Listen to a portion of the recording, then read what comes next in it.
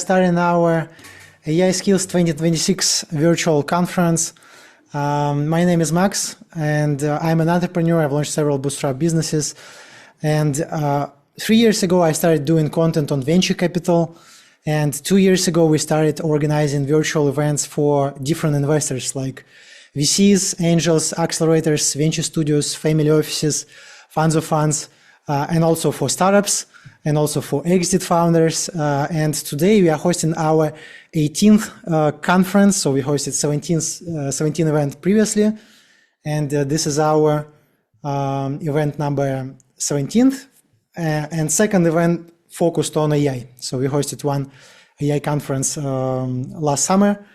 And this is probably even bigger event than was previously. And then, we need to spotlight now all our co-hosts today. I think, Robert, you can start with a 30-second introduction just to say hello, everyone, and then Pawel and then Aakash. Thank you for organizing this. We met with you, Max, actually last summer. We were one of the participants of the AI conference because that's what we represent. My co-founder and I, we run God of Prompt, the company with the mission to break those early entry barriers to access all those almighty powerful AI tools for the people that are really ready to invest themselves in it, for people that believe in it, their teams and projects to be pivoted towards this domain.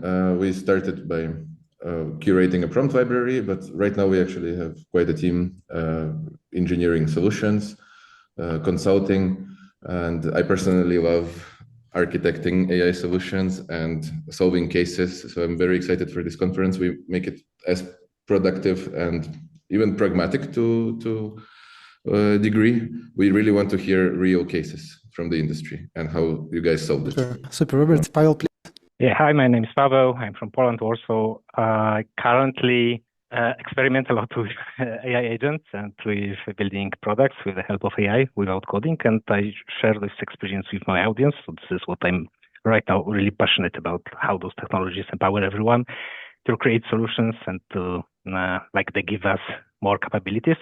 And previously, I was a founder for 5 years. I acted as a CTO, and for more than 10 years, I was a product manager. Hey, everybody. Evening for those of you all in Europe, night for those of you all in Asia. Good morning to everybody on the West Coast, like me. I'm speaking to you guys from Los Angeles, California, so just getting my workday started. I'm Aakash Gupta. I write the product growth newsletter and I host the Growth Podcast, which is the largest podcast for AI product managers. Really excited to talk to you guys later today towards the end. But in the meantime, I'm so excited about all the sessions we have coming up. So many amazing sessions. I hope you guys will take the most of this conference. Meet some people in the chat, connect with them on LinkedIn, find some interesting speakers, follow their content, learn more about them, maybe message them too, have some follow-up questions. Nothing beats this experiential learning that you get at a conference. So I hope you get the most out of this conference today. You don't just dial in and multitask. And I'll see you guys later in the day about you should stop using AI in your browser. Super, Aakash, thank you. On Zoom, we'll have 5+ hours of content and also second track. And I want to say thank you so much for all your posts on LinkedIn and X, because we got more than 1,600 people who supported us with promotion there. And especially thank you to our co-hosts and to our media partners. I'm happy to introduce our first moderator for the first panel. The panel is called How to Cut Through AI Tool Noise. What are the must-have AI skills for 2026? And moderator is Liam Dubson, who is the founder and CEO of encountr AI, an AI platform that decodes human connection through voice science and emotional data. Before this, Liam co-founded Spark Founders, helping entrepreneurs find co-founders. So I think we need to spotlight also our speakers, and let's kick off the event with this panel. Hi, Max. Thanks for the intro. Happy to be here. Very excited about this conference and to kick it off with great speakers today. I can see Virginia Roberts, who's already here. Hi, Virginia. Virginia, she's a cloud and AI technical trainer. She teaches generative AI and cloud technologies to big tech customers and partners. So great to have you here with your experience on that front end for AI. Martin, who I also see. Hey, Martin, how are you? Good to see you. Ex-global go-to-market lead for Azure AI for Microsoft. Really, really happy to have you here. Recently joined Casper Studios, an AI services firm, as the head of growth.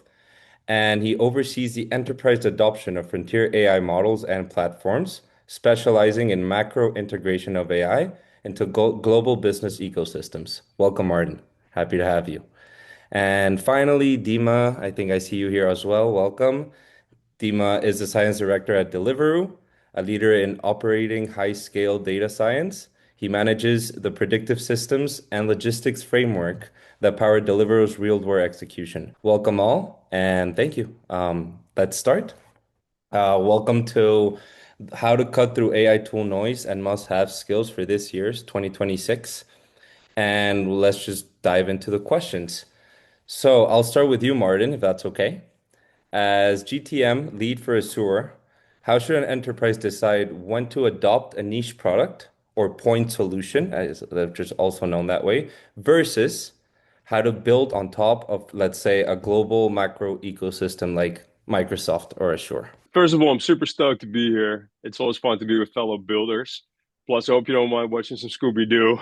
There was a bit of a mix-up this morning with my wife and I coordinating school drop-off, so my 6-year-old kids are on the couch. To answer that question, like, if you're going to start building a business today, I think you want to start only using AI tools, right? Like, think about skate where the puck is going rather than when it is today, right? So, and then you can stitch it together and you can build a platform. So I think the framework is really platform over point solutions. However, if you're an existing enterprise and you're at a certain size, and let's say you have a AI center of excellence and you're already sort of in an ecosystem, let's say Microsoft or Google, then I would apply the 80-20 rule, which means that if you can solve 80% of your problems using the existing stack that you're on, that's probably the best thing to do for you, just from a security perspective and a compliance perspective, and it already is compatible with everything else. If you have a very creative team and you have a clear strategy on like, all right, let's transform to be AI and future ready, maybe you can change that 80-20 rule a little bit, but you need a very good architecture that builds everything together. So that's how I would approach that question. And knowing that if you stick with some of the hyperscalers, some of the bigger companies, there will always be a delay in their product launches compared to some of the faster moving, high growth AI startups that have the best capabilities because they can just build a lot quicker, deploy it a lot quicker. So that's the trade-off you're looking for. Fantastic. Thank you so much. Virginia, I'll jump over to you, if that's okay. So you see all of these enterprise businesses, right? And how they're dealing with applied AI through what you do through your work every day at a massive scale. How do you distinguish, or how could we distinguish between a feature and which is mostly, I would say, noise, right? And a lot of these things are band-aids that are coming out versus changes in products that actually find a product market fit and will make a difference in the AI ecosystem? I think players like the hyperscalers that Martin mentioned can really assist with this, because when you look to the top of the industry and you see what the bigger players are doing, for example, we started to see this need around better reasoning in models, and you start to see the next jump up in model type come out, right? With more advanced thinking and planning and reasoning that sort of does a little bit more of some of that like thought sort of prompting framework for you. You start to see things like, we're having problems with like unreliable answer quality in Gen AI systems. Well, we start to see things like grounding and RAG solutions evolve with like big hyperscale players, especially those who are also cloud providers, able to offer some kind of managed solution where you can get a nice grounded, let's say, data store up and running, managed easily with sort of the security and sort of integration handled by a big player like that. So I think you look to the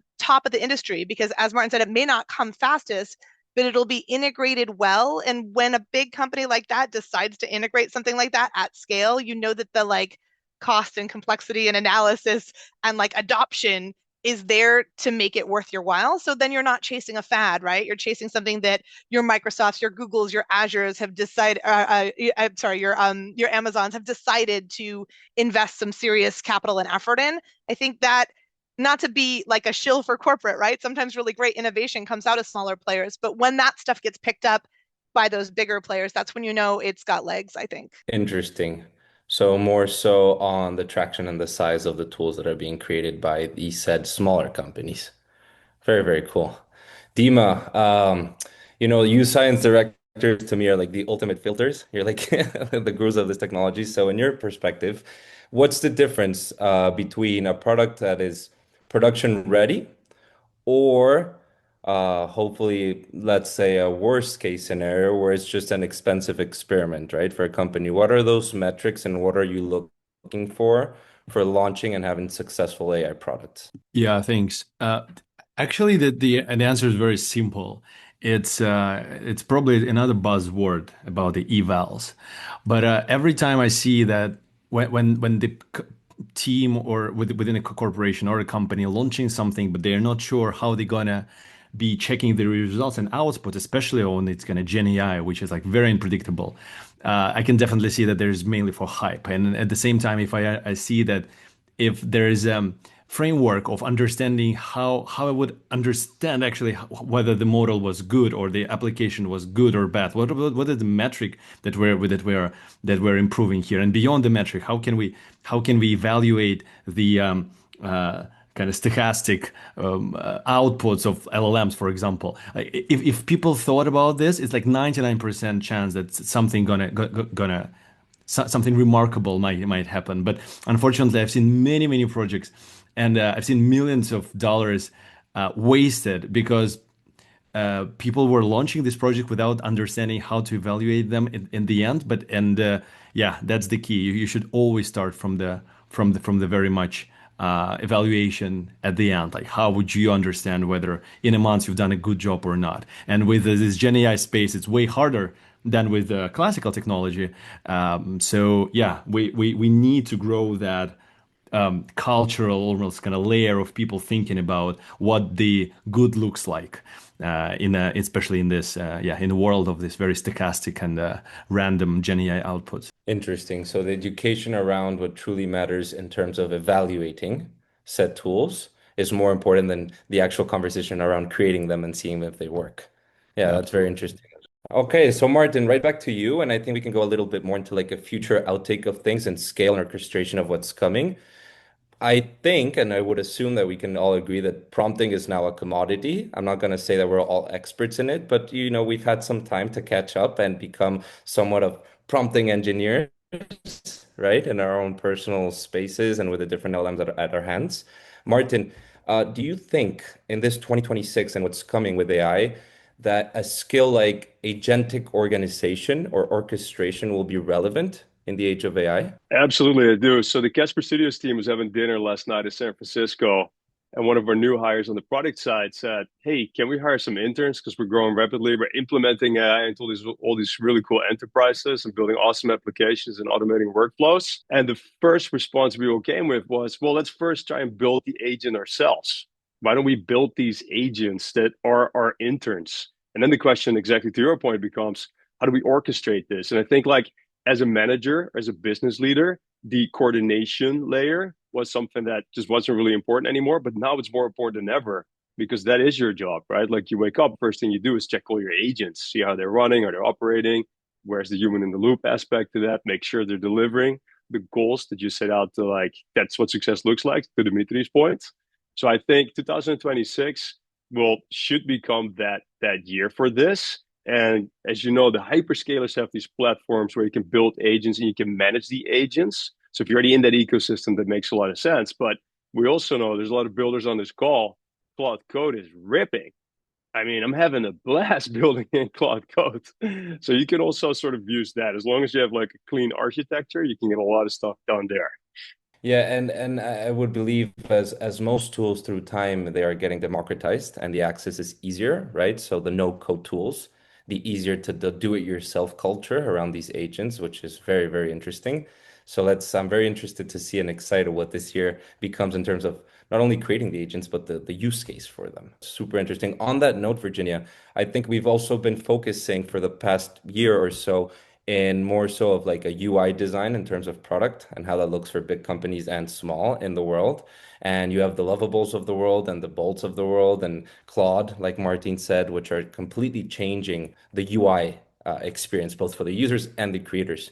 How important do you think we should create a shift of frame towards objective design in terms of teaching the models how to optimize for specific business cases in your world, for example, with enterprise clients? Honestly, I think that's something where we're actually going to start to see the UI patterns evolve to account for things like objective design. Because if we tie back to what Dima said earlier about wanting to sort of measure and evaluate the success metrics of how effective a given Gen AI solution is, you always want to have good, crisp metrics that guide your product thinking. And it is useful to start to apply that kind of thing to a model, to sort of say to the model, like, hey, this is what you want to aim for. I could see us starting to integrate with things like even recommendation, sort of like reinforcement learning models that sort of tweak the output over time based on what we're trying to achieve. But I think, much like if you sign up to a new social service that asks you, for example, like, what are a few topics that you're interested in so we can send you more like this?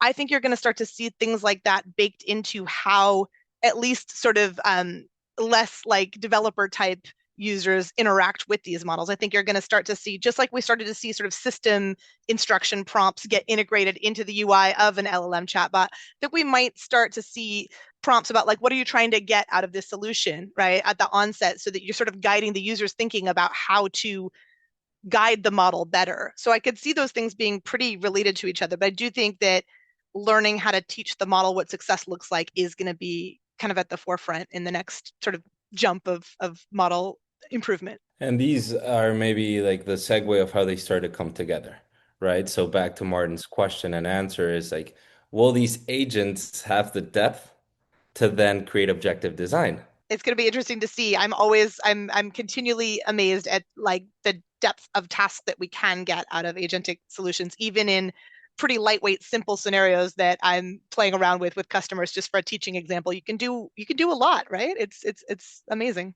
It's exponential. It truly is fascinating, and it's faster and faster and faster. The products that are coming out from the big foundational LLM companies, as well as the smaller ones, and then back to a point that was touched on, the purchase of said companies, right? How fast startups can iterate and how fast the big companies are now purchasing said startups at the highest scaling ARRs in history. Right, I think Higgsfield just broke the record, the graphic video creator, and they hit the 100 million mark in a matter of months. So things that had never happened before. Were you part of that, Martin? It actually just hit there. 200 million. Yeah, I just Wow. wanted to say it hit 200 million already. Yeah, and it just launched like last year, crazy. March, right? Yeah, I know Alexa and Mai quite well. Awesome company. Interesting. And then, yeah, the same with Manus, right? The Meta purchase, fastest growing, highest ticket purchase in a long time. So, well, it could lead into another discussion around the big hype or not around the AI bubble. Is it there? Is it not there? But we are seeing all of these things come together. Sort of to summarize and then go to Dima for another question, agentic orchestration, right, Martin? With objective design, which we just talked about with Virginia. And Dima, going over to you. Before the question, could you give us a short definition on context engineering before we touch base, just for everyone to sort of know where we're going with this? First of all, I want to refer to the incredible article with exactly the same name produced by Anthropic like a few months ago. I think they really put a perspective of how you are getting from this prompt engineering with essentially just flexing the words in the right order.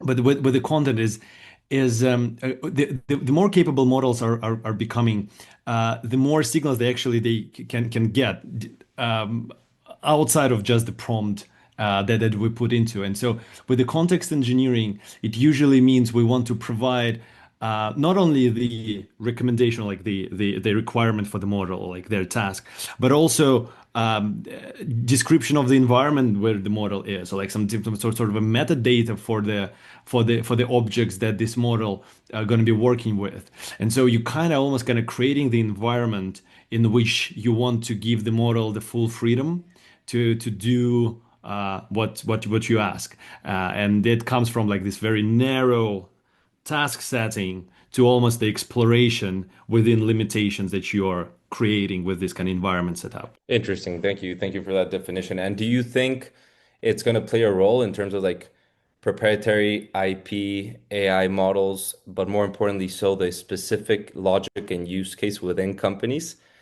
Because I heard this note the other day around how the very large foundational models, it's more like a law of averages or means, right? In terms of the information that is being pulled and accessible to the public rather than this context engineering. In your case, for example, right? Yeah, I think, to be honest, it's probably maybe one of the last jobs that we as humans should do is to kind of create this context and build what they called kind of environments for reinforcement learning that mentioned previously by Virginia. It's like there are a lot of, like half of the startups, I think, in SF right now about creating a specific environment for your corporation where you essentially where the model breaks loose. You can, the model do everything and try to learn from its own behaviors. And so we as humans, we just, yeah, it looks like we need to, in order to help with this content engineering, we need to provide all this metadata or all these kind of things that we kind of know that are obvious to us, but maybe not entirely obvious for the model.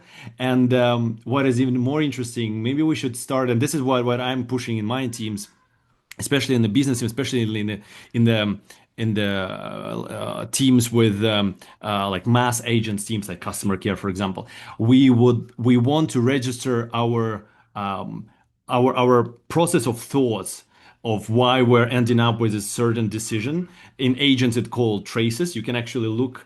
And if you ever wondered why the Claude Code is such damn kind of expensive, it's because those traces that agents are leaving behind them is insane. They're very big, and they eat up all your tokens.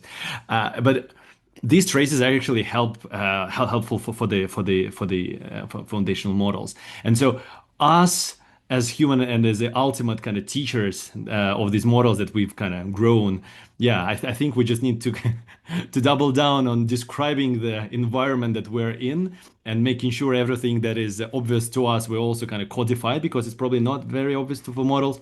And yeah, and maybe that's going to be the humanity kind of last task, because after it, yeah, hopefully we just can coast. Ties in with a lot of the world model development. Yeah, absolutely. Amazing. Thank you so much. And we have a bit more than 5 minutes left, so I wanted to do a speed round, lightning round with you guys. So we can go in whichever given order. It's the same question for each one of you. So what is one legacy operational habit to kill as of today that people have been using, like a habit in terms of legacy or what they're using in their everyday jobs or whatever that looks like? And what is one new macro AI skill to start mastering today? Let's stick to the same order so we don't talk over each other. Martin, you go first. No, I appreciate that, Virginia. Thanks. I think historically we would first think of like, okay, can we build, buy, or partner? And now it should just be immediately, let's go build a prototype, right? Go to whatever you prefer. If it's Claude Code, awesome. If you don't have those skills, just go to Lovable or one of the other platforms. Just go build a prototype. Because you know this quote of, if you have a problem, write it down. And once you're done writing it down, you've solved 50% of your problem. I think that's it. You're going to get a lot of clarity and just vibe coding and building a prototype. So that'll be my 2 cents. Virginia. Amazing. What about your kill? Your kill, yeah. Oh, I guess your kill song. is yeah, okay, gotcha. It's your kill and your start all at once. Yeah. I mean, I was gonna say the kill is Python, right? Like, I mean, I think the kill is like getting really excellent, best class, perfect at like your coding skills. I don't think that's where you need to focus anymore. Now, if you're a full-time dev, yes, you're still gonna be working in Python, but you're not gonna be like perfectly optimized code that perfectly adheres to like whatever style guide. You're more going to be like figuring out how to muddle through the janky, half-baked APIs and SDKs and other agentic frameworks and tools that are out there that don't necessarily conform to like best practices, but like figure out how to make it work anyway, right? That's going to be your job if you're in the code world. So I think being precious over code is the thing that we kill. That's probably already happened, frankly, with things like our Claude codes. But I think the start really ties in with what you're saying, Martin, about building. I think the new skill that people need to have, a broader swath of people rather, is like architecture diagramming, right? So don't just write down the problem. Draw out, if you're going to try to like build a thing, going to try to prototype a thing, going to try to agentify a process that used to not be an automated workflow, draw out, map out kind of what that's going to look like. Not write, but draw. Be like, okay, here's this thing. The customer goes here, and then stuff could go here, but it could go here. Not only is it going to help you figure out where you could actually optimize around like cost, performance, and maybe even sometimes like calling a model that's not generative for, certain purposes that might be better.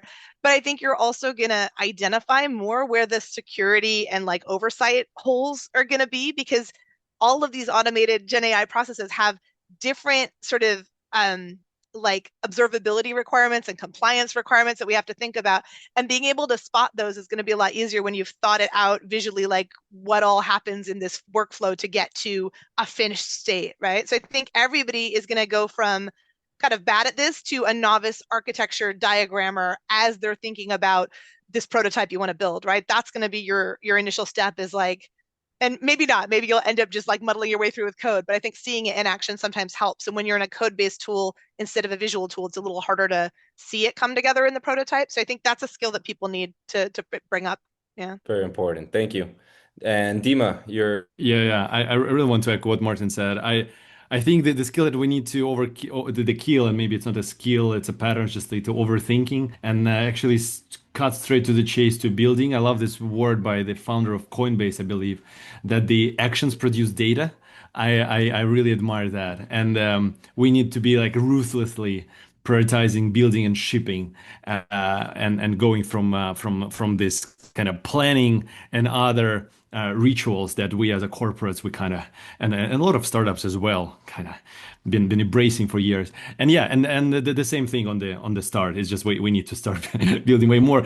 Get into my first point about we need to understand what the good looks like. Also, what Virginia said. So the Gen AI is actually really good at getting where you want to get, but maybe you don't understand entirely how you're going to get it, but at least you understand what you want to get eventually. So like you kind of have to build your taste, and then understand what the good looks like, and then ship like hell. I believe that's mine. Great Punchline. So we're going to go leaner on the lean, start building faster. The tools are at your reach. We talked about agentic orchestration, objective design, context design or engineering, and the way forward into all of us becoming experts in architecture as humans through AI. Thank you all. Great panel. I learned a lot from you guys today. I hope everyone else did as well. Thank you, Martin, Virginia, Dima. Our time is... thank you so much for today, guys. It was really, really, really good.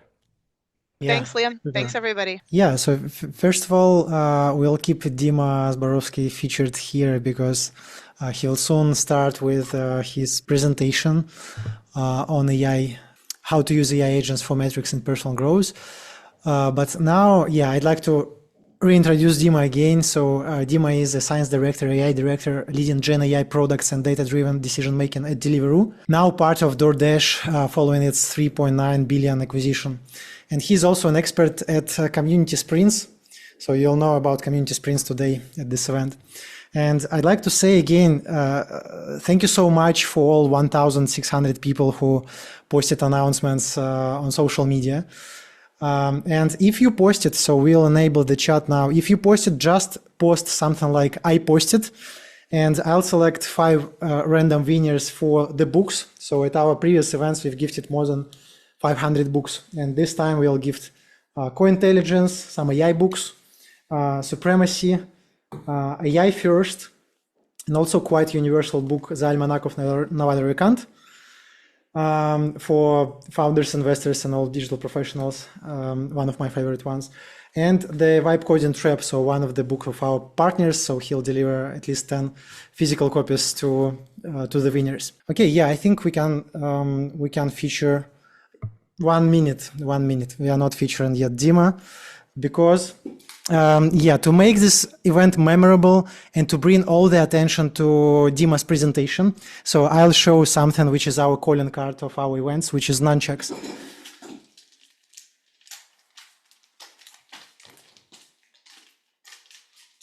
Yeah, so you'll remember this event because of this nunchucks, and all attention now to the presentation of Dima. So please, Dima, start your presentation. Wow, I probably you should just continue doing with it for 40 minutes. Like who the? Oh, yeah. Okay. Hey everyone, my name is Dima. I kind of have something prepared to you, and I wanted to have the to tell you kind of my personal experience as well as a AI director with like 10 years, more than 10 years of like leading various AI team, very hands-on. I'm also thinking of telling you about what I see happening in the market, what I see, how the overall environment changes, and how I use the agents in my personal life. But then I thought like, yeah, I'm probably gonna do that, and I have some materials for you, and yeah, definitely going to share with you some bullets and tips and tricks. But I was like, aren't you all kind of bored of all these kind of the same conversations, and like they probably the same um, trends that you hear from every single article or podcast? So I felt like literally like a few moments ago, I was like, yeah, maybe I should actually go with a start with a demonstration of the thing that I was just doing this morning, and maybe we can start from me guiding you through how I how my network of agents been helping me earlier today to draft kind of some of the like the super the big strategic comms for the DoorDash, which we're part of, and which obviously like a huge $100 billion company now. So I was like, yeah, maybe we should start with a bit more technical, but I will just unsolicited. I'm gonna show you how I work, how my agents kind of helping me building my presence, my image, my PR within the company.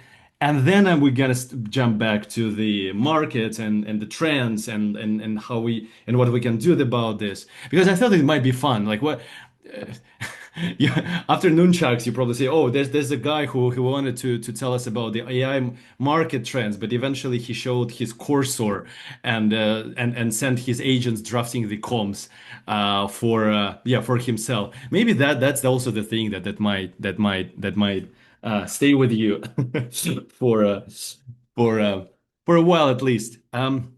Cool. So without further ado, and once again, probably gonna show my face once again. So I've been working in the various jobs in as a software engineer, as a McKinsey consultant, and then eventually stepped into AI space where I've been kind of navigating through the last decade or so. I'm leading the AI machine learning kind of teams in Deliveroo and part of the DoorDash also as well, part of teams there.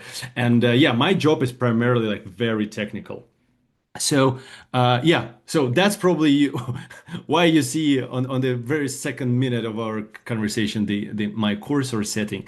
But let me tell you a story, like how you and please kind of write the like give me a sign somewhere in the chat if it sounds familiar for you. So you're working as a big corporation, and you have a lot of stakeholders. You have a huge information inflow that you have to manage somehow, and you had to build your presence. You have to cut through the noise of so like thousands of people that are also kind of building great things, and like how you stand out in this environment, and like how can you, and it looks like the bar is only raising through like year after year, and you're like, yeah, I don't have enough hours in a day to just build something, deliver projects, keep everyone accountable, keep everyone updated about my stuff. And I don't know, some of you are, we're in January. It's usually the calibration period for the like performance review periods for a lot of companies. Can you hit me a plus, like who are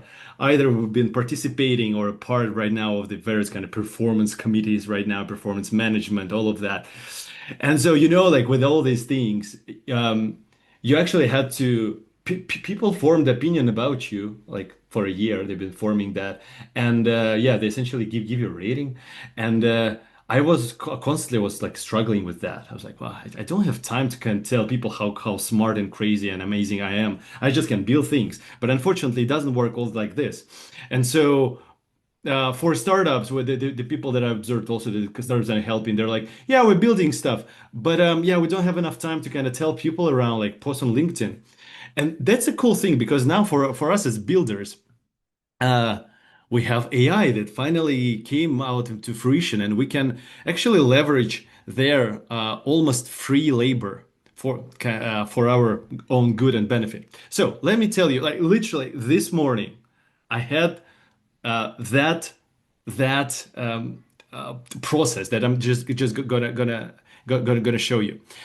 So, by nature of my work, I oversee a lot of various experiments on machine learning, on data science, etc. And so I got bombarded with pictures like this, with the documents like this. So there was a document from one of my teams. They delivered something. They delivered the project, and so we have like a lot of different kind of numbers and words, and sometimes I can't read through all of this because I have like tens of them per day.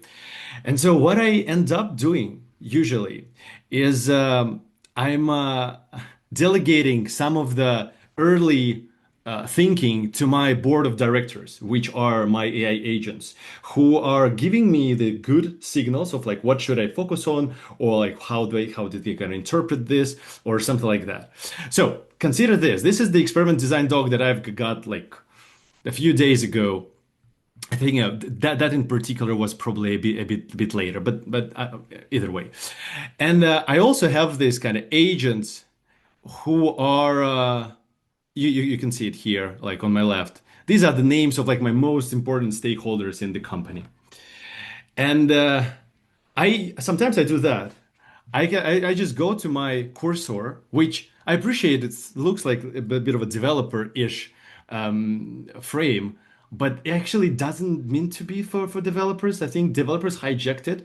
I think cursor or Claude Code are way more suited for product managers and kind of business owners, kind of operators, like ops people who need to pull many threads at once. So I go like this. Hey, please look at my, and I'm tagging my experiment result, which I need to present to execs. Then go to my agents in agent folder. Yeah, there, an agent folder. And simulate a few rounds of negotiations of my stakeholders.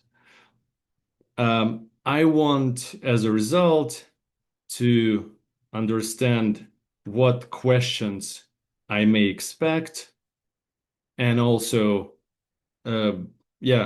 draft a key summary exec style.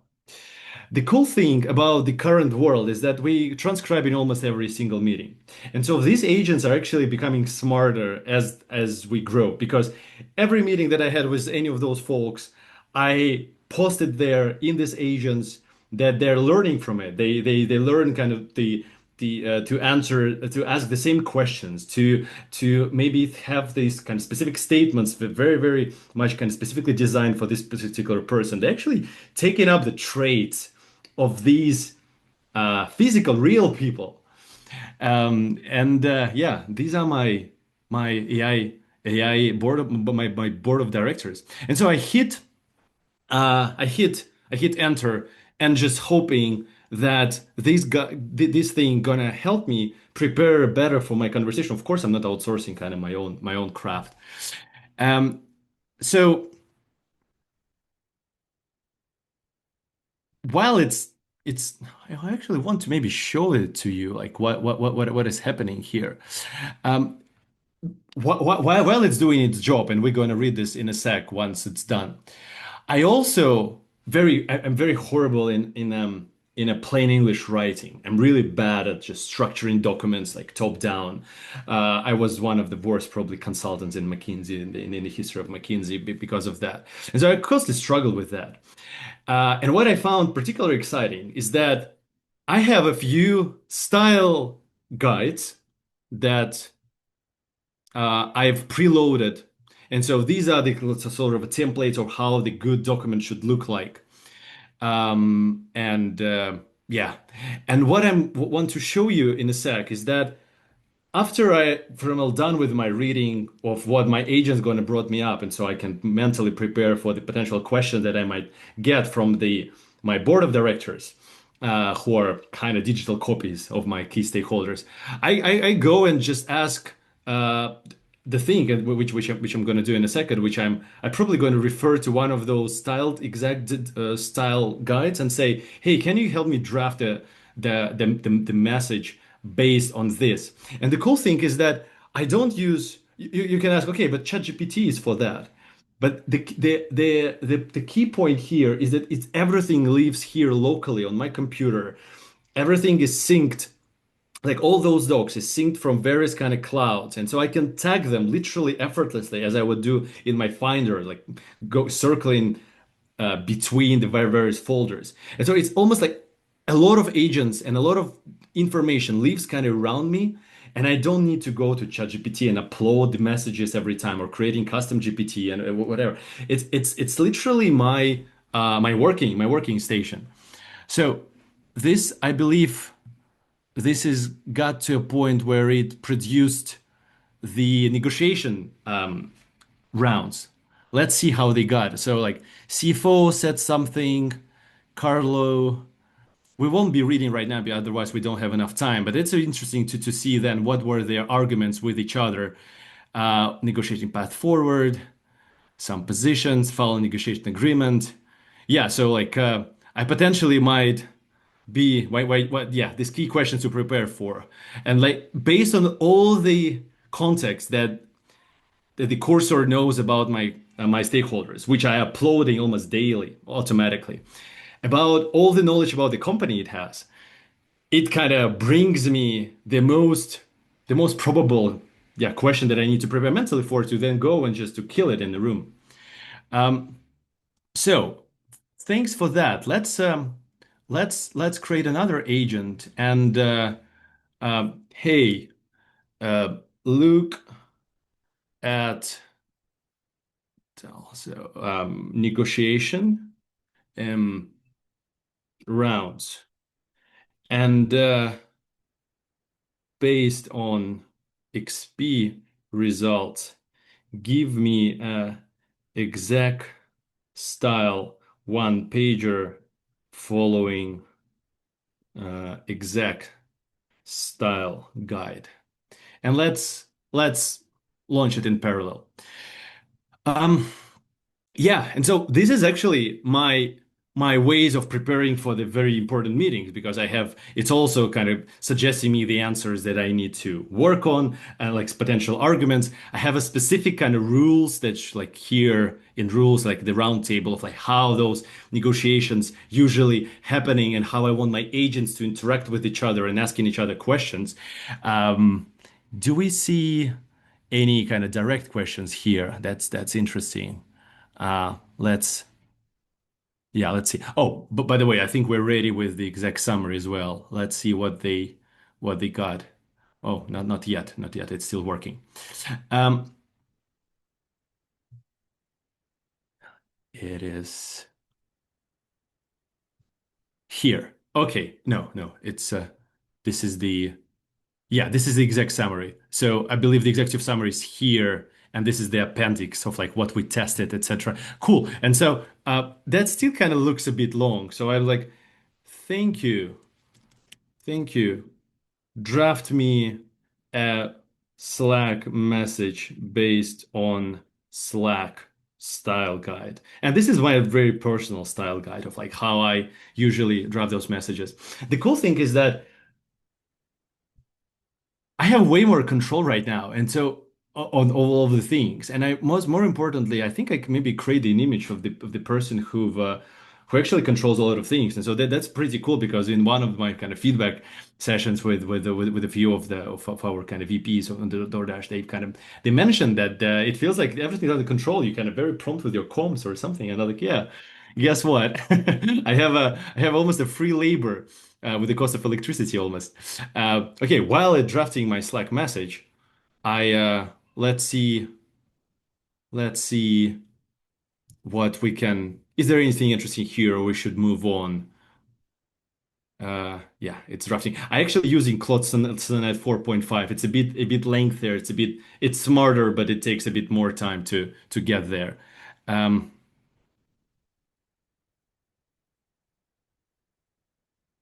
Okay, actually, this is the executive summary, and that will be the lengthier ones. Okay, financial impact, key risk mitigations, pretty cool. And finally, what is about that? And this is the Slack message that I usually still draft, of course. Oh, Why I'm here. I still kind of drafting them a little bit. Yeah, so thread FAQ, ignore that. And this is the message that probably going to go into the big channel with the key updates. Anyways, let's jump back. So I appreciate it's probably not super sexy, it's not polished, but it's like real experience that I kind of do every single day. The team of agents are working on many, many things, whether it's communications, of course, on coding and everything, for sure. But like this is how I, as a manager, operate with that. And I've seen a few.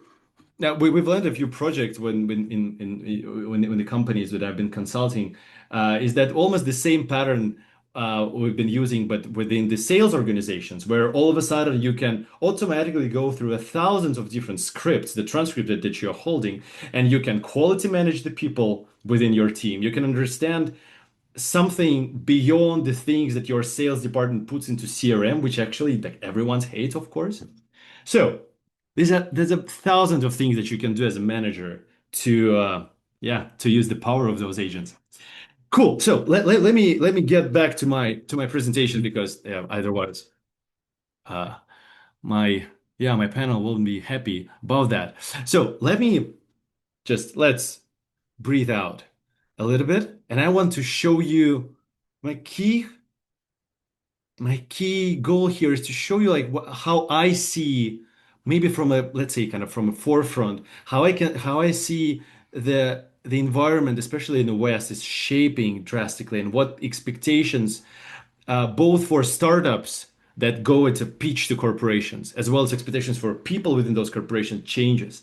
Because I've observed pretty remarkable differences like in the last 2 years, and I'm based in London, so I'm not entirely in this kind of SF party in the heart of it, but I even here in Europe, I see a huge style shift. A few slides. Sorry, it's just gonna help me to better convey my message. But I think you've heard it many times. Is that the expectation is skyrocketing? It's like on the last bullet about performance expectations increase every quarter. Like literally on the budget wise, we want less people, but we setting the higher targets, meaning the output of every person should grow, and it goes across many different disciplines, not only developers. And I'm gonna share you pretty soon the competency metrics for HR, for marketing, etc.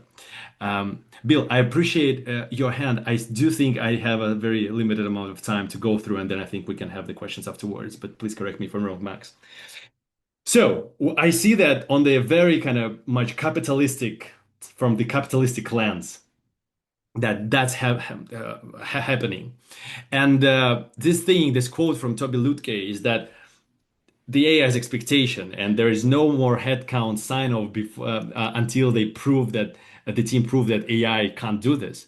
And I really wanted to kind of share all those things that I'm just discussing in a format where I can share with you the most impactful mistakes that these companies are going through. All those like what are the expectations on the interview side for those things as well. So look, for example, consider that I'm just from my conversations and me doing the interviews, there are already some specific stages during the even interview process to probe your AI skills, like vibe code interview for DeepMind. It was pretty interesting. I found this comment on the Reddit that person messed up the Google PM vibe coding interview, and there was someone like, "Yeah, I've been PM for a while, and right, like I'm not a developer, I'm a PM." And this is remarkable because the world is changing, and probably this person is not getting along with this.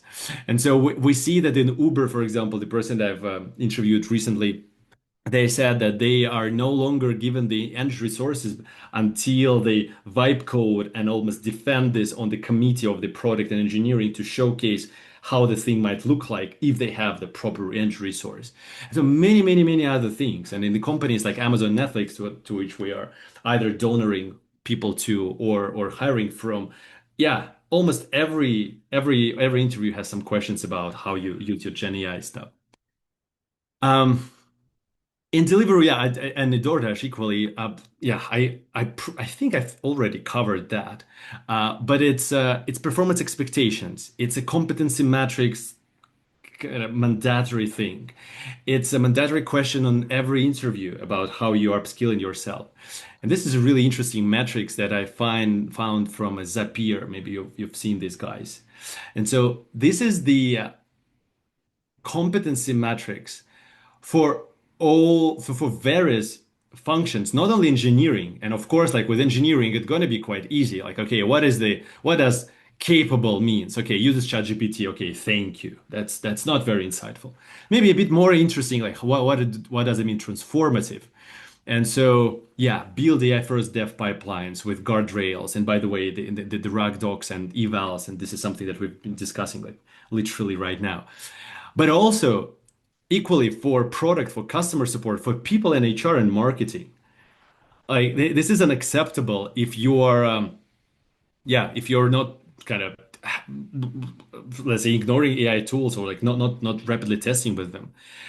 You are like borderline capable if you just use the basic things like summarization or something. But I think what the majority of people are and companies are striving for is to completely kind of revamp slash recreate some of the process from scratch, like being AI native. Yeah, so that's kind of it. And so I have this t-shirt for a reason. Because actually I have a few cases to kind of also showcase how I'm using that. Maybe we're gonna get this in a while. I just want to make sure that we have enough time for that. But I also have a few other bits of like the real world scenarios that I prepared, and we hopefully can launch a few of them closer to the end. And so at one point in time, I've came to community sprints as a student, and I really wanted to learn a lot about like LinkedIn and like the viral posting or something. And I love this.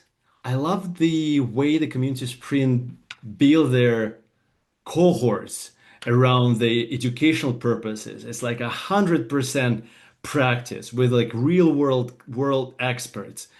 No theories or no something that you're gonna get for free, whatever, on YouTube, like by lazy scrolling something. It's like really condensed, distilled version. And so at some point I was like, hey, maybe I should also run that thing.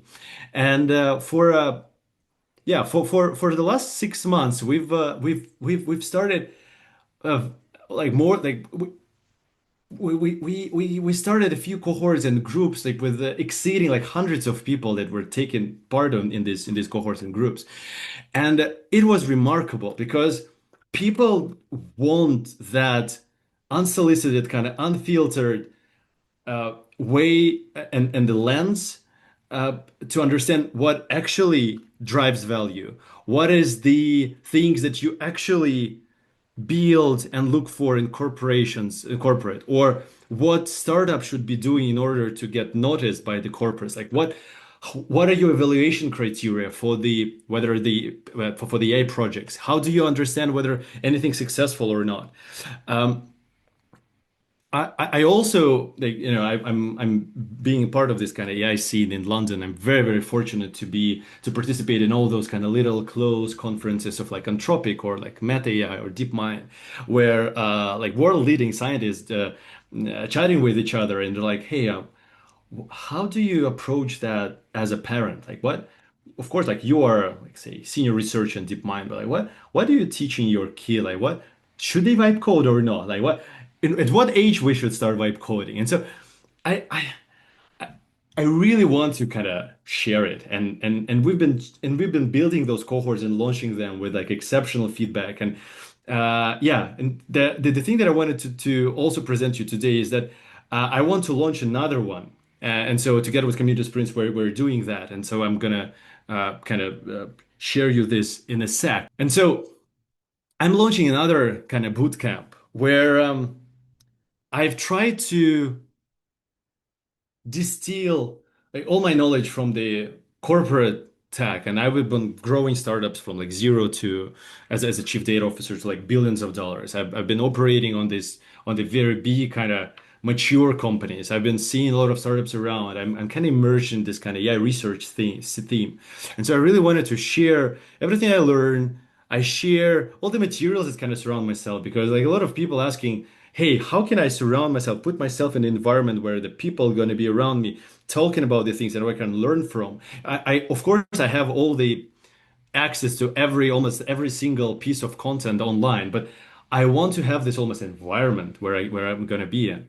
And so we've done a few iterations on that, of how this group should look like in the most in the most effective way, because we don't want to just have thousands of people joining my live session, for example, and like not learning anything. Like, how can we tailor made this so I can have enough time with everyone? Sometimes we invite the world class leaders, like for example, Nik. I think you're going to be presenting quite soon. He is one of the co-founders of Fluently, and like absolutely world expert in this content generation as well. And so I was like, what is the way of doing this in a scalable way of sharing my insights, and like between live messages and some kind of homework where people can do at their own pace? And so we've created this kind of syllabus with the idea in mind that we would love for people to get a grasp and understanding of what are the key tools that look like and capable of. And yeah, you can see, just sorry, it's a bit yeah, probably not very marketing ready resources, but like very honest. Like I've done a few screenshots of like the materials that we're sharing with each other. We have all this kind of recorded message, recorded kind of guidelines, so people can build all this various things, whether it's a RAG chatbot and learning the core essences of like the foundations of LLMs, or like how to fight hallucinations or anything like that, or whether it's I don't know, yeah, working with the cursor as a second brain, or what do I have here? I have cursor and MCPs, of course. Like what is the professional way of vibe coding, like as an expert? Because I'm very fortunate. We have a few really good world class AI experts who've been selling their startups for like hundreds of millions, and I'm kind of sneak peeking sometimes in their coding base and their coding idea, and so I can see their patterns. And so we essentially launching that bootcamp in order to kind of immerse you into this environment where you can be surrounded, first of all, by some of our content that we created, like very practical real life examples of like what can you build for yourself as a personal pet project, or how you can enhance your corporate culture.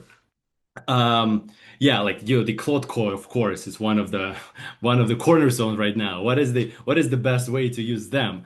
The various automations, and many other things. And you can see this QA session here like live, but actually we probably gonna have way more than that, because we really love these gatherings of these fireside chats where we nominate the theme, the topic to discuss, and then we either invite someone like world expert in that, or just kind of me sharing something that I've learned about that, whether it's how to use Gen AI in personalization, or what are the tips that the sales department or customer care department should know before they're gonna go and implement AI. And so we have like a lot of various kind of examples here, and I just I can't. I'm sorry. I just decided to once again unfiltered share like everything that we've been building, and that's kind of it. And so, getting to my first point, the shift that I'm observing is massive, and I really love the phrase is that AI won't replace you. It's people with AI who are going to replace you, and that is the core. And so I really want to prepare you to become these type of people who are going to be replacing others, because you're going to be the world-class AI experts. And so I think we're going to be sharing this link. I'm going to be just spamming you guys with all of this. I'm really sorry. I also know that we have the discounts for joining, like for early birds today, and I think we're going to have the price spikes like maybe tomorrow. To be honest, I think I would love to close this group as soon as possible and not to kind of overly stretch, because I do want to preserve um, that coziness of like maybe of like of the really kind of the fireside chat and group. And so so I really looking forward to get as many early birds as possible, and then starting this cohort and just kind of emerging to this experience. But by the way, the folks told me that I need to emphasize this as well. And so if you for some reason you're joining our first live and you understand it's not for you, it's you don't like it, or maybe you've expected something differently, the guys kind of get your money back. All these returns are guaranteed, so there is actually no much risk. If you don't enjoy it, you can opt out, and they're gonna give you your payment back. But I really was enjoying this. Was remarkably interesting and useful for everyone, including me, to kind of get in this room of like-minded people who really want to learn about stuff. And we have some our like little AI research paper club. So we're sharing what are the top hits from the last week about AI news or like acquired startups. I sometimes bring some of the rumors from all these kind of closed rooms of like what AI research dads teach their kids, or like moms teach their kids as well. And so we have quite a variety of various kind of informal topics there. But the key is to get you ready for all of that, for these let me get back to this, expectations that are drastically rising. And it's like it's in Alice in Wonderland. Unfortunately, you have to run twice faster just sometimes to stay on the one place. Hopefully, it's not as bad as you might initially look like, think. It's really enjoyable. Like that thing, was doing a lot of comms for me. Obviously, I give some final polishing touches, but generally, the fact that I was learning that it was very fun and very impactful. So it's almost no reason to not to do that. And whether you've chosen your own path, educational path, or whether you've whether you want to go with us, please do. I really can't emphasize and stress enough the tide that I see shifting, and it's shifting little by little until it's all over. Almost, it's like it's all of it's a full scale. It usually starts with this top-notch labs, and then comes to a big tech, also kind of top-notch, very digital heavy, digital native. And if someone read the book of the Crossing the Chasm, of like you start your kind of early majority, you have this innovators early majority, and then all of a sudden it's like 70% of the jobs you need gonna have some requirements on that. And so I see this already coming. As I see this already, I'm observing like at least in those companies. And it's just a matter of time when it's gonna diffuse into more industries. So maybe we have a few moments to actually for me to share some of other, let's say, automation that I have. Like I've prepared a few. Yeah, for example, this RAG. Yeah, I probably won't be sharing that. Just gonna give you a voiceover on this RAG bot. So you probably heard a lot of things about LM hallucinating, and the most kind of simple solution for AI just implementation application is obviously the customer care, and then how you can square those two. Like they're hallucinating, but at the same time it's like the most popular thing. How I should think about how I should battle these kind of hallucinations. Like we're trying to learn, for example, that, and we're building the RAG chat bot with like in a several iterations. We build the very first, the simple one that everyone can do like in an hour, and then we build a more difficult one that we can build like with vector databases. But everyone is building that. When we usually have almost no kind of technical people. They're usually people that are AI enthusiasts, and with all those kind of material supporting and kind of step-by-step instructions, people got there. I'm sharing something about my personality diary. Maybe probably it's like the least interesting thing. It's probably most interesting for me, but less interesting for people. How do I work with all my I have like almost AI agent that helps me think and stores my notes in my Notion book. And so, yeah, Cursor. Oh yeah, that's something that I've told you already about the sales department.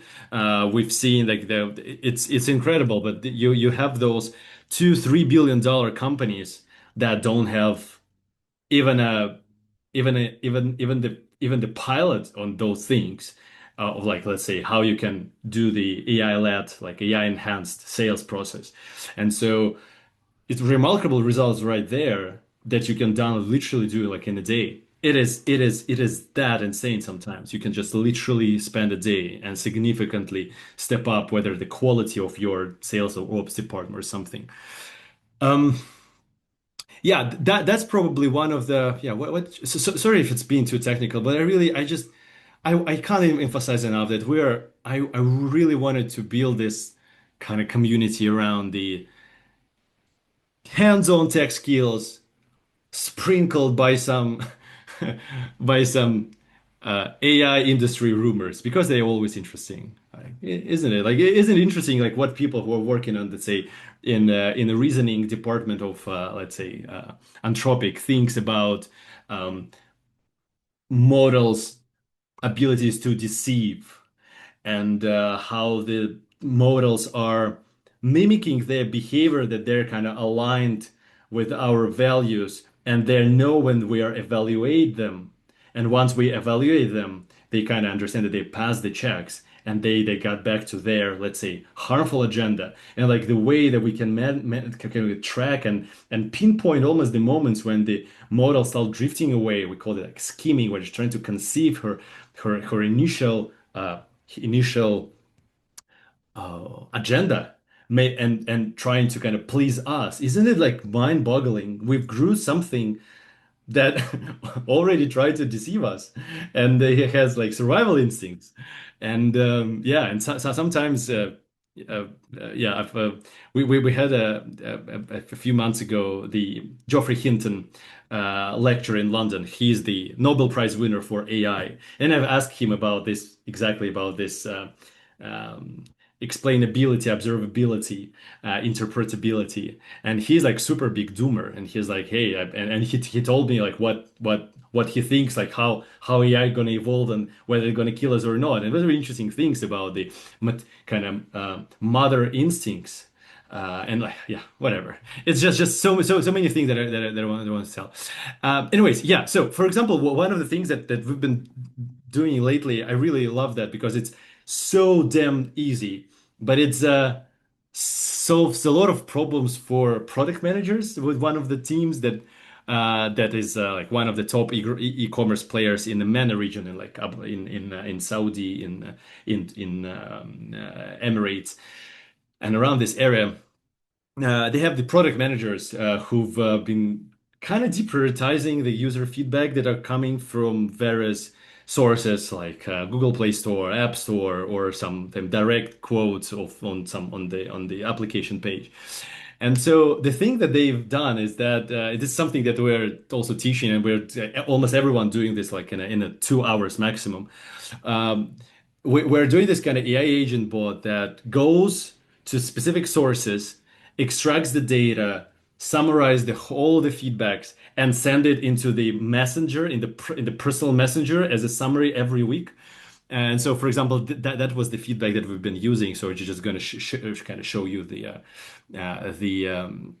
sources of some of the feedback, and then yeah, I'm gonna launch that the pipeline for this. And so they have this on the left. They have that Telegram group that.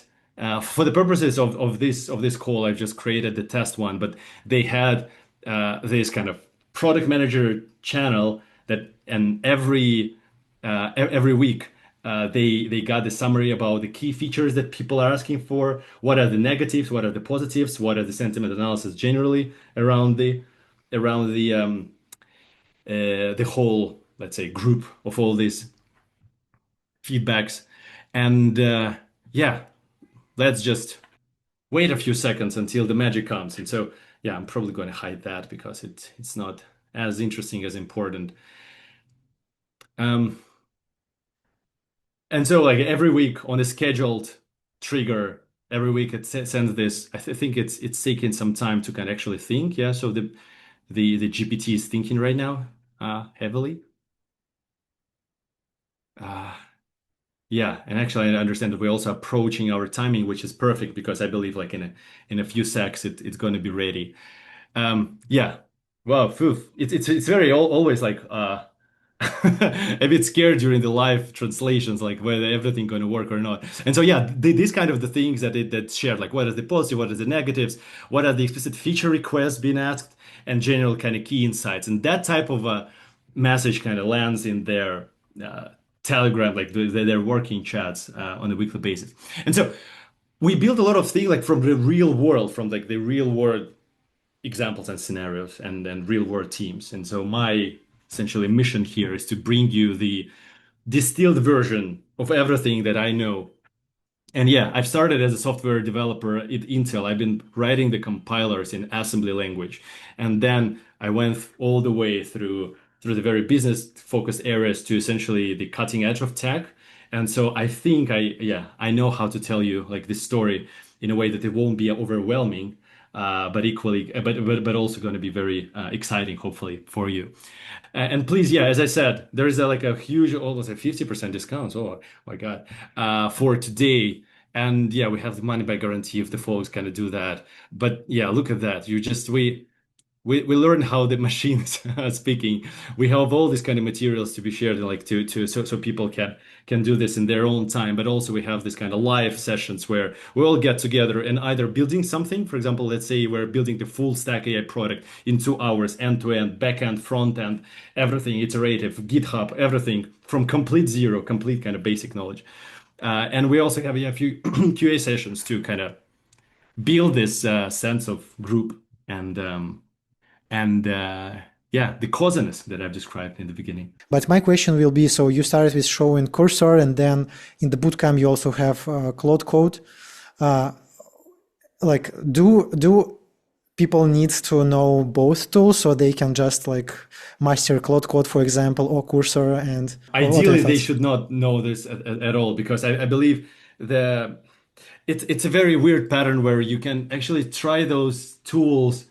You got lost there and you're just like, okay, that's not for me. And so I really love the people on our cohorts. I think the people who are way open-minded, who've never actually tried Cold Code. And they're like, oh, that's how you should do that. And so we've actually starting our lives on our very first intro session about our course. We still try to squeeze in like 40 minutes of like master class and workshop where everybody doing a little bit of vibe coding. And so the thing that so I want to kind of give this fundamentals for people. And so actually, if you never tried Cursor and Cloud Code, it's actually a bit better. Also, the other side of spectrum, if you're already quite proficient, you want to learn the tips and tricks, like how they, let's say, the cutting edge AI startups use that, like what prompts, and like we're sharing prompts, we're sharing like all those things that I've been sharing, with like these rules of how the agents should work with each other. And so yeah, you're also going to get this. So in short, you should not know anything, and ideally, you actually did not even try much that. So it's going to be easier for you to unlearn something, because I think unlearning is one of the key traits that we need to have a muscle on. Yeah, some question in the chat now. What is the one tool a beginner should start with? Depending. Oh, that is I have a. I'm so sorry for that answer, but it's depending on what you want to achieve, like what is your goal. I know that sounds cliche, but AI is a tool, and if you treat it not as a tool, you can get to flashy, interesting things pretty quickly. That's the trap. But then eventually understood that it's not actually getting much value, and instead of them, you're just spending money on tokens. So I mean, goes without saying about the ChatGPT, but I think you should understand what is you're trying to achieve, and then kind of roll back from there. But if I want to pick one, I think the Notebook LM is completely underinvested in terms of the people's attention. It is insane. It helps me so much with generating podcasts about specific stuff, about generating presentations for myself, creating the diagrams in like literally with a click, with many various documentation that I just throw it into. So yeah, if you can pick one, just go to Notebook.LM and just create a few cool infographics. Nana Banana is the best model by far right now in terms of image generation, and Nana Banana is powering this Notebook.LM. So yeah, so like one comment, now things are moving from NA10 to Cloud Skills. I agree. say it again. We're moving from where to Cloud From Skills? NA10 to Cloud Skills. No, I Do you feel completely such a trend? disagree. No. The Cloud Skills is a cool thing. It's quite expensive. I think nothing gonna replace this kind of good old no coding thing, and it then is really good. It has like so many different connectors, all equally as Cloud Code. But yeah, I don't think so. It feels like they might be complementary, but also at the same time, it looks like maybe the different audiences should look them. Cloud Code is a bit more hacky, and I guess you can achieve way more, but but by design, it's a bit higher bar to get there. So no, the short answer is no, definitely not replacing. Thanks so much, Dima. Once again, for those who joined recently, Dima just announced the course from Community Sprints. Yeah, and you can see we have similar logos here. Then, yeah, I'd like to introduce our moderator. So Leesa Soulodre, who supported us already many times with moderating and attracting some speakers. So Leesa is the founder and managing partner at R3I Capital and Planet 43, investing in deep tech across AI, climate, water, and healthcare. She has led companies from seed to 14 billion valuations and helped raise over 200 million. So Leesa, I think, yeah, would be great if you can start and introduce our next sessions. Thank you, Max. And thanks, Dima. I learned a few great hacks on your session and really looking forward to the next one. So thanks for sticking with us. We are about to hit the most practical stretch of the agenda. Less theory and more on how people are using AI to drive both growth, traction, and revenue. We're kicking this off with a panel that goes straight to the point, how we use AI for growth and marketing. So no fluff, no buzzword bingo, just what's working. To moderate this conversation, you're going to be joined by Amelia David. She's an AI journalist and analyst focused on AI policy, market impact, and separating real signal from hype. Amelia spends her time interrogating how AI actually shows up in business decisions, not just press releases. So she's the perfect person to run this discussion. Amelia, the stage is yours. Hi, thanks everyone. Good morning, good afternoon, good evening, wherever everyone is. I am excited to start this panel and to really talk about how a lot of companies are looking at and using AI for marketing and growth. And can we start with Nikolai? Okay, sure. Let me introduce myself. My name is Nik. I'm a growth and product member at a company called Fluently. It's a Y Combinator startup. We're building an AI English tutor. So during the year 2025, we grew our revenue like more than 100 times. So it was a crazy year for us. And of course, we use AI into our growth. Mostly I'm responsible for social media. So we see a huge potential into organic traffic acquisition. Yeah, I mean, when we are not paid for advertisement for companies like Meta, Snapchat or others, but when we create our own viral content, which drives user attention for us. So if you talk about how I use AI during this process, so some numbers. So for 2025, we generated more than 70 million views organically in LinkedIn, across LinkedIn and Twitter, and more than almost 2 billion views in Instagram and TikTok. So if you talk about AI, so the first approach to use it into growth, which I see, it's actually wipe code your own instruments. For example, if previously to make your organic social media fabrics, you have spent a lot of time to make a trend watching. You have to track maybe hundreds of profiles to see what is going viral into your own niche. And previously, it takes time.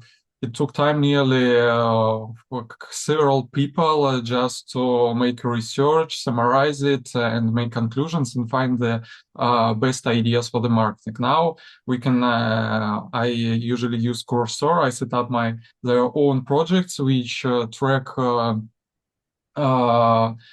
profiles which I put into database, and automatically every day I receive the results.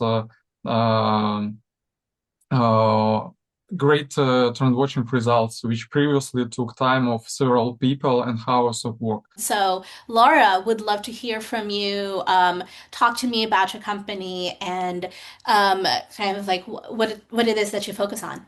I am Laura Burkhauser. I'm the CEO of Descript, and in classic San Francisco style, I am joining this panel from a Waymo. And let's see, Descript is an AI native video platform that makes editing video as easy as editing a doc. And a few years ago, that meant kind of editing the transcript the way that you edit a doc. And of course, we still do that. But in today's world, we edit docs totally differently. We edit them like using ChatGPT. And so we now also have an agentic co-editor, Underlord, and you can edit your video that way as well. And I'll talk a little bit about how we've worked with AI over the last year to double our activation rate, and how we've also changed some of our pricing structure. And both of those things have led to growth for Descript. Perfect. And Jay, hi. Hey everyone, nice to meet everyone here. My name is Jay. I'm the founder and CEO of Casper Studios. We're an AI services firms that help companies like Netflix and Pepsi and hedge funds and private equity firms to be able to build AI products or to help implement AI into their workflows.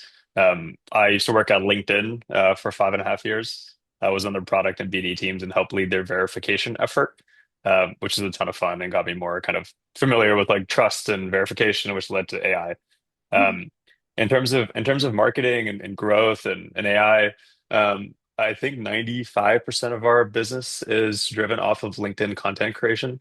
I don't have the bajillion impressions that Nikolai has necessarily, but for us at least, it's been able to help drive like mid single digit millions in revenue, and then we've been bootstrapping the business as well. So happy to kind of think through.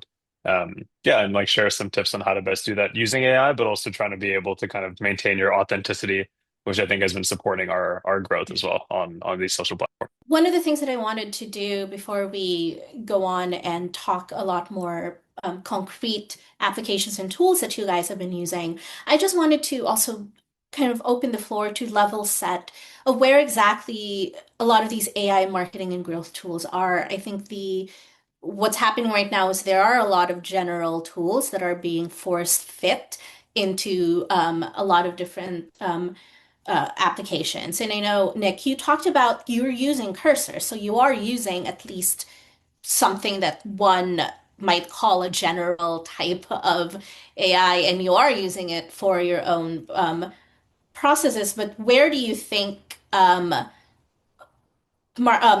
tools are right now, and how are you using them for a very specific purpose that you are using, like for marketing and to grow the company?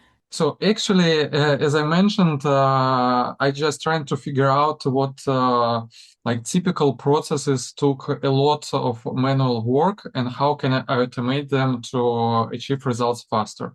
And when I understand that something that I can write a simple script with a cursor instead of doing manual work, I'm actually going and do this. And even I'm not a programmer, and I encourage our viewers, if they also don't know anything about to code, just open Cursor and write in the simple English words what kind of stuff they're going to build. And actually, even with this first try, with a high probability, Cursor will actually build it. So that's why product managers and the designers, I think, and the marketers will have more and more power, and they have less time spent with engineers. I'd like to open this up to both Laura and Jay.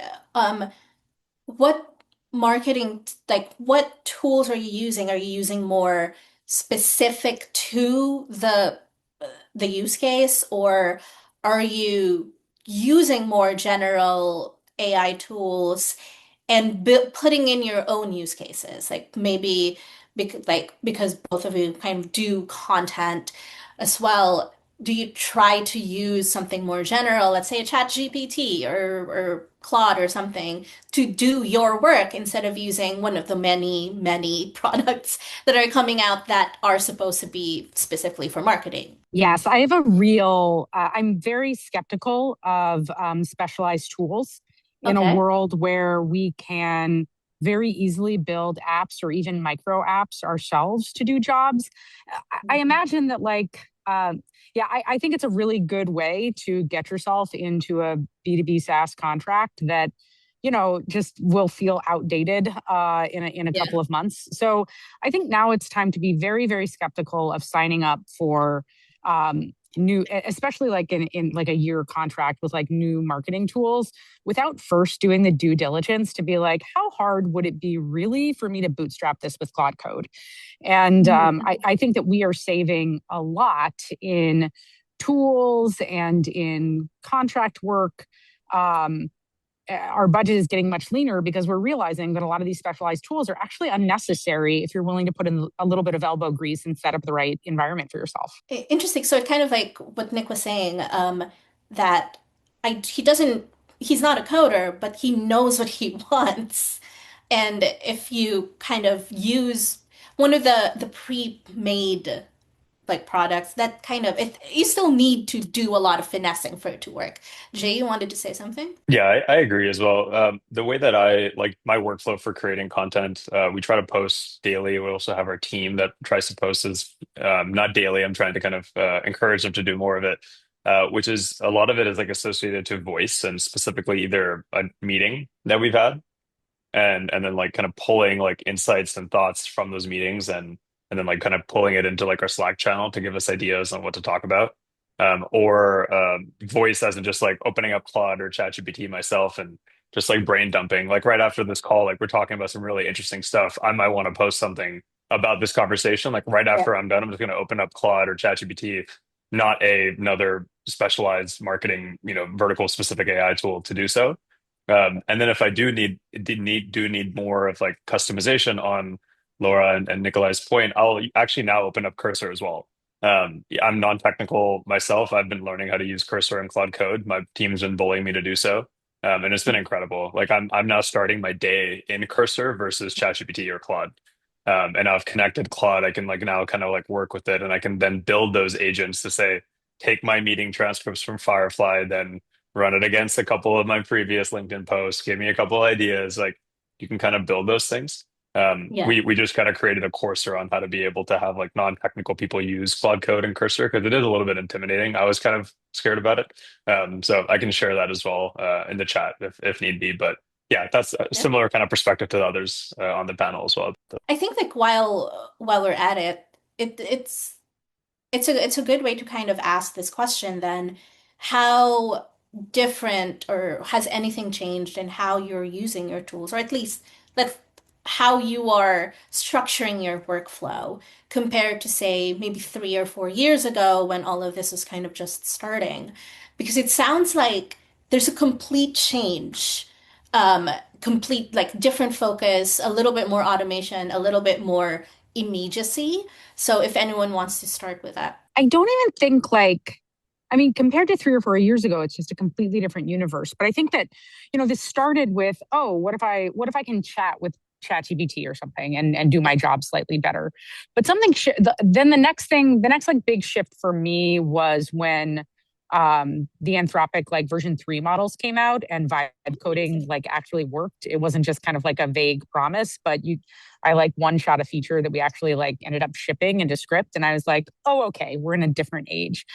And then the third sort of like moment where I'm like, everything is changing is when I saw how one of my brand designers was building an asset.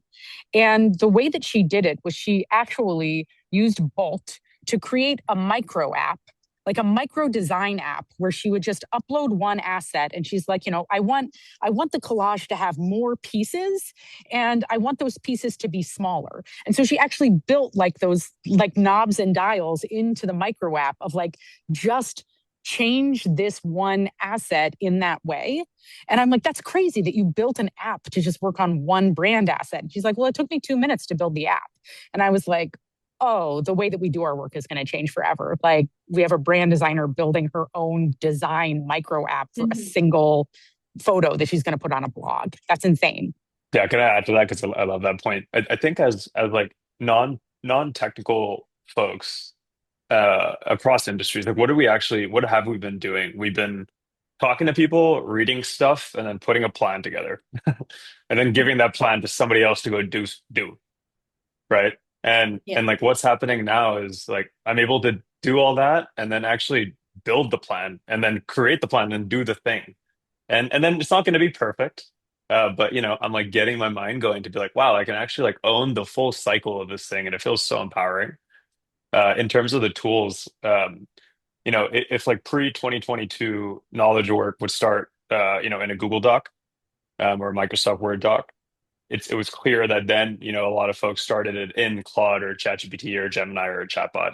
I think this year it'll start in Cursor or in IDE with your different kind of models associated to it. I don't think this is the end state because it's a little bit scary still to use. There's a lot going on.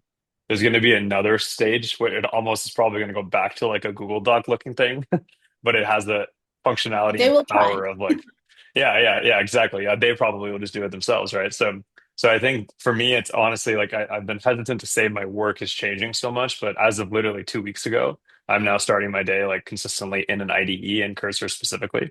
And it's been like shifting the way I've been like working on stuff, and it's been very empowering. I'm curious then, because for people outside of the marketing and growth realm, basically the consumers, the ones that are on the receiving end of what it is that you guys do, there is a little bit of a hesitation to engage in things that they may feel that it's not fully human. But marketing has always kind of never really felt fully human for many people. How do you balance that of using AI, using the technology to help make your work more automated, faster, gain a lot more insight where you couldn't really find a lot of those insights, but still be, especially for like content, still feel like it is human, trying to reach other humans? Anyone can take this.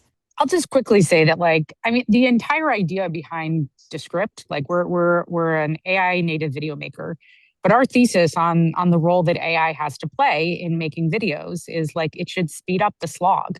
There's a lot that is very long and tedious and hard about making a video, being in the timeline, getting the transition just right, that doing that faster in no way takes away from your humanity. And actually being able to do that faster gives you more time to focus on the thing that is uniquely human, which is your message and your voice. And I think that your voice is something that you should be very loath to automate. It's a thing you've spent years crafting, and I would not hand that away. But I'm very pro AI in a lot of these workflows, because there's certainly a lot that I spend my time doing every day that is the dishes and laundry of marketing, or the dishes and laundry of video making, and I'm happy to delegate those things. Yeah. As someone who has now at this point given up and trying to learn Premiere Pro, I don't care anymore. It's not part of my job anymore. I kind of understand that. Yeah.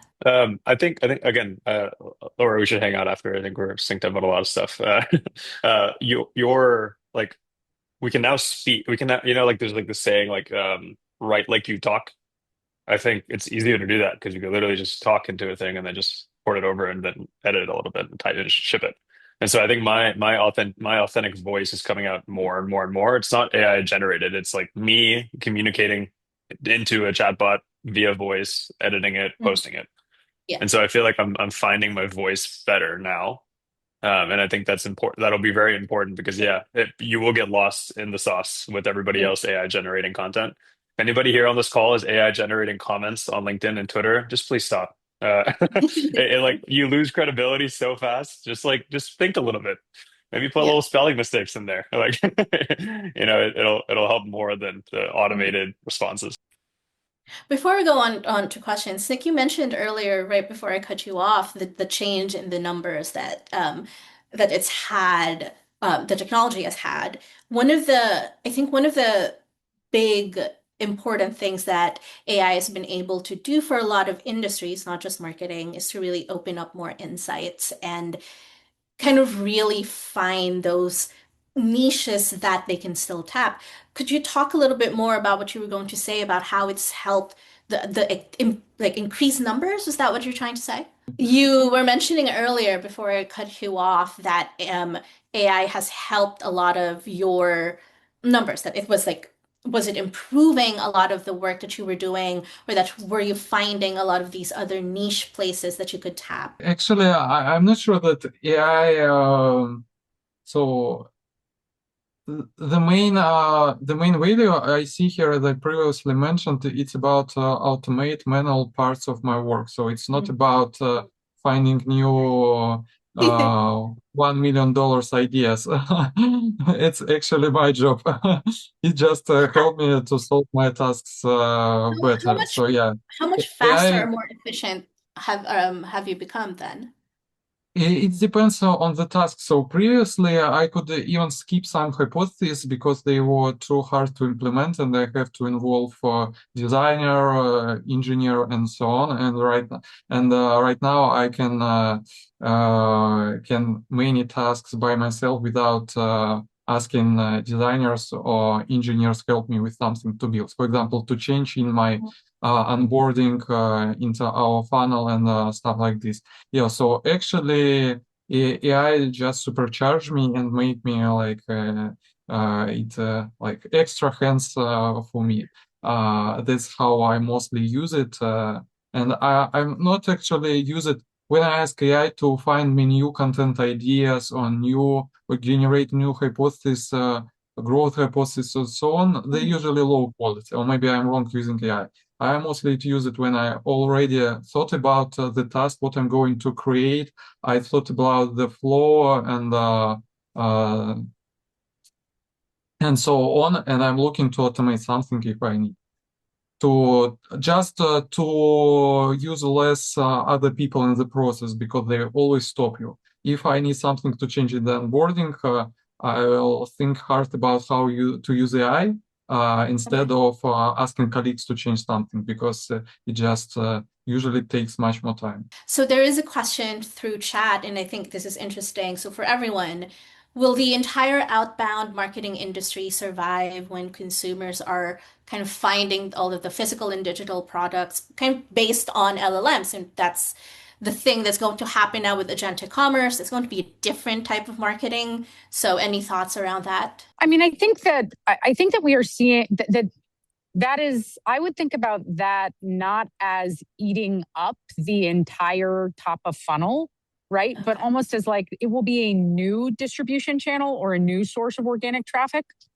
But if you think about where people spend time on the internet and where top of funnel is happening right now, I think that like, yes, SEO is going to be replaced by kind of like by ChatGPT and Gemini and some of these like ads that we'll find in the chatting that people do. And then I think that there is a new distribution channel through agent-led growth in being the backend or the API that Claude Code chooses to work with when you ask it to do a task. But I mean, I think like you'd have to believe in the death of like spending time on TikTok or whatever to believe that all top of funnel will be subsumed by agentic. So I would think about it as more of like an addition and a substitution to some channels versus like gobbling up the entire top of funnel. I thought that was an interesting point because the way marketing works right now is I see something or I am fed an ad, I am fed a piece of content. I will go to Google and find it. It is a different thing when you're prompting something to give you that exact thing. Can we give like maybe 2 minutes just so Jay can also make his point, and then we could wrap up? I'll be super concise. Something that we're finding success with on LinkedIn specifically is inbound led outbound, meaning we're doing outbound to the people that are following me. And I think there's like a longer term flywheel you have to build there, and it's not going to be short lived. But Yeah. if you can start to kind of build up your credibility in your audience, even if that audience is 5,000 people, 10,000 people, 20,000 people, I'm not talking like millions of folks. You have really high trust folks that are already there, and if you DM them, the response rates is much better because they're like, oh, sweet, Jay's saying hi. And then obviously the conversion rate of potentially selling them a service or product could be higher as well because they already trust you. And so we don't, any outbound we do is only through LinkedIn, and at first only through our audience. And I think there's so much latent kind of demand that's even just sitting in for me, it's like a 19,000 person, audience. I would encourage folks to do that and invest in that. It takes time, but it's very good. Perfect. Well, that's all we have. 25 minutes is always very short to talk about something really fantastic. And I thank my panelists who talked about a lot of the practical things that you guys are doing. I'm sure that if you have any other questions for them, it is okay to reach out to them via chat. But yes, thank you so much. Thanks, Amelia. Thanks, everybody. Jay, loved that last hack. Really appreciate it. Now, for anyone here aspiring to become a LinkedIn influencer, or at least just to stop shouting into the void, this next session is for you. Our next speaker is Nik Golos, Product and Growth Manager at Fluently. It's a B2C AI startup doing around 6 million in annual recurring revenue, building AI-powered spoken English coaching that is used globally. Today, Nik is going to break down something that most people think is luck, but absolutely isn't. And that is how to generate 16 million LinkedIn views in just 3 months using AI. It is a very specific, very measurable outcome. It's not about vibes, not brand awareness, but actual numbers. He's operating right at that intersection of AI native products, product-led growth, and distribution at scale, which is a polite way of saying that he actually spends his time figuring out for us what actually works. So Nik, let's show us how it's done. Hi everyone again. So I don't have a lot of time to talk about the whole process. I'll just highlight, I think, the most interesting moments. But anyway, feel free to reach me out into LinkedIn. So as here is a brief introduction again, that I'm product and growth at Fluently, and we are building an English tutor to help people speak English better. And when we launched the product, we actually had, as any early stage startups, we had an issue. We have to attract new users into our product to actually improve the product. So each week we onboarded personally like from 10 up to 20 new users into our product, then made product improvements and needed new people again. And we understood that paid marketing channels doesn't work really well for such task because they attract not early adopters, but random users. And we started posting on LinkedIn. So right now on LinkedIn, Fluently has 3 accounts. It's accounts of founders, Stan, Yuri, and my account. And we started LinkedIn in year 2024, so just 1.5 years ago. And in the previous year, we had 60 million organic views and released almost 600 LinkedIn posts. And I did all this process. So actually, I started this alone. Now I have one assistant, and that's all our LinkedIn team. How to think what is the hardest part into this process? It's not actually writing the posts. The hardest part for our content engine, it's actually to find post ideas. So when you have to create 600 posts per year, it's really hard to understand what should be a next post about. When I only started the LinkedIn, and I hadn't actually zero LinkedIn experience, the first thing which I started to do is trend watching. So I just we decided to launch Yuri page. So Yuri, he the founder of Fluently, and one of the early adopters, one of our hottest segments, user segments at Fluently were startup founders, because non-native startup founders, when they want to pitch something in English or want to sell something in English and struggle because of their English skills, they are losing money. And when they are losing money, not because they're bad sellers or bad founders, but because they just speak English not as well as their native language, they try to think how to actually improve this. And Fluently helped them really well. That's why we decided through Yuri profile to attract such early founders into our product to help them with their English speaking skills. And I started research which actually are there any successful founders who already have great views on LinkedIn and target my potentially interesting audience for me, so the audience of startup founders.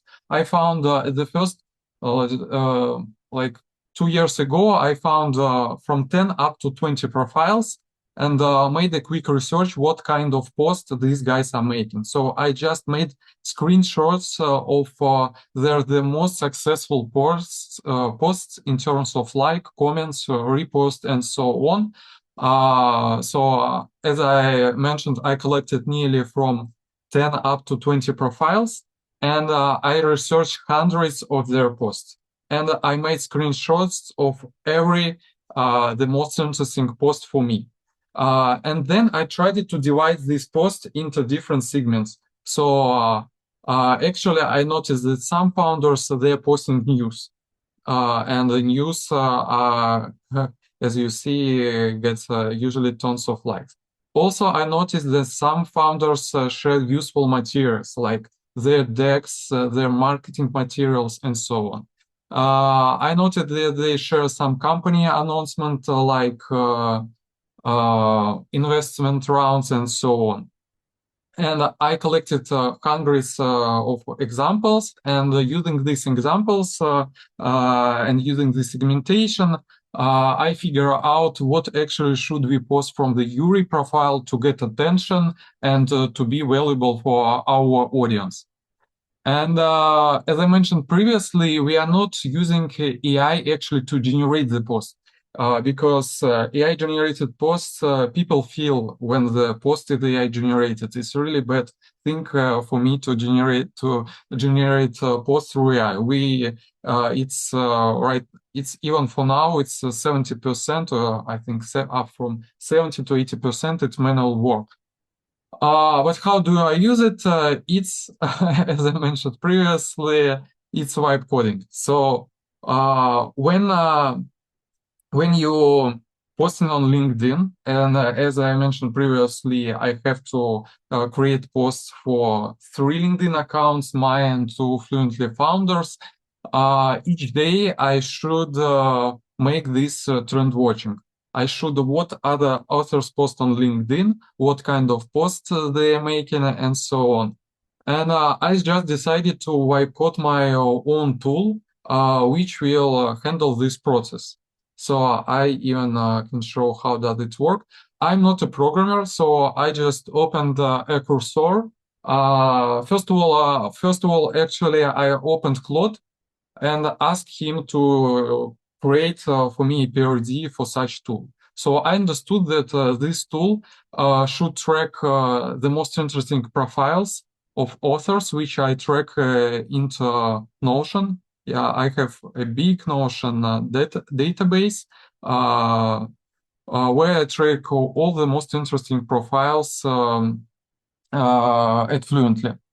And previously, I tracked these profiles manually. So each week, I opened the profiles and just search for the most interesting post for each profile. I decided that it would be a great idea to automate this process. So I opened the Claude, and asked him to generate for me a PRD file, so product requirement document. Then when I made a couple fixes, I just uploaded this product requirement doc into my cursor and asked him to generate a first version of a tool which will track these profiles and find each week, find for me the most viral and interesting posts. And after like 1 or 2 weeks of work, I created an MVP. So it's a product like this. It's our internal tool, one of many which I created with the help of Cursor. Right now it's track 113 profiles. And each week I see such stats. It's actually stats of new followers which gain authors for a track. And the most interesting signal for me is to track which author got the highest numbers in terms of new subscribers for the last 4 days. You see, for the last 4 days, for instance, John got the highest this new followers income, and I can easily choose him here and figure out what posts he created during this period of time, and how did he grab so much people attention. And I just press one button here and see his the most popular post for this period of time. That's how I'm working. So when I spend like half an hour for trend watching, I generate ideas for my own post. For instance, if I see that post where founders share their decks each time got a lot of attention from users, I come with idea to Fluently founder Yuri and told him like, I saw a couple posts where founders shared their decks and they gone viral. Let's create a post like this with our own deck.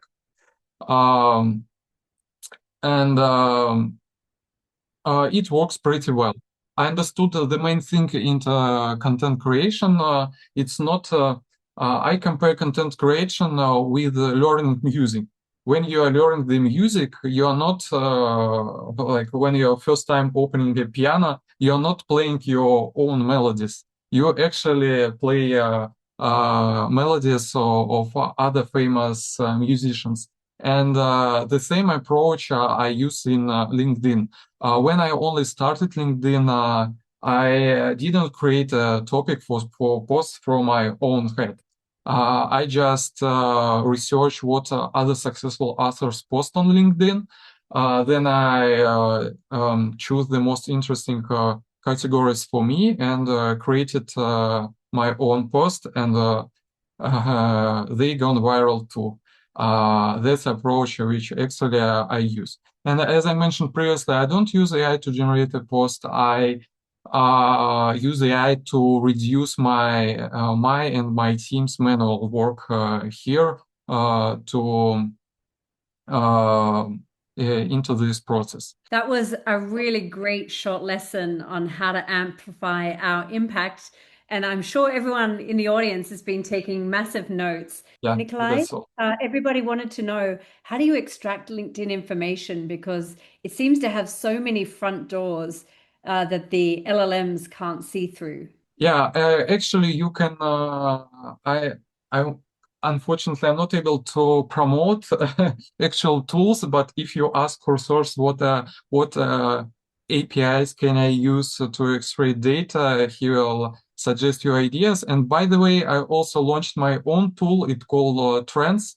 For instance, if you open any profile, for instance, JS profile, it will highlight you the most popular posts for every profile on LinkedIn, and I will give access to this tool for everyone who joins the course, so it will be a small bonus for you. Amazing. Thank you so much, Nikolai. Which brings us to the next panel of the day. So this is a panel that is guaranteed to have opinions from founders. This question keeps coming up. Is AI a bubble? And if not, which AI startups will VCs actually fund in 2026? To moderate this particular conversation, we're joined by Nathan Beckford. He's CEO of Founder Suite, who works with thousands of startups and investors globally and has a front seat right at the start of how capital is really being allocated, not just how it's being tweeted about. So Nathan, great to see you here. Over to you. Thanks for having me. Good job, Max. Good job, Lisa. It's super awesome to be here. Always enjoy these.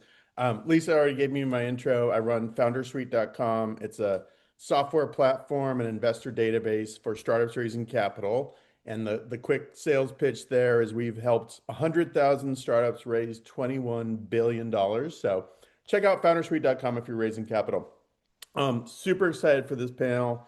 I'll briefly introduce who we have here. We have Misty Kane, Managing Director of Techstars. Hey, Misty. We have Haley Bryant, Partner at Hustle Fund, and then Max Reif of IDC Ventures. Do you guys want to go around and just give like a one-liner, super quick about, kind of what you do, what your fund does? Misty, you want to start? Yeah, absolutely. Thanks so much for having me. So managing director at Techstars, and I am agnostic in terms of my thesis, which means that I accept any and all types of companies, markets, and verticals, as long as they have a very specific and distinct technology component. And I also invest in pre-seed companies, so the earlier the better. Hey everyone, Max Reif, partner at IDC Ventures. We are a global investing platform. The reason I say platform is because we do venture capital, which is our bread and butter. But then we also have fund of funds and venture debt. And so we kind of get the perspective of a lot of different things happening. And we do that across the US, Latin America, and Europe. Series A primarily. Thanks so much, Nathan. Great to be here with Misty and Max. I'm Haley Bryant. I'm a partner at Hustle Fund. We're a pre-seed fund investing in hilariously early startups. So often first check in, we do not require traction, revenue. We love to see something built since it's so much easier these days. And we are often investing in companies that are software primarily. So fintech, health tech, B2B, and we're a $150,000 check. We do move very fast. We try to make decisions in a week of a first meeting. Awesome. So we got two super early stage investors and then Max at the Series A little bit later stage, also the venture debt. So good perspectives.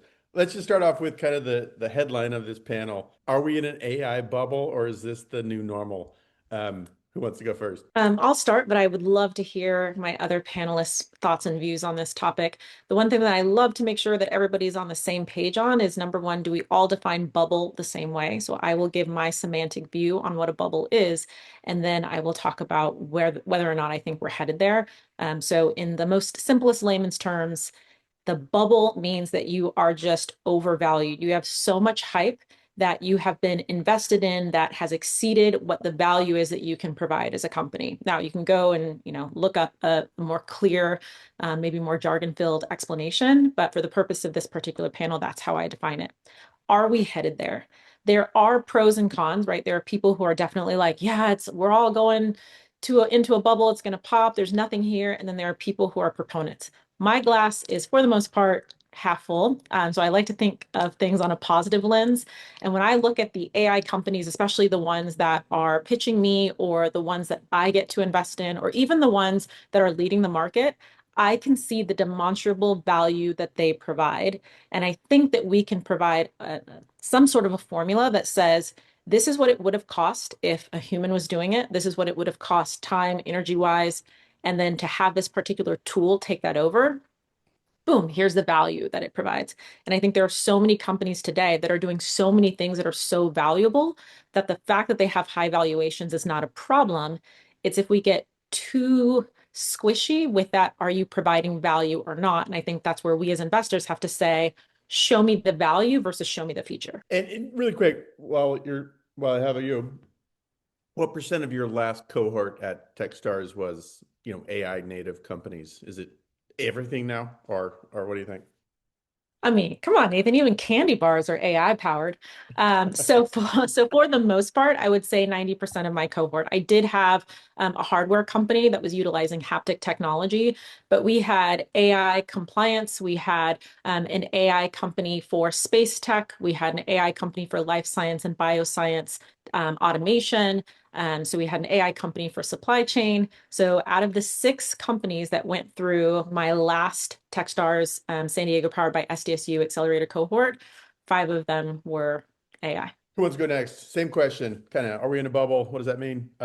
Max, you raised your hand. Go for it. Yeah, sure. Happy to take it. I think the answer obviously has many different sides to it. I think, yes, we're absolutely in a bubble, and I think, no, we're absolutely not in a bubble. I think there's bubbles, and bubbles drive change and create everything that we love today. The internet, the railroads, everything that happened before. But I think if we look at today and then we say, well, where is it bubbly? I think the obvious answer, in my opinion, is like the $1 billion seed rounds. If you have $10 billion seed rounds, what are the odds that most of those are going to become $100 billion companies where the underwriting makes sense? I would say most of the time it probably doesn't make sense. And so to me, that seems very frothy and unsustainable. But then on the other side of the equation, like, I think incumbents are kind of a good analogy. Like, they're starting to adopt this. And if you look at where they've kind of trended, headcount has been relatively flat for, let's just call it the Mag 7 over the past few years. You can argue part of that is because when Elon bought Twitter, he kind of showed a playbook that, you can do more with less. But then I think the other obvious side of that is, well, if you look at what's happening, the margins are expanding and revenue is growing and headcount staying flat. And I know, I would guess most of us probably experience it on the call. You can do a lot with the tools that are currently at our disposal. And they're coming for a lot of the work. And so then when you start to apply that to the GDP equation, it's like, well, are we in a bubble today? Sure, maybe we're overbuilding and whatnot. But I think looking back, 5 years from now, we're going to be like, we probably didn't build enough. And so it's a two-sided question, or two-sided answer. Yeah, Haley, agree with what Misty and Max shared. We're definitely in a bubble from my perspective. There's a great article or podcast by the Strategery team on why bubbles can actually be good. And we're in this inflection moment where, to Max's point, lots of things are being built. There's lots of experimentation. To Misty's point, is value being created? I think there's massive amounts of value being created, but also disrupted very quickly. I think co-work was like a almost Chernobyl moment last week with that coming out. And I think Cloud Code has been everywhere. So the question becomes, where will value be created and captured for the next generation of startups? And there are so many companies that have built things that are probably no longer that valuable. So like, concerned about that. But the bubble comes from the level of uncertainty around the business models and like how value is going to be captured and what is actually novel. The pace of innovation is so fast. It's been interesting watching some of the companies that are focused on patent management and creation and just the explosion of IP over the last few years. So it's really hard to track, like, is this truly differentiated? Are they the only ones building this? Is it possible to build a moat in this era? And we can talk about that in the conversation, but there is this huge question around where can moats actually be built, especially in the world of bits, which is why I think we're seeing an acceleration in the movement into physical AI, both because of what's now possible thanks to AI and because of the potential of robotics and maybe some of the companies that Misty has invested in capturing data in ways that actually do create moats. So we're in a bubble, but it's a great thing. If we think about too, just kind of the value of companies relative to revenue, there are so many companies that have very frothy valuations. We've also seen so many companies go, as I don't know if it was Benchmark or Bessemer said last year, like supernova growing from 0 to 50 million in a matter of months. And if you think about OpenAI, if they're doing 20 billion in revenue and they're valued at 500 billion, according to data from Sacra, that actually doesn't feel super frothy. Although I know there's speculation around circular deals and what that means. So there is this element of like, maybe hopefully too big to fail for the big, almost public or actually public players that hopefully protects us from that .com burst that happened, oh my gosh, 25 years ago. Yeah, interesting. I was around for that .com. You guys weren't, I don't think, or at least probably not investing at that time. It was, there's so many parallels between the two, it's kind of deja vu all over again. But all right, we talked about it kind of from a big high level view. Let's get into the feet on the street or in the weeds, right? Maybe I'll start with you, Haley. There's all kinds of data out there about, 50, 60, 70% of all investment is going into AI, but most of that is concentrated in very large deals, right? So at the Hustle Fund where you're doing, pre-seed, seed stuff, what are you seeing? Like, what is everything, kind of same question. Is everything AI? Are you seeing some pretty interesting companies that are just lean and fast and scrappy and building on AI? Like, kind of what's your Definitely. graph Yeah. I level mean, view? to your point, I think 65% of venture capital last year, according to MVCA PitchBook, was deployed into AI companies in the US, 48% globally, according to CB Insights. About 0.5% of the US, or maybe 0.05% of the capital went into deals, like the top, mega deals. That's like 50% of capital, which was pretty insane. So at Hustle Fund, what we're seeing is a few things. So 26% of pipeline last year was AI companies. Just over 50% of deals were into AI companies as well. And I'd imagine many of these will become AI first at some point anyways, even if they didn't apply with that tag. We're really interested in kind of like weird underserved industries, thinking about last mile problems where it's going to be really hard to build from like the OpenAI or cloud tools that exist because data is very fragmented, or maybe it's not being captured currently. Maybe there's a lot of regulatory hurdles, so compliance is maybe hard, or the existing systems that are legacy are very fragile and hard to connect. So if there's a lot of integration complexity, that could be interesting. I think those are the ideas that get us most excited. But zooming out a little bit, we see, and I'm sure Misty, Max see like similar volumes. We see over 1,000 companies a month. So one of the things we're looking at and thinking about with how we evaluate companies is how unique is this deal relative to what else we've seen this month, this year, over the last 8 years. And a lot of the companies that we're spending time even having that first meeting with are the ones that just are doing something unique. And we are having success there, which is super exciting. Super interesting.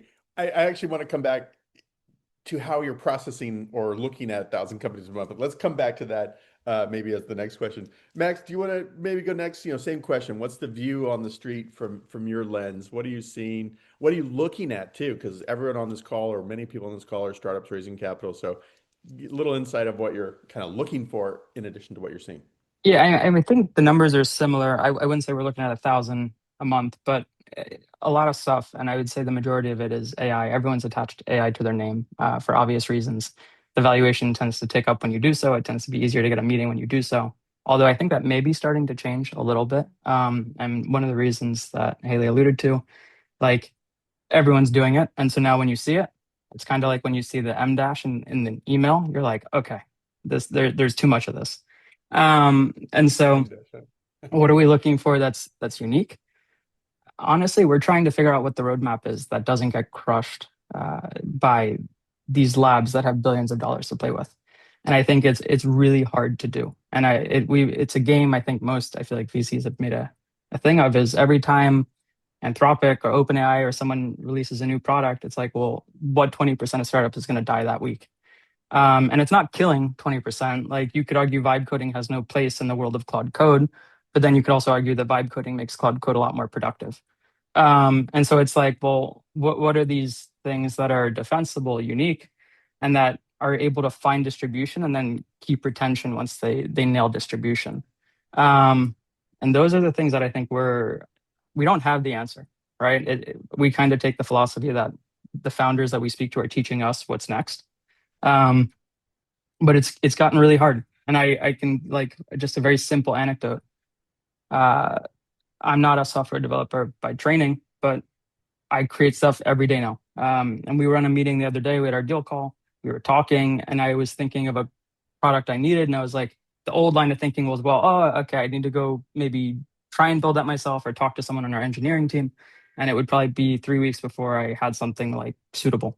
I literally built it during the meeting and used it at the end of our meeting, right? And I was sitting there while I was in there, I was like, oh my God, like that is now the bar that every startup is up against. So you build something, you get some traction like that. Well, now you have 1,000 other people building it in a garage that are super dedicated and want to win.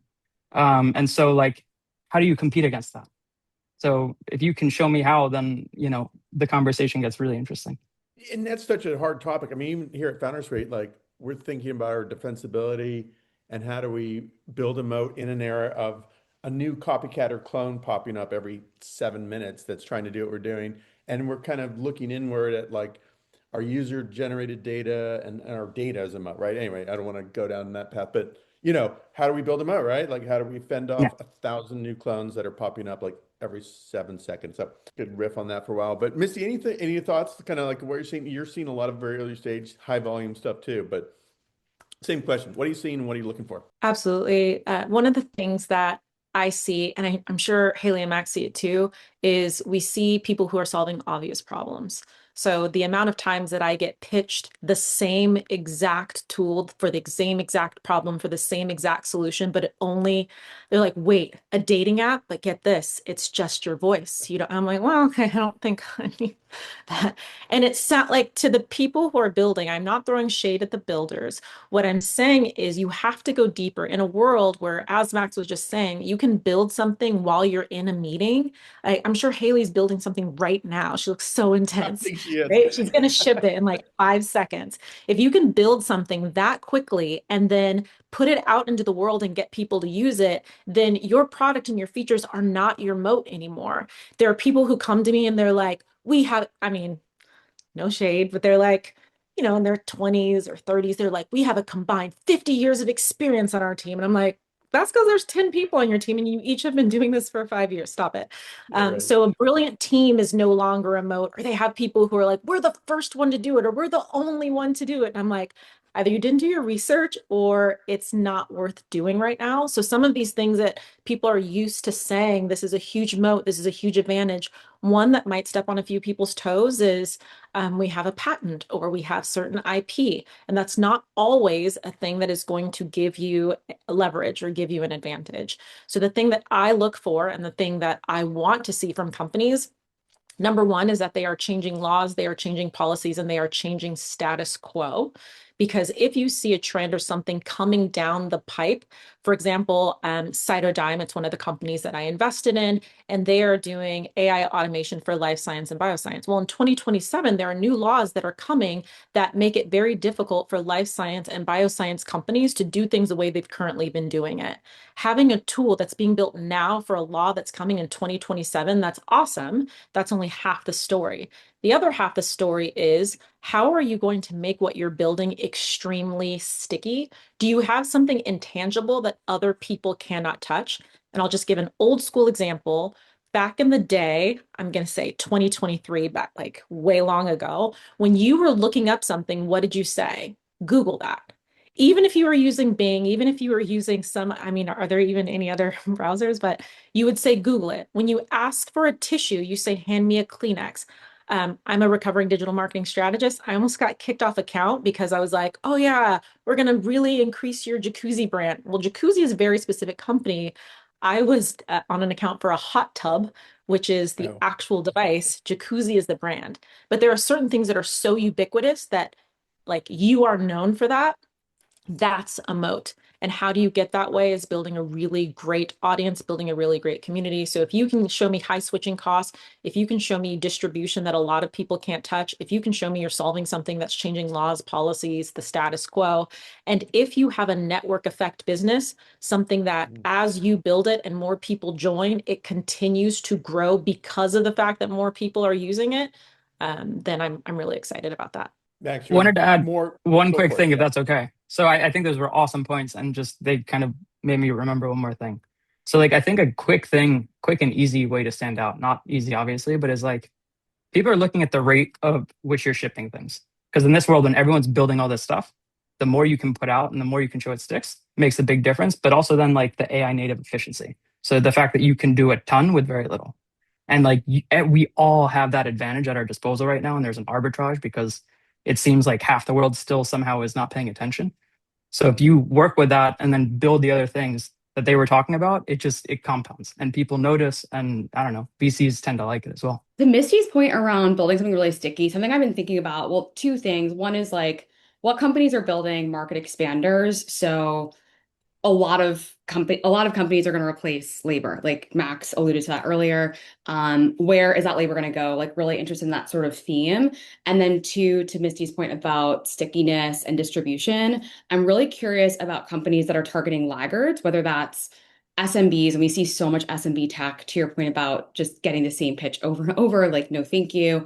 But these very niche SMBs that maybe are not spending time at their computer because they're so busy running their business, that are not going to be early adopters of this tech. And then can you make it more compelling to use and stick with your product? So I'm looking at a company right now in a very sort of interesting long tail industry that has 100% retention, very small ACV to start, but there's so much they could expand from there because most of their customers are still not using ChatGPT, Anthropic, any of these things. So that's a space I'm leaning into. Super interesting. Good. I love this discussion on modes because that's the challenge with this AI world, right? You've got all these tools to build faster, ship faster, get distribution, but there's 1,000 other startups doing that same thing. So how do you kind of build your own mode? I love it.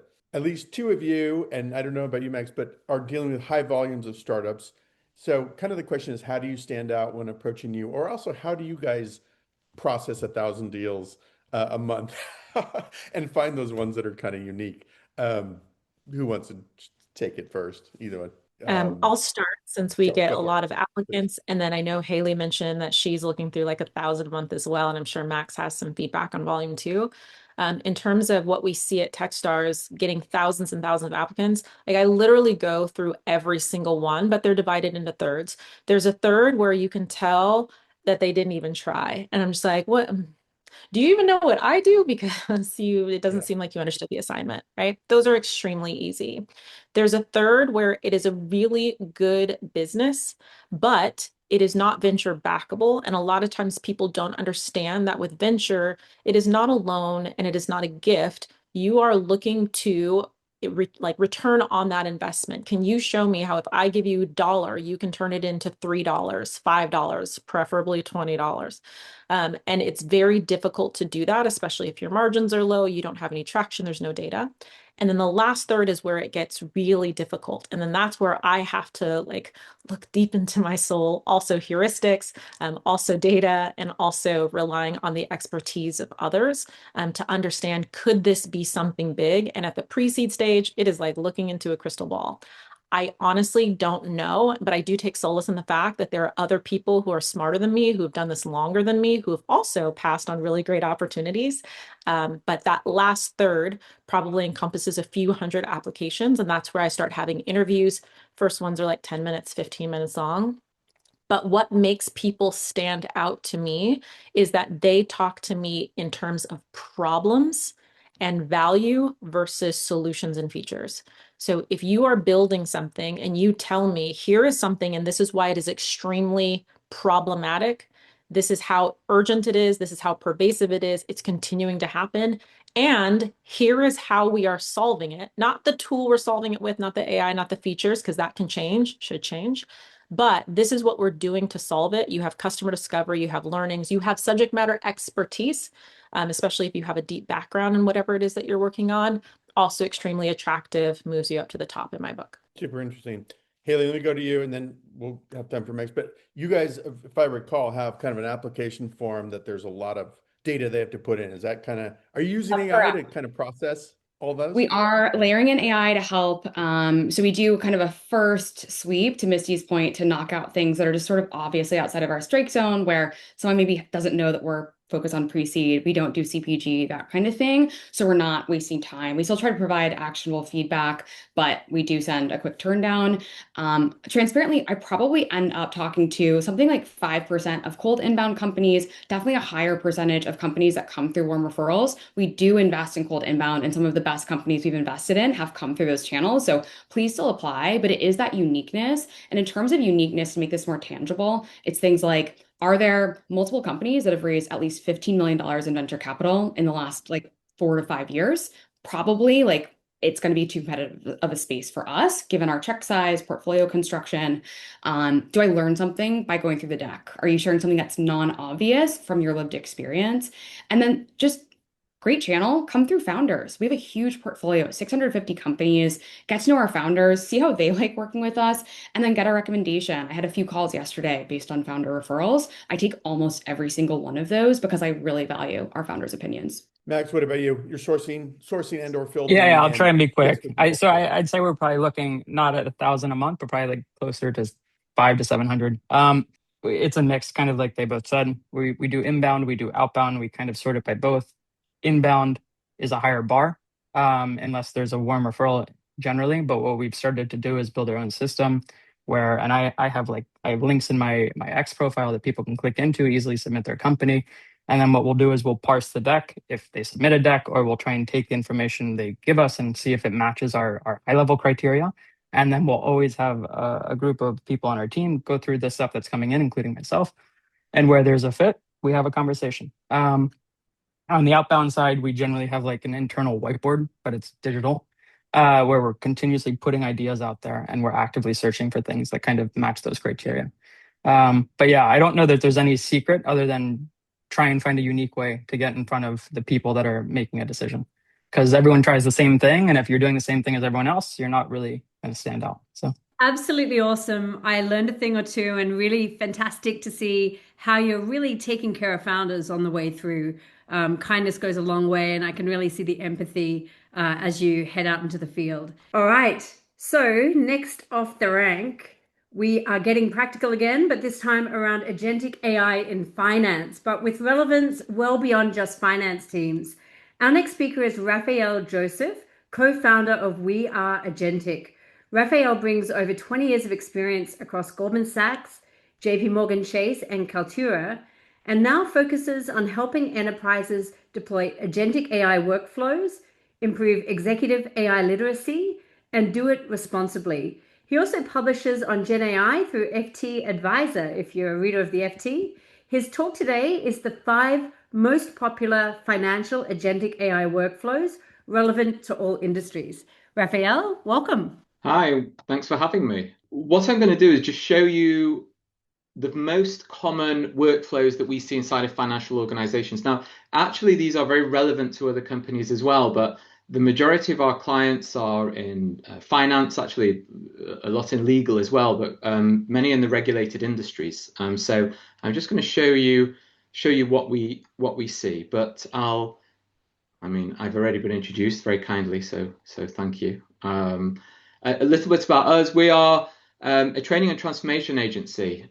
So actually we deal more with SMEs, so companies really around 50 people to 500 people. We've had a few enterprise clients, but actually our sweet spot is in actually the smaller side of businesses and actually the ones that we enjoy the most. But I'm just going to give you some of our learnings and just to get a sense of what we see. But actually, the vast majority of our clients are not building these complex agents.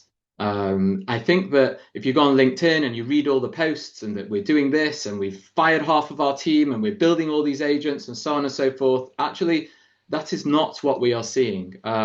We see a lot of false starts. We see a lot of builds that haven't gone very well and low adoption throughout the organization. And typically, we see this because of a few reasons, but I think these are the top ones that we see is that many companies, particularly last year, I don't know if that's going to be the case this year. I think that people have wised up a little bit to it, but they really didn't understand their workflows. So they were going in and just building these agents and not really understanding what they were doing, what the workflow was. I think there was sometimes a bit of a FOMO. They just thought that they had to do it or they were missing out or that everybody else was doing it, which was not the case, by the way. So that's one reason that we see that happens. Another one is that we see internal dev teams who are very good, but it's a different skill set often that you need to be able to build agents, and they don't have them, or they haven't been trained in it yet. And so, they're building without the necessary skills to be able to do that. And the third one is that, when a company goes to an external software house, that external software house is not going to say, no, we don't want to build this for you. You're not ready to build it. And so we saw this happening quite a lot last year. Our approach with our clients actually is to advise them, as I said before, to start small. And so once we've sort of done the process mapping with them and mapped out those workflows, what we really advise them to do is to actually build them themselves. And so these are very, very simple agents that they build themselves. And and they can build them in Copilot or Gemini, less so ChatGPT for the regulated industries, and just get a sense of really what those workflows are, prove them, try them out, get a sense of what the output is going to be with those, what the inputs are, how different people work across that workflow as well. And so we really encourage them to do it themselves to start with. And once they have maybe been using it for a few weeks, even a couple of months, we then try to say, okay, fine, now you have shored it up, you've tried it out, you've tweaked it, you are now ready, and in that point that really we can start moving towards towards building those agents for you. And so we advise clients sort of along what we call like an agent complexity spectrum. This is very simplistic, but it's typically put forward to clients who themselves are not very AI literate, and so we try to get them to think about agents sort of in this spectrum. So starting off with draft or summarization agents, which are read only, which often will integrate with the more native applications that are inside of the stack that they're in. So inside of Copilot, they have access to their emails or their share drive or so on. And then we also move them up sort of towards, okay, next you'll sort of pull and push types of agents. So you might be pushing into a particular system or pulling data from another system. Then we would move more towards multi-step agents that have got, decisions that are being made, let's say exceptions and so on along the way. Then we would move up towards agents that have some sort of memory inside of them. So they're learning as they're going along. And then the final agents, and we really don't have clients often that are going for this at all, are the really complex ones where you might be looking at governance and permissions around things and multiple systems. And so that I think will come. As I said, we've seen far too many companies just jumping in. The first thing that they do with AI is just go and build an agent. And it is absolutely not. We take them on this phased journey, which really starts with a strategy and alignment, and then moves to sort of taking the entire workforce up and giving them a sense of AI literacy across the entire workforce. Then we look at the workflows and the process mapping, and then we start looking at their data. What state is their data in? Are they even capturing some of the data, let alone what state it's in or where it is, or how clean it is? And only then do we then try to encourage them to move towards agents. But it is, as I say to many of our clients, it's a journey, one that can take many years for companies. AI adoption inside of organizations is not something that just happens overnight. No technological revolution has. If you look at every single thing that's come before it, moving from on-prem to the cloud, or snail mail to email, or going from even typewriters to word processors, those things did not happen overnight. You weren't writing something on a typewriter on a Monday and coming to work on a Tuesday and everybody's suddenly using computers. And so, we try to say that you need some patience with this and real purpose, and you need a plan before you move into building agents. But having said that, let's just have a look at a few examples of the ones that we see most often. As I said, these are taken from anecdotal evidence from our own experiences, with probably around 100 businesses. And so this is what we see for those agents, particularly in the financial sector. So by far, the most common simple agent that we see. So these are the ones that typically they can build themselves inside of Copilot. So agents in Copilot, or gems inside of Gemini, or GPTs, of course, are typically the meeting follow-ups. So these are, without question, the one that we see most because the value is so great. The meetings are typically where a lot of the gold happens inside of organizations. And at the moment, many of these transcribers that they follow-ups that they give are too generic for companies. And so what they have started to do is building their own sort of workflow and their own agents to be able to go through and actually follow up with these. Another one here is what we call policy-backed customer Q&A. Actually, this is something that we're seeing more often. It's quite along the lines of the RFP or RFQ process, and so companies that are getting requests really that are coming in for questions or from product teams or whatever it may be. And so what we are seeing here is very often that sense of, you know, being able to go in and actually give proper answers to those questions. And so to some degree, it's like building a database. I used to answer many RFQs and RFPs in the past. And so this is a good example of where AI is great, because it's taking that unstructured data and it's so good at that for them. And so they're able to point it to exactly the documents that they want. And this saves a huge amount of time for our clients. And so out of the two agents, this is definitely the one that we see growing most. As I said, the meeting one is the most popular, but this to some degree is the one we're seeing. You can sort of see this one as also building like very simple chatbots with policy documents. Again, it's so easy for them to do because they're just pointing towards SharePoint areas.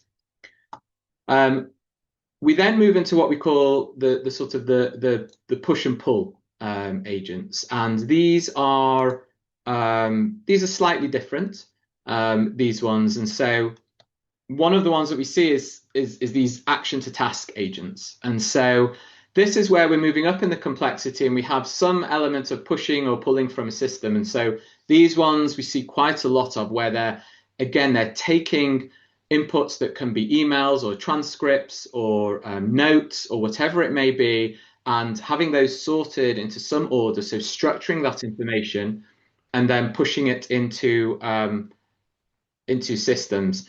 Similarly, we see new deal inquiries. So mostly in the financial clients that we have. So you have these new deal inquiries that are coming in.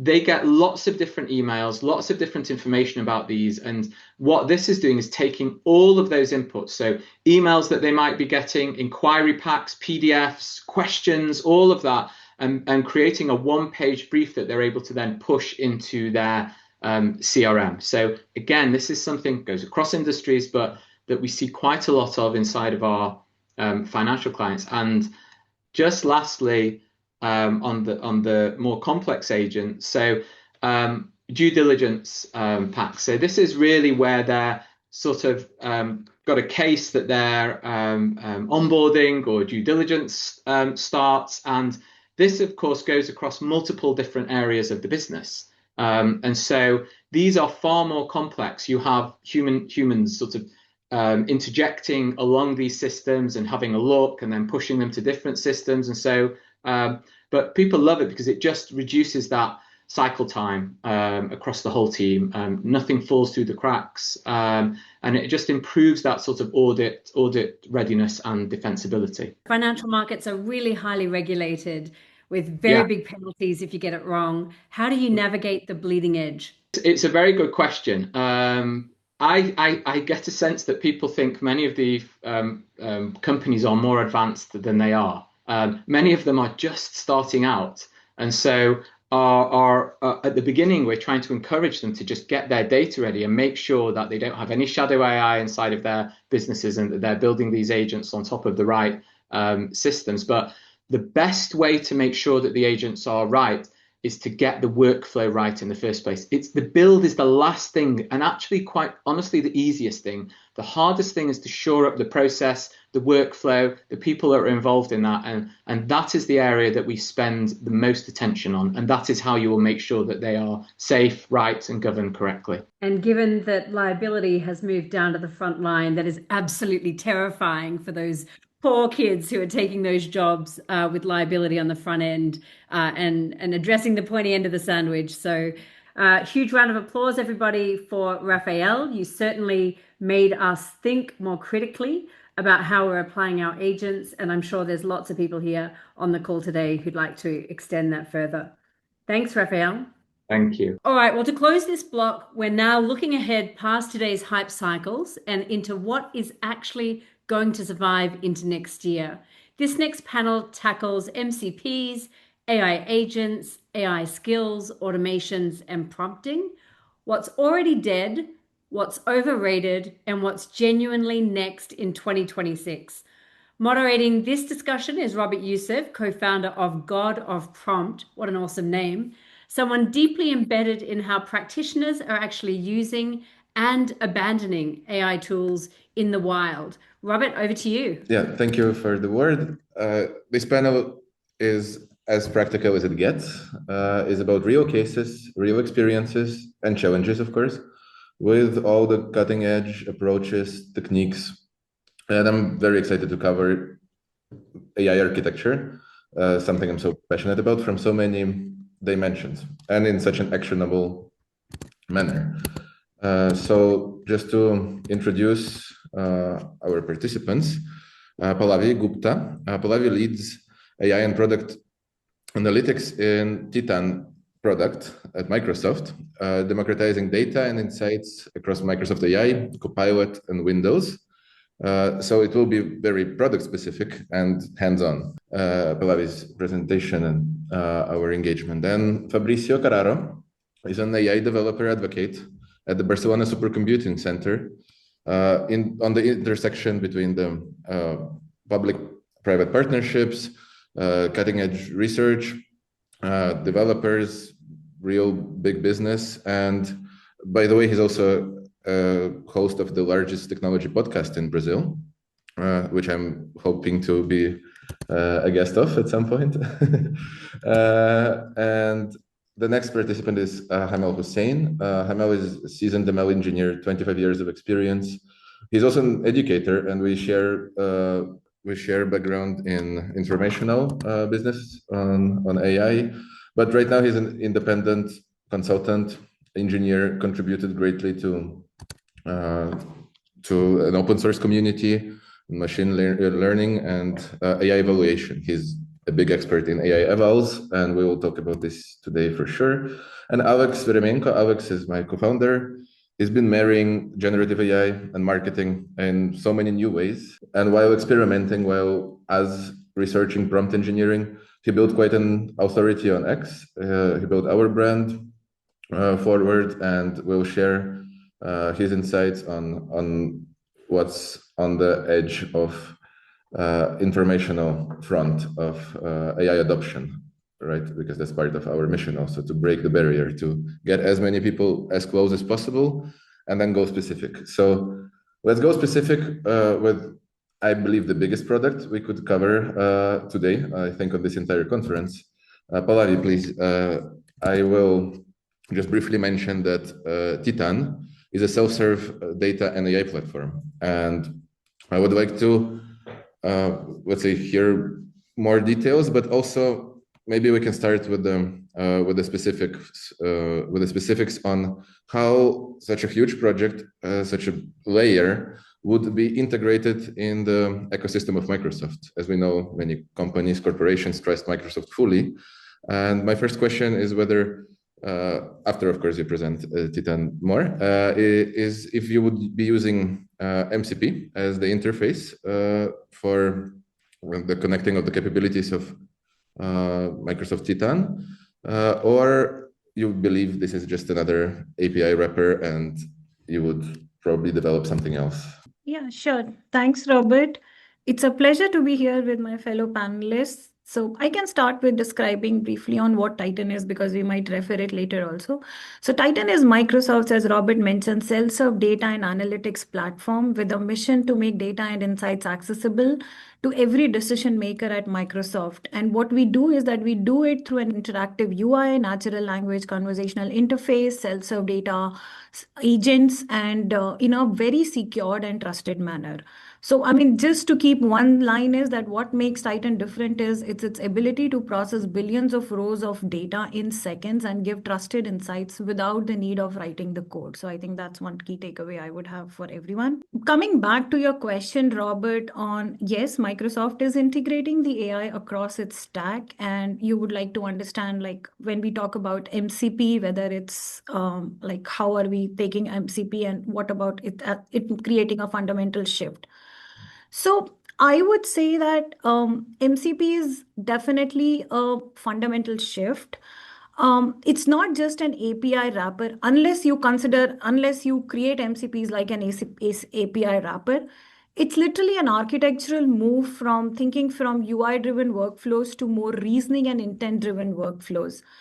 And I have to say that if you look at the history of computing, the biggest breakthroughs that have come from are not about a single better app, but from standardized protocols, right? TCP/IP, HTTPS, USB-C port. And I think MCP plays exactly a similar part for AI. So wrapping APIs isn't enough anymore, and that has been done by humans traditionally. And now if we have to build agents, which Microsoft is also focusing on, agents needs to understand context, understand why something is being asked, so that they can reason, explain, and generate insights. And like in my case, Titan, which is a data and analytics platform, can execute queries and give trusted information to the users. So this is where I would say MCP fits in. And for Microsoft at scale, it is very important because it's trying to really solve the M2M plugin problem. Like Microsoft can build MCP client, and then any developer can build their own MCP servers, which are compatible with different Microsoft products like Copilot, for example. And that's where they can use, that's where it helps Microsoft to do it at scale. Yeah, and the more companies like yours adopt it, the more chances it has to become that USB port, right? That It's basically a standard contract, I would say. It's a contract, yeah. Yes, but I believe it became standard rather random, and it could have been any other protocol just reposted by an influencer nowadays because of how fast everything I is. agree. And even if people, lot of times what is happening is people are just wrapping APIs as part of the MCP and calling them as MCP. That is not enough. Unless the MCP is doing the real work of reasoning, intent, understanding the context, and then giving results, that's when MCP is the real MCP, I would say. Yeah, but let's get back to Titan or Titan. At its core, it's an analytical software, right? And I wanted to ask: once you're giving AI such a powerful skill, does it really make a human analytical skill obsolete? I remember I was imagining users of Power BI, right? People connecting data sets, creating dynamic dashboards, and what you're building will pretty much make it redundant, right? You would be able, even without natural language layer, an agent would be able to do that for you, right? You won't even have to prompt that data report, correct? I would say, Robert, it's a journey. It has been a journey. Earlier, people used to write code. Now with Titan, even when agents are not there, people could use an interactive UI and do it. And now this is the next level where MCP and agents are not really going to make analysts obsolete, but they will probably make the mechanical skills of analyst obsolete. Like the analysts right now don't need to write SQL queries by hand. They don't need to really build static dashboards or hunt for where to find the data.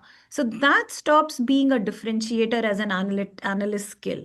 But what becomes more valuable now is that they are able to frame the right questions. They have time to interpret the results and make judgments and apply them for the business decisions, which is what they never had earlier. So I would say analysts, the role of analysts may shift from being just query writers or dashboards creator to decision partners. And at Titan, we have never, our key focus, even before AI or agents came into picture, is to eliminate that low leverage work so that expertise is applied directly and it can move the business. I would say syntax goes away, but judgment compounds. Yeah, that's a great way towards symbiosis. And you covered one thing that I think is an answer to that whole conference question: the skill of framing the question, the skill of challenging AI, right? Maybe called prompting, but sometimes it's not about engineering the prompt itself. It's about asking, giving the idea of that prompt, right? I will try to move on to Fabrizio, and I think we can get back because I still have questions regarding prompting, but let's just, so that we don't run out of time. I think we touched the topic of the symbiosis between human and AI. and how interfaces, protocols, agentic flows all work towards it, or sometimes maybe against it. Maybe there are companies that are trying to fully automate and replace human labor.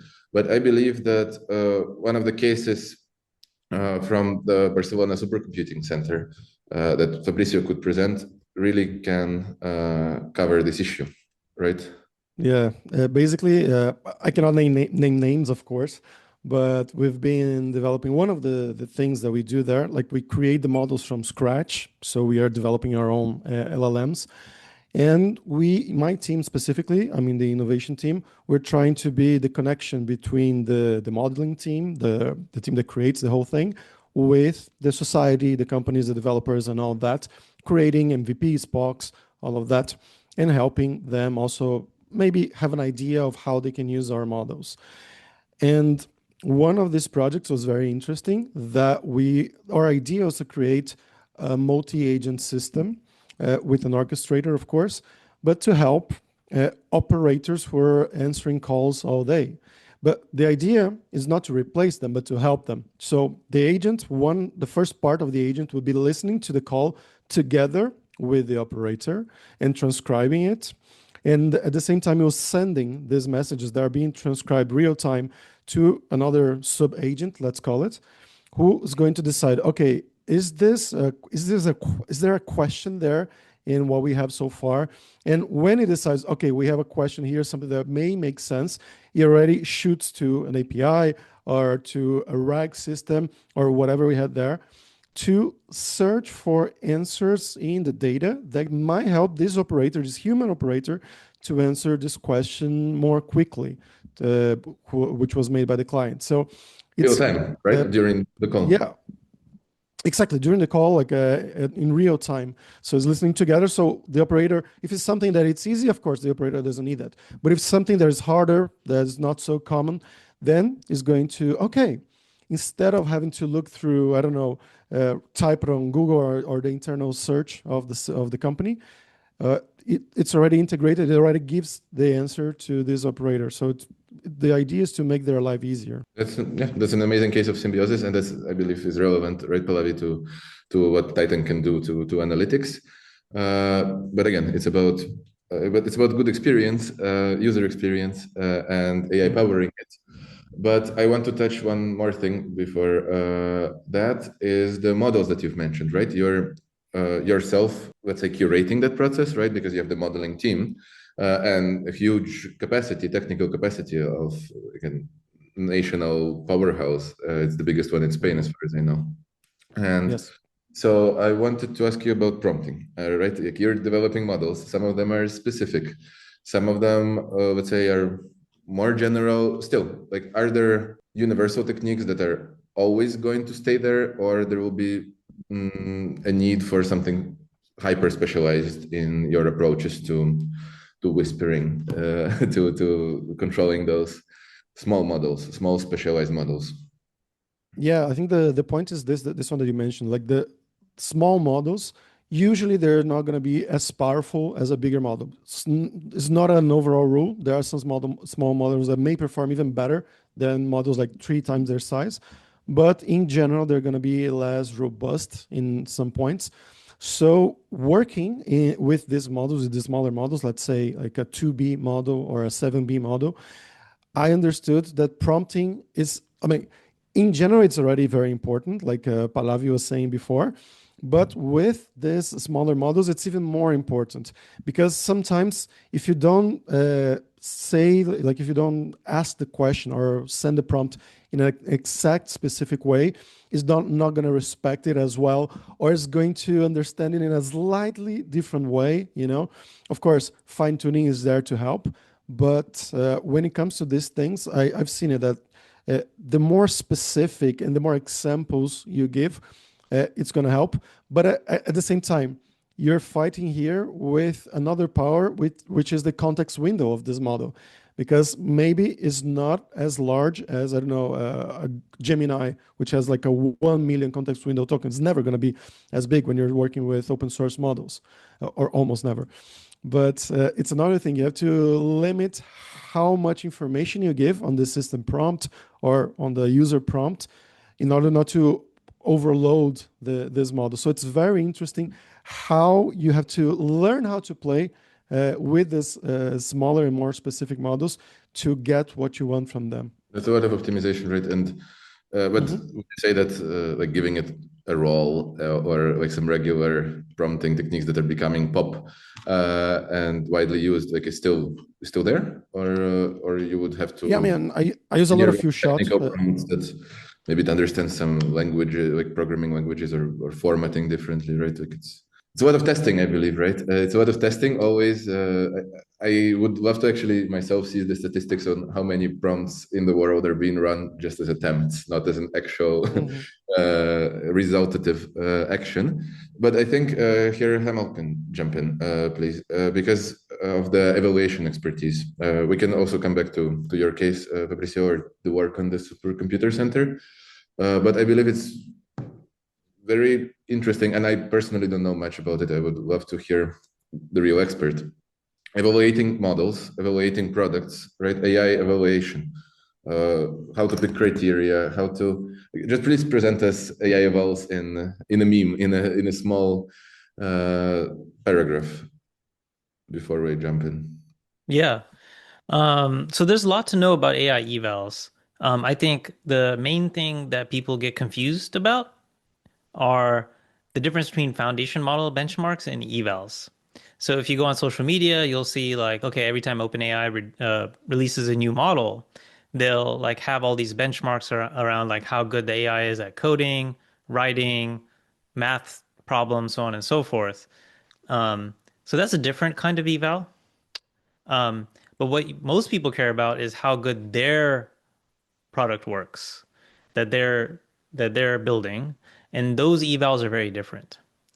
And a lot of where people get lost is if you go out into the market and you search for evals, you'll see a lot of eval vendors, and they'll give you something that looks kind of similar to that. They'll say, okay, like you plug in this tool, it'll do the evals for you. And they'll have a bunch of generic metrics like helpfulness score, conciseness score, toxicity score. And that's sounds very appealing. Like, oh, like I can just have something do my evals for you. The reality is like that doesn't help at all. That leads you astray and wastes a lot of your time. You'll get a beautiful dashboard with a bunch of metrics that look like they could be helpful, but they're usually not. So what you really want to do with evals is have product-specific metrics, and you want to measure real failures that you are having that are very specific, not vague things like helpfulness. No one knows what helpfulness means. Like if a helpfulness score is, you have a helpfulness score of 3.4 and it moves to 3.7, no one really knows what the hell that even means. And so the right way to do evals is to look at data. So what you want to do is you want to be logging your traces. So, you want to log your conversations that your users are having with the AI, including all of the tool calls, all of the like the thinking traces, everything the user doesn't see, plus everything the user does see. And you want to go through and annotate some of those traces by hand. It sounds like a counterintuitive principle, like how is that scalable? However, like you don't have to look at every trace. There's a strategies on which traces to look at, but the exercise of annotating traces is called error analysis. And it's probably the most powerful, highest leverage technique that you can do in AI engineering to quickly debug what is happening in your system, and you get a list of specific errors that then you can write evals for. But in my understanding, it's also closely tied to user experience evaluation, right? Like you would still have to have data from the user, right? Like whether like not just labeling the answers and things like that. I think it's very much tied to that. And we covered huge projects. I'm pretty sure you guys, Fabricio, Pallavi, like you do evals your own way. I almost see like there is the evaluation engineering or like this error analysis coming up, because again, it's about posing the correct question, right? Like it's not necessarily about your technique, right? But about the approach. Like, are you focusing on, like, what exactly do you want to evaluate, on what's redundant for your ultimate goal, for the mission of your product or your company? But you mentioned this error analysis as the, let's say, universal technique. Would you say that huge projects like we just covered versus small teams should all adopt it? Or like Alex and I, we don't have a team for evaluation. We're fully bootstrapped. Yeah. Like we don't have, like we Yeah, never yeah. done evaluation. We don't even have a machine learning background, but we're building AI products, so we don't care, right? And we care about our users a lot. We care about how they react on social media. We invite them to Discord. A small team like ours, what evaluation criteria, what approaches, what would you advise? Yeah. So you don't need a separate evaluation team. You shouldn't have a separate evaluation team. So a lot of people think, okay, evals, I'm going to just tell my developers to do the evals. That's the biggest mistake. Your developers usually don't have the context and the product knowledge and the user empathy to do an eval or even to do error analysis. So what you're doing in error analysis is you're putting your product hat on and you're deciding whether this interaction that the user is having with the AI, is it good? And it can be not good for a lot of different reasons. And you know, if you give that thing to an engineer, they might say, oh, like it did the right thing technically. But from a product perspective, it might not be what you want. For example, you know, if it's like a sales chatbot that's supposed to help you with top of funnel, just telling the user your product is not available may not be what you want. You might want to tell them about alternatives. So nothing went wrong, but this is not what you want, right? So that's what error analysis is about. And so you don't need to be a data scientist. You don't need to have like necessarily specialized expertise. It's something that's very easily trainable. The most important part is product sense and sort of user empathy. But you know, it's not super technical in the sense like it almost sounds like a soft skill, to be honest. It almost sounds, and I think AI itself can democratize it a lot, so that bootstrapped solopreneurs can learn to do that, right? And to use AI to help them evaluate AI, right? But no, I think that's a great advice to all of us, and I think for big teams as well. And I know that a lot of solopreneurs are listening to us, and they'll all be prompting. So I want to ask Alex, what is there to stay for sure in those prompting techniques? What also becomes irrelevant? Like I think it's quite a question. Like we can all answer it together, but Alex knows what's up there in the public. Yeah, thank you, Robert, for asking me this question. And actually, I'll share my screen because I wipe coded a small presentation because Robert sent me the questions he's going to ask me like 1 hour before this presentation. And I wanted just to showcase how easy it is nowadays. I mean, what's happening with AI is quite crazy. And it's like everyone is building silently. Last year, wipe coding was a big kind of, I would say, buzzword, but nowadays everyone is just silently building, and nobody's like, wipe coding is now a dictionary word. So I just wanted to talk about basically, context engineering as the next main thing. So we touched upon that. So what's that in prompting? I've noticed that chain of thought prompting, there were studies by Wharton. So it showed that there's actually only 3% improvement when you're using chain of thought prompting. Think step by step, for example. So this is no longer effective when you have smarter models, like when you have bigger models like Gemini 3.0 Pro or, for example, Claude Opus. You don't need to sort of tell it to do that because it already does it internally. So that and role-based prompting, for example, are two things that actually maybe hurt the performance. Role-based prompting is also dead because especially for execution of different tasks that require like zero hallucination. There's never zero hallucination percentage, but you can actually reduce it by not including any role in your prompts. Like, for example, act as an expert, which was a big thing last year. Right now it's for actual tasks, like you wouldn't use that. For example, what it's great for still to this day is for tone of voice for writing tasks. So if you want to write in a specific like tone of voice as a specific character or an author, like I would recommend you use still the role-based prompting, and you make these roles super sort of subtle and very detailed. So not just like expert writer, but you actually describe maybe the context, maybe the arc of their life, and what they're thinking about, what their philosophy is, and so on. And it can actually like create some powerful content. So because I'm using AI every day for posting content. We're big on X. We had 30 million impressions last month on X. So like I'm integrating our team into all these AI workflows, and right now moving a lot to Claude actually. Claude is now basically like becoming much more agentic with skills, and that leads to this context engineering phase where you have to set basically boundaries more rather than focusing on like what it should do.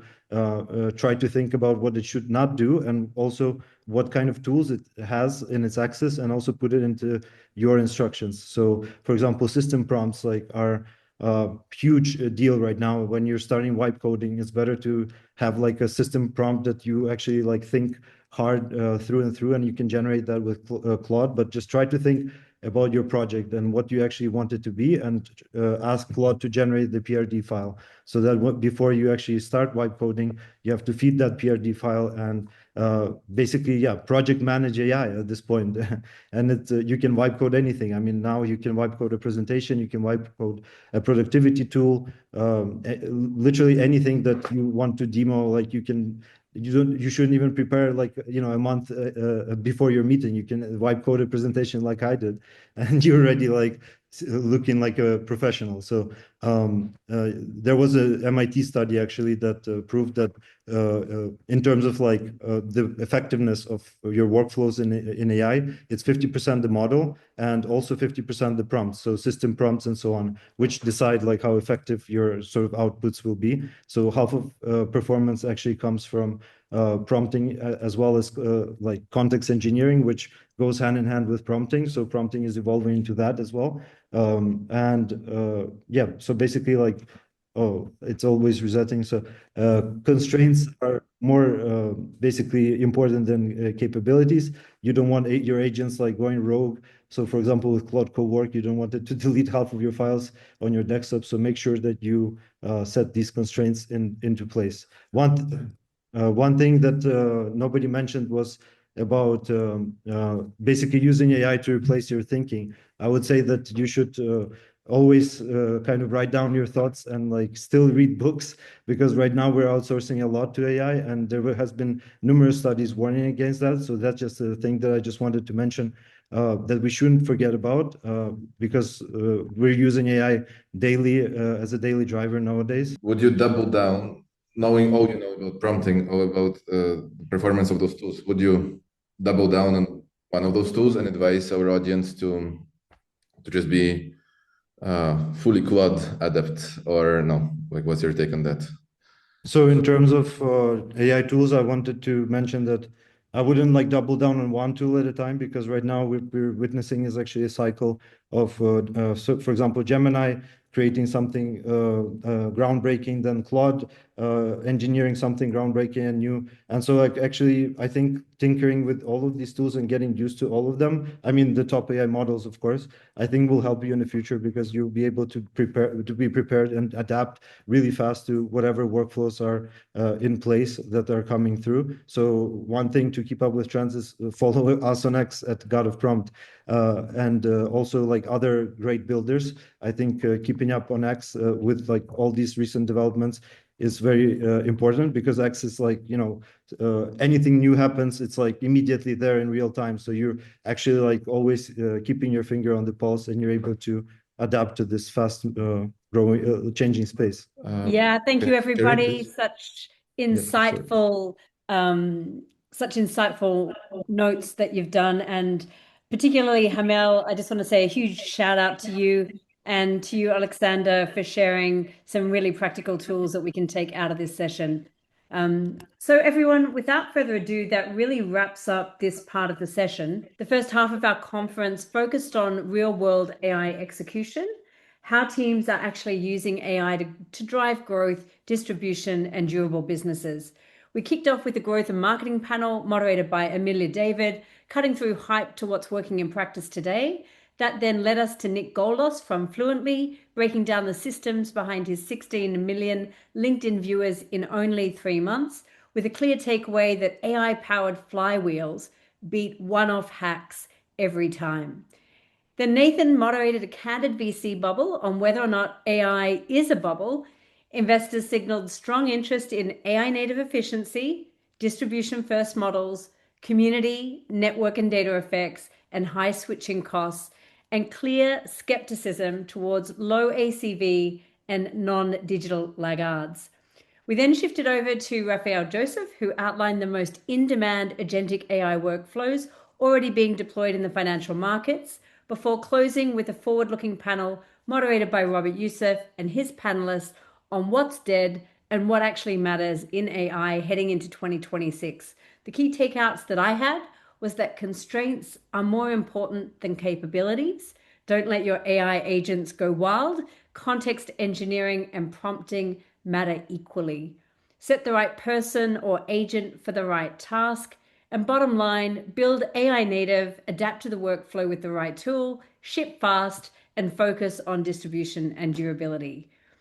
That's all for today. I'm going to hand over now to you, Max, to lead us on the second track. Thank you. Thank you for that. And I want to thank Hamel and Fabricio. Yeah, so much. Thanks so much, Leesa, for moderating. And we inviting Pawel, so our another co-host, to introduce the next speaker. Super. Hi again.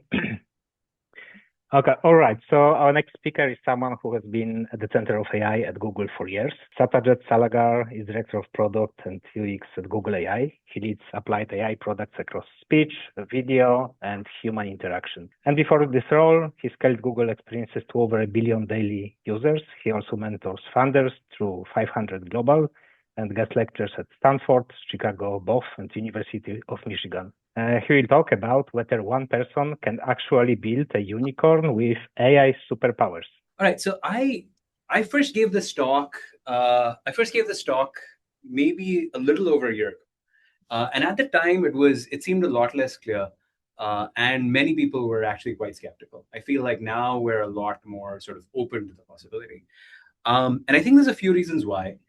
And I think my goal here is not, and I hope this inspires some of you to go out and try and do this, but the goal really is to help you think about how to think about our jobs differently, how to think about work differently. And I think this is something I started believing about 1.5 years ago and started crystallizing a bunch of thoughts, and we'll go from there. All right, and I'll sort of mention AI is probably the thing that has pushed us over the edge. But the way we were working and the way companies were structured were already starting to empower people to go a lot further faster, right? So for example, today, if I want to set up a store, I just log on to Shopify and I'm kind of done, accept payments, or even drop ship something from a company very far away. We've componentized a lot of the way companies work. And so to some extent, AI just supercharges this and gives us a lot of agency. All right. So like I said, this is not a new trend. I think Instagram may have been the first sort of visible sort of company that, sort of was clearly worth with tens of employees, well over $1 billion. There are a bunch that sort of went through after that. So if you think about WhatsApp, it was about 50 people when it got acquired.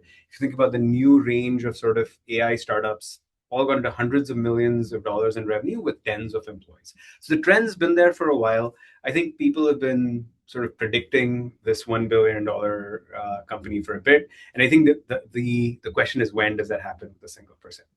But before I get there, let me sort of maybe get a pulse check from people of there's an old way, actually. Before I go there, there's an old way of thinking about startups. My first couple of jobs were at startups run by sort of experienced CEOs who'd done it a bunch. And they had a formula in their head, right? There was hey, we're going to be efficient. We have a rough target of revenue per employee.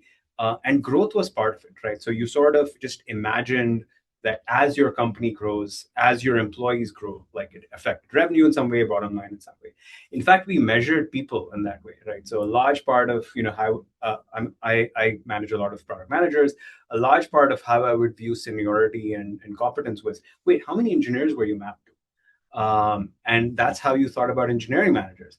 But I think that word and sort of just listening to your panels this morning, I think everyone over here is already in this new world, where we understand that number of people does not necessarily imply competence or capability. There's other tools that we have now, right? Like I think the judgment you have, and compute, there is a cost, right? So you still have to pay for it, but over time, like that's going to sort of go down. So we're in this world of infinite leverage. And so your judgment and your agency start to be the bottleneck of this thing. Does that resonate with people? Or do people feel like that's where their heads are right now? Or do people still feel constrained by people and stuff? Yeah, so people are getting there. Let's say you want to start a company tomorrow, right? Like what is, or sort of like you just have this idea that you want to strike out on your own. What is the first thing someone does? So like I don't know if people can chat, but I guess most people just have reactions. So what do you think about? Like, are you thinking about your idea first? Are you doing competitive analysis first? What are you doing? Is that how do people think about that? All right. So what I've seen most people do is like, the first thing you need to do when you start a company is you need an idea, right? Like, what would I build? What would I sell? Who am I competing against? How do I think about it? In this new world, right? Like I have fundamentally changed how I come up with ideas, how I brainstorm things. Most look at a shiny object first. That's what someone pinged me. That works too, right? Like, what does competitive analysis look like? I think in this new world, right, like which is you focus on, like, you have all of the world's intelligence at your fingertips, right? Like you don't need to go hire a strategy consulting firm. You don't need to spend weeks analyzing the market. For me, someone like me who used to sit and like my idea of brainstorming was taking notes, thinking with a blank sheet of paper. I now sort of fire up 4 different LLMs, start having conversations with them, and start crystallizing my thoughts and get much further, much faster. And I think irrespective of the tools you use, whether you use Google, whether you use sort of Perplexity, whether you use OpenAI, you have infinite intelligence at your fingertips to refine your thinking, to come up with ideas, to brainstorm. So your ideas now have become a lot easier to get to. Super intelligence versus like your own sort of thinking. And even the notion of like market surveys at this point, like you can sort of, let's say you have a set of people, LLMs are shockingly good at simulating their behavior and their answers. You can just ask them. You can also use LLMs to go sort of scan a bunch of people and say like, hey, go call these people, ask them what they think, and summarize the ideas back to me. This generation is now at your fingertips.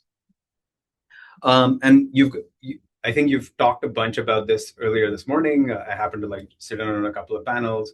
I think we're at the point where we're able to build things incredibly quickly, right? Like I think a large part of today was on software engineering.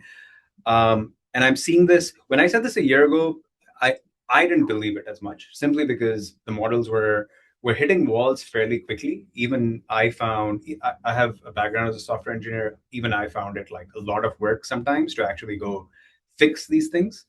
And I think every single month it's gotten easier and easier, to the point now where I have built a bunch of apps that I feel reasonably confident sharing with a bunch of people and saying, hey, go nuts.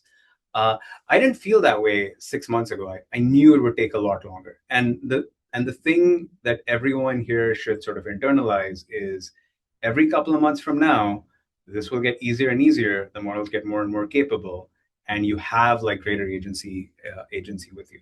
So let's say you've had this idea, you're able to build things.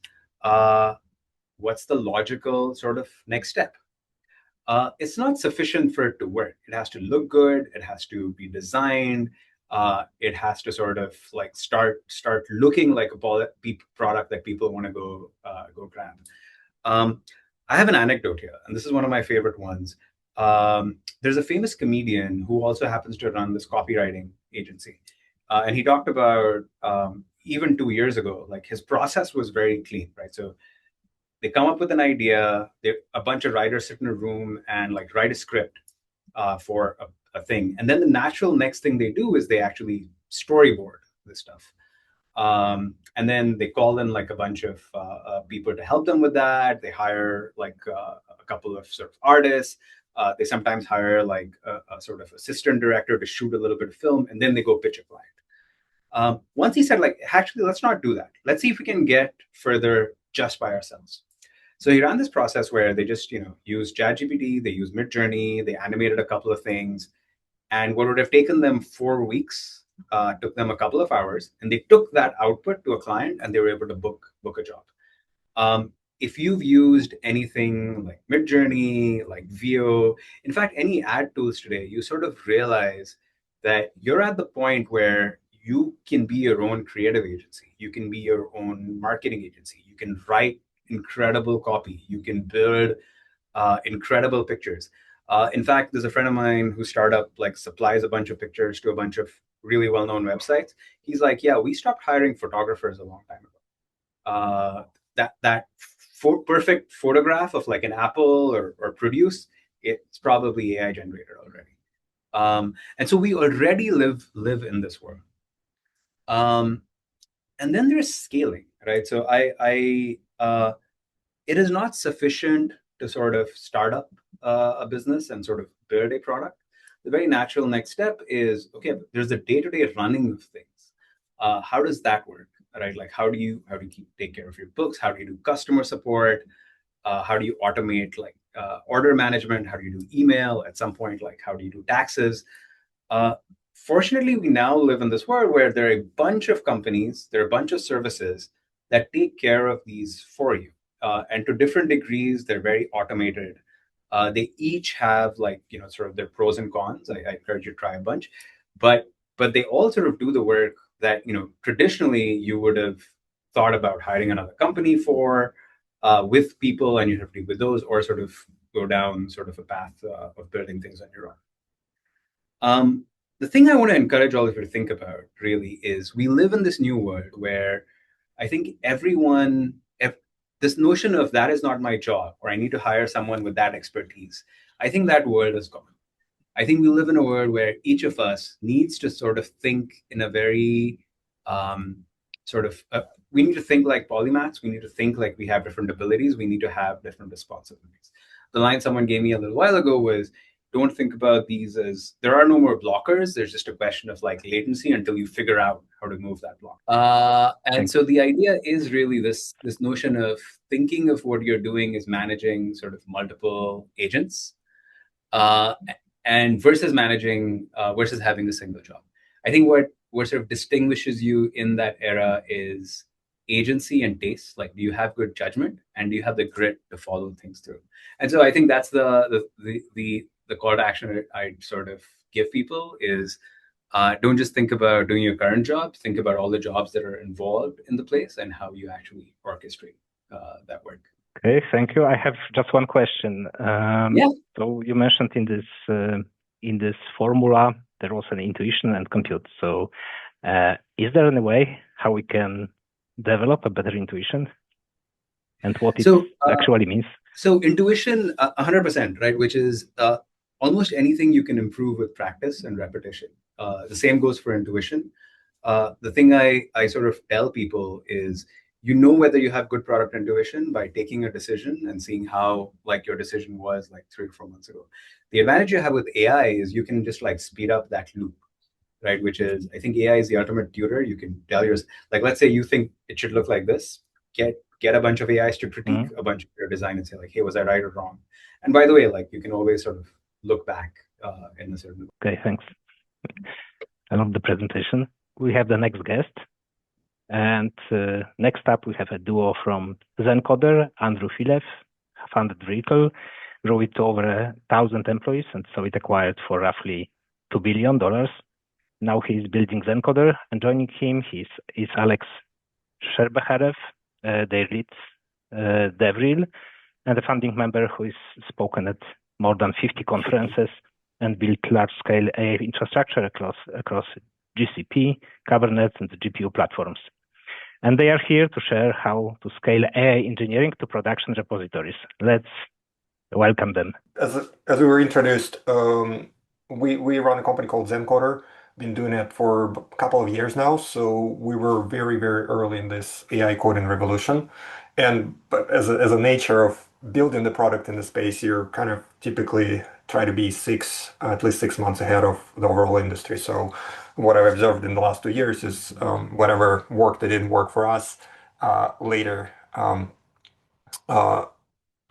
turned out to be the case for a lot of people in the industry as well. So I'll share some of our most recent learnings and kind of walk through the transformation that we as a team experienced in the last 6 months. So when we started this year, and by the way, a little bit of a background, our team is about 50 engineers, and they're all senior to staff to principal level, right? So we don't have juniors, that pre-AI, just in general as a company philosophy and practice, because we were working on very kind of deep tech and hard problems. So as we started the year, we were using coding agents quite a lot, but it was still engineer first process, right? It's what a lot of people still do today. Engineers didn't trust AI fully. They did use it occasionally as a souped up version of Google and the souped up version of code completion, but not their true kind of AI first engineering process. And then when we finish the year, our whole team is AI first, and in that process, we achieved about 2x in performance, and I'll show some detailed stats to back this up. And in order to do that, we have to resolve a bunch of problems. So the problems that we faced in the first half of the year is the same ones that many of you, when we used coding agents, we were not happy with the quality of that code. So most of you have heard the term AI slop.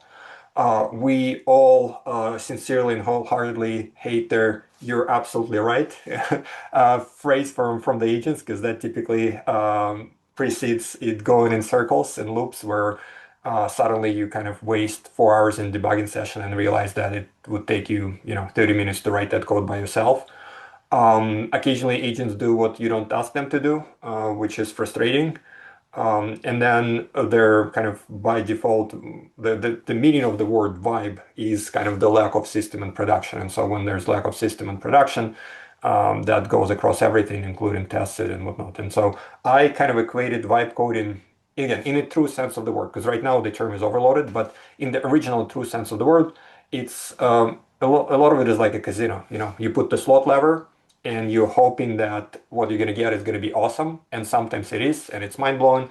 And sometimes it's a piece of crap, and you then kind of you pull the lever again, like a monkey. So that's their kind of, again, the old school vibe coding. So now kind of a little bit of a preview of where we are today, and then kind of what took us there.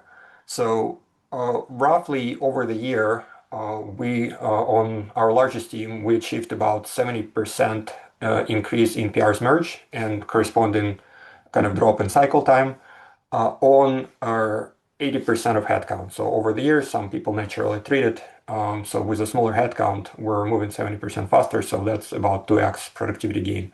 On the business side, I actually feel even higher productivity improvement, because as we went through this transformation, we put a lot of effort into what I would call AI QA. So the quality of product improved dramatically, and that improved user experience, and user experience improves business metrics. So for me, the kind of value that I get from engineering per kind of unit of cost more than doubled through the year. And then a couple of charts on individual engineers, and you see their vacations and kickoffs and whatever, but you can see that the trend kind of is roughly doubling through the year. So what took us through that, and you heard about some of the best practices in the first half of this AI skill conference. So starting from some basic stuff, right? If you don't have proper MD files in your repos, don't tell me you're doing AI engineering. You are vibe coding. So that just fundamentals and 101. We could spend a lot of time talking about spec-driven development, what it does mean, what it does not mean, how to not over-engineer it, what's the kind of Goldilocks workflow there. There's some art and some science in there, but it is a cornerstone of AI first engineering. And then for us, as I mentioned, a big improvement was in what traditionally in DevOps is called shift left. So we shifted a lot of QA from testers doing it after engineers to engineers doing it with AI in the process of coding to AI doing it as it's trying to develop the code. So kind of extreme shift left on QA. improve the quality of the code that agents generate and kind of makes their review much easier. And then the bigger topic of AI verification and instrumenting your repos and your AI's defined AI skills and whatnot to let the agents verify their own work.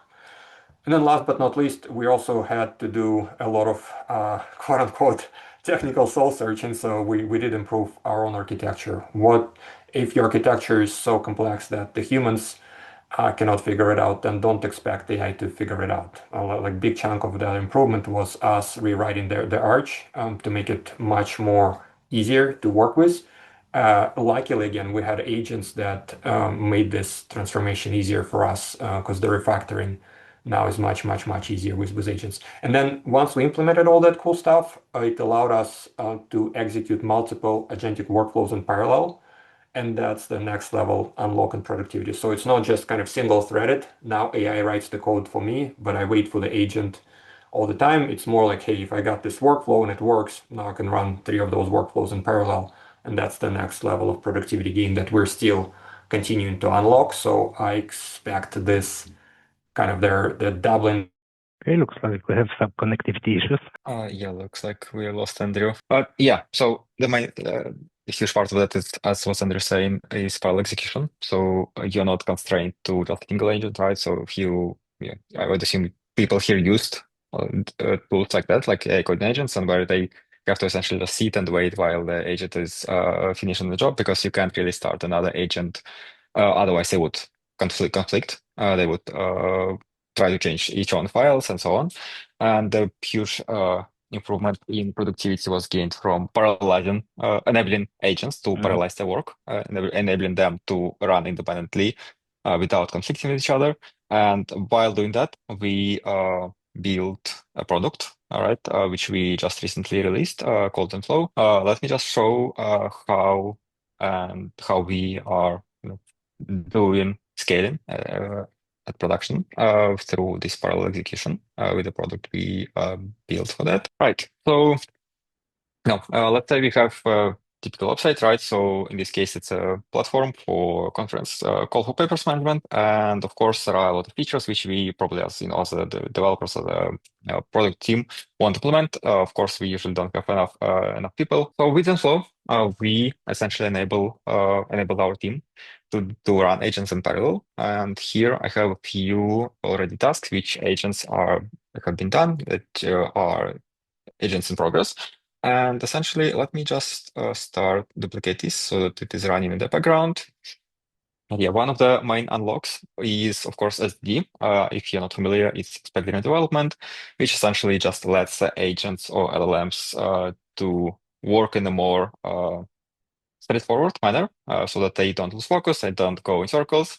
And one of the nice things that we built into our product is that we are not, our workflows, like for SDD workflows, they're not strict, they're not fixed. So the agent can essentially decide on their own when they need to change the plan, they need to change the direction, and basically they can rewrite their own plan of execution. And of course, for each task, we also create an independent copy or isolated environment of the code base, so the agents not conflicts, which enables essentially us to run a lot of agents in parallel on different tasks. So we can, as Andrew showed, we can increase the throughput by essentially just letting agents work on the same repository on different tasks in parallel. And yeah, with SDD, usually you start with a sort of typical plan of gathering requirements, writing tech specification, and then the planning. Now, here already I have the same task being implemented, and actually have that branch running on the background over here. So I can see, compare the results. I can see basically the outcome of the agent's work, and it doesn't conflict with other repositories. So this one, for example, is running from main. I can verify myself the work of the agent, or I can, of course, also ask the agent to verify the work themselves. I can ask another agent to verify the work, which is another important part of scaling the workflows, right? It is allowing the agents to first of all verify their own work through various means. It could be unit tests, it could be end-to-end tests, it could be some sort of static code analysis tools. So essentially, whatever agent can use to verify its own work, to verify that it complies with your standards, with your guidelines, and so on.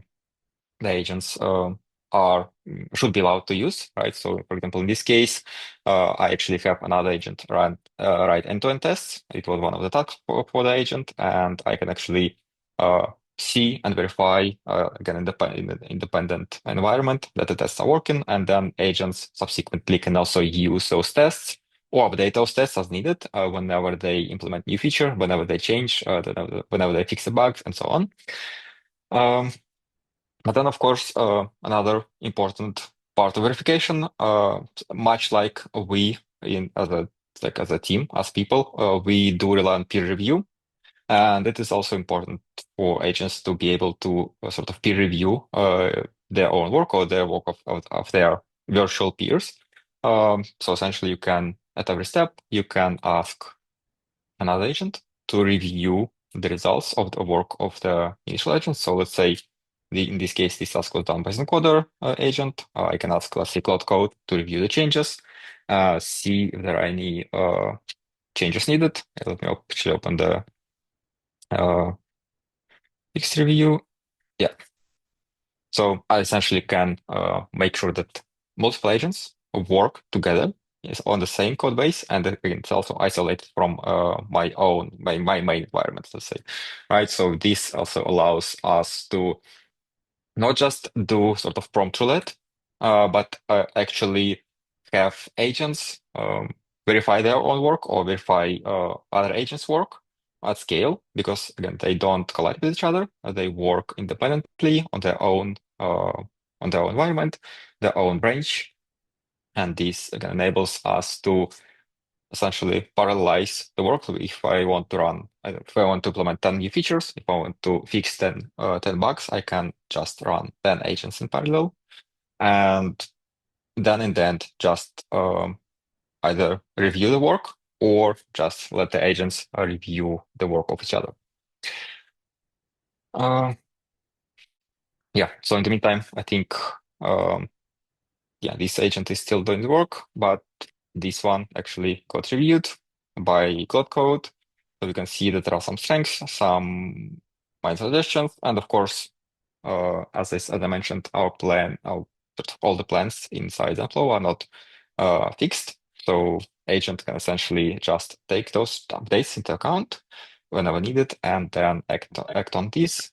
Or you can also update your own Good plans. stuff. I know we're getting close on time. So just to wrap this up, we could demo for much longer, obviously, but the key idea here is that if you're scaling your business from 1 employee to 50 or 100 or 1,000, you're thinking about workflows and processes, right? That's what helps you build repeatable outcomes. Similarly, if you're scaling from occasional use of AI to actual AI production system, naturally you have to be thinking about the workflows that help you drive repeatable results. And I find this parallels very, very helpful, because in real software engineering, it's not like humans don't make mistakes, right? they do all the time. That's why you have QA, that's why you have automated test suites and whatnot. The AI is just that you can shift left a lot of those things and execute a lot of them in parallel and multiply easily. So that's the power of AI. And you should be able to unlock it if you're thinking in more systems way, with stuff like spec-driven development and workflows and verification and whatnot. Yeah, that is incredible. Do you feel like there are still some bottlenecks with humans writing specification, or what are the limits? Can human gradually operate on a higher level, like strategy?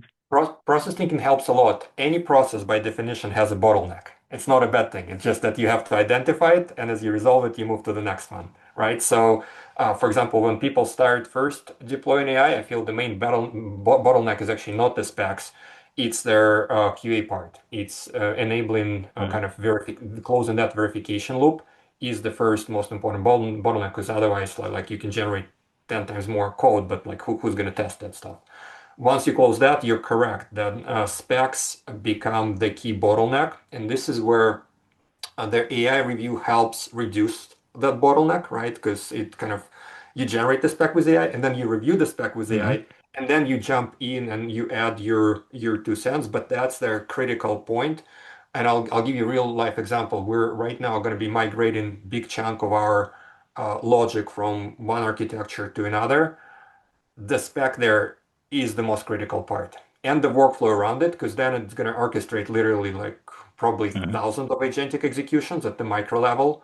So if we get that right, then the whole machine will work. And so we will iterate a lot on it. And when I first switched to AI first engineering, it's actually mentally much harder work because you have to almost like play chess with those specs.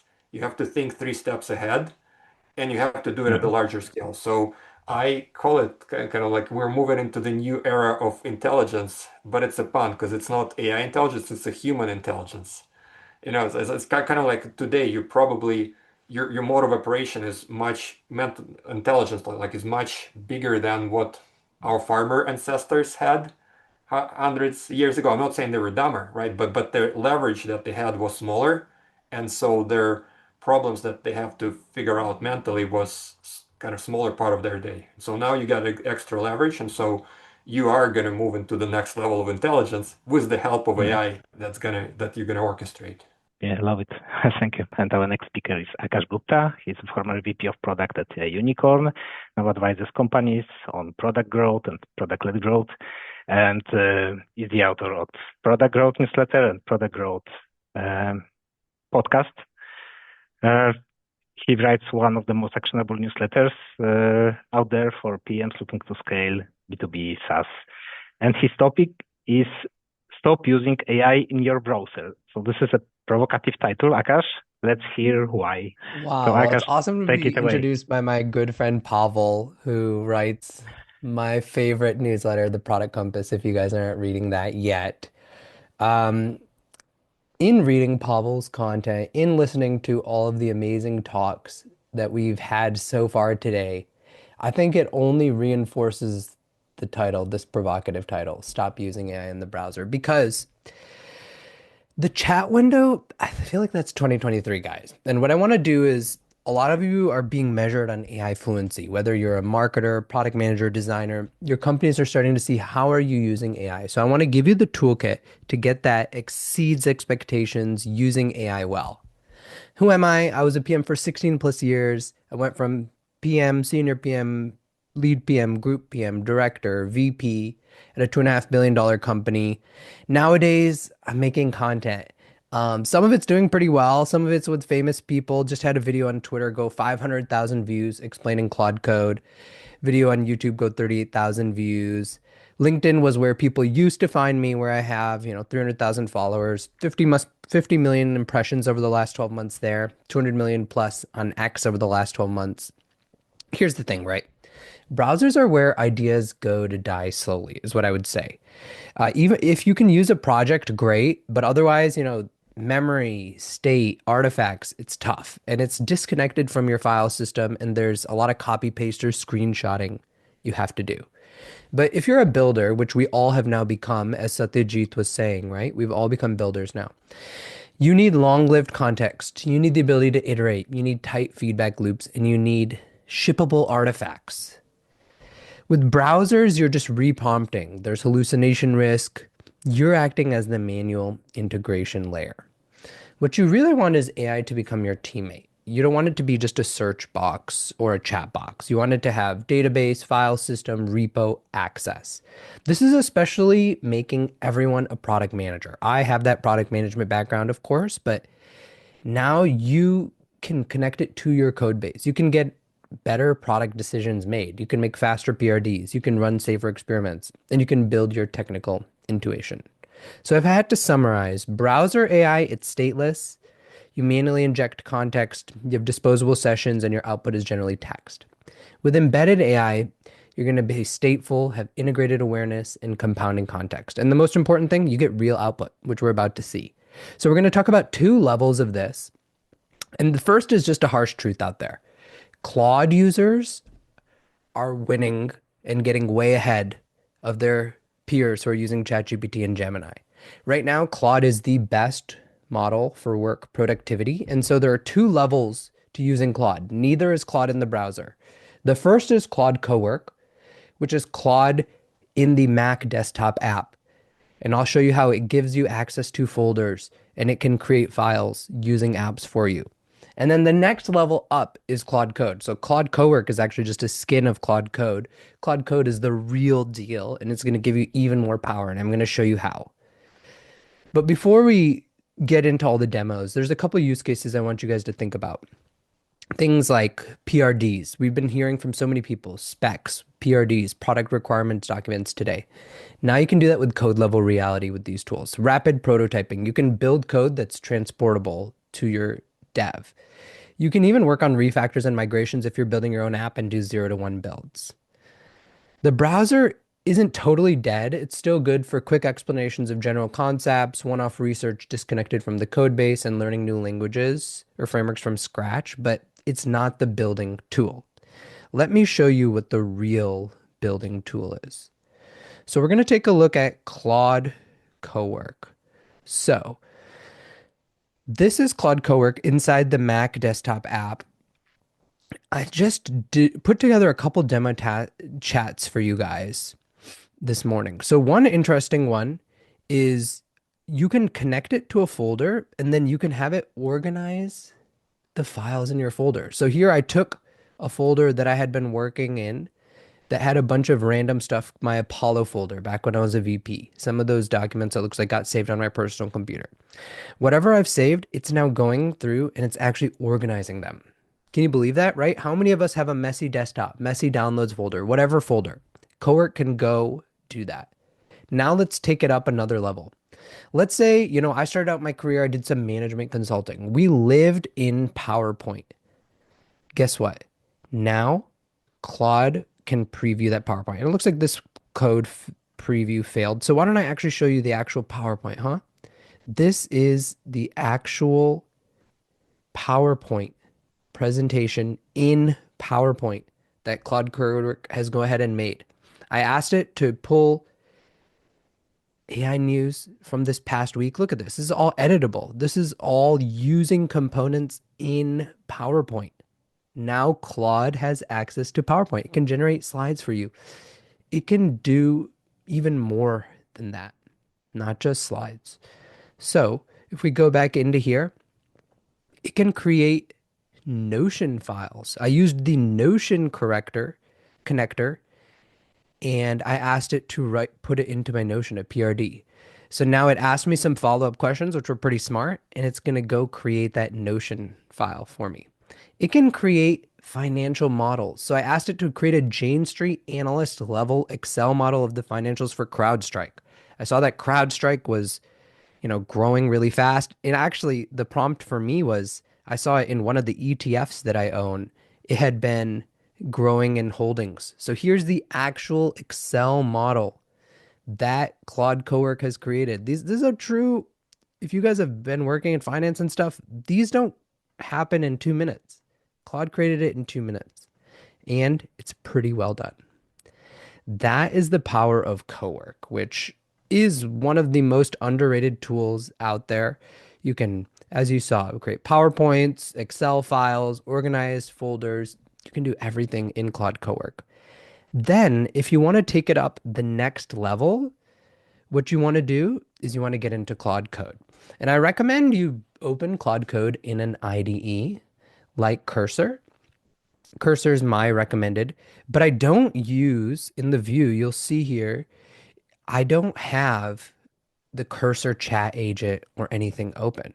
Instead, what I have is the file folders, and I have terminal.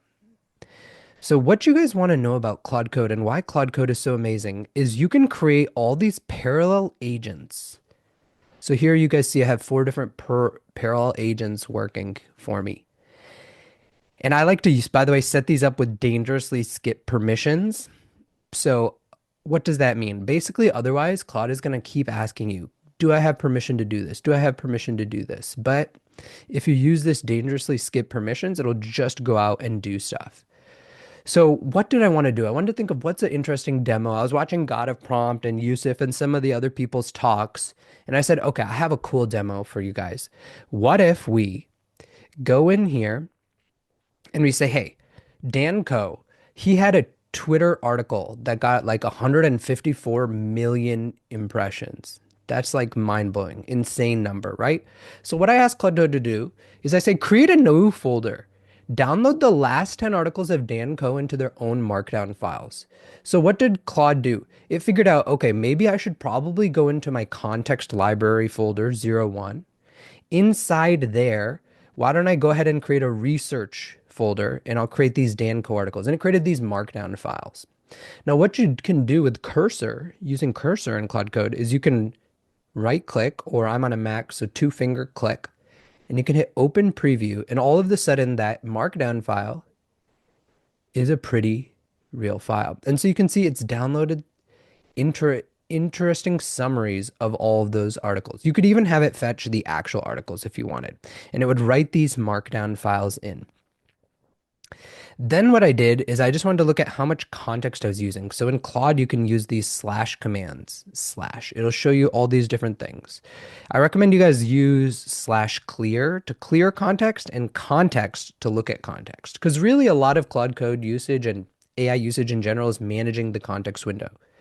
You don't want, when it compacts, although Claude Code is way better at compacting than Claude in the browser or ChatGPT, it's not going to be as good. So you're going to always be hitting this slash context command to see, okay, where is all that context going? It's already 20K tokens from the messages. So I'm going to make use of those very smartly. If you do need to compact though, you can hit it with the compact command and it will use the compaction.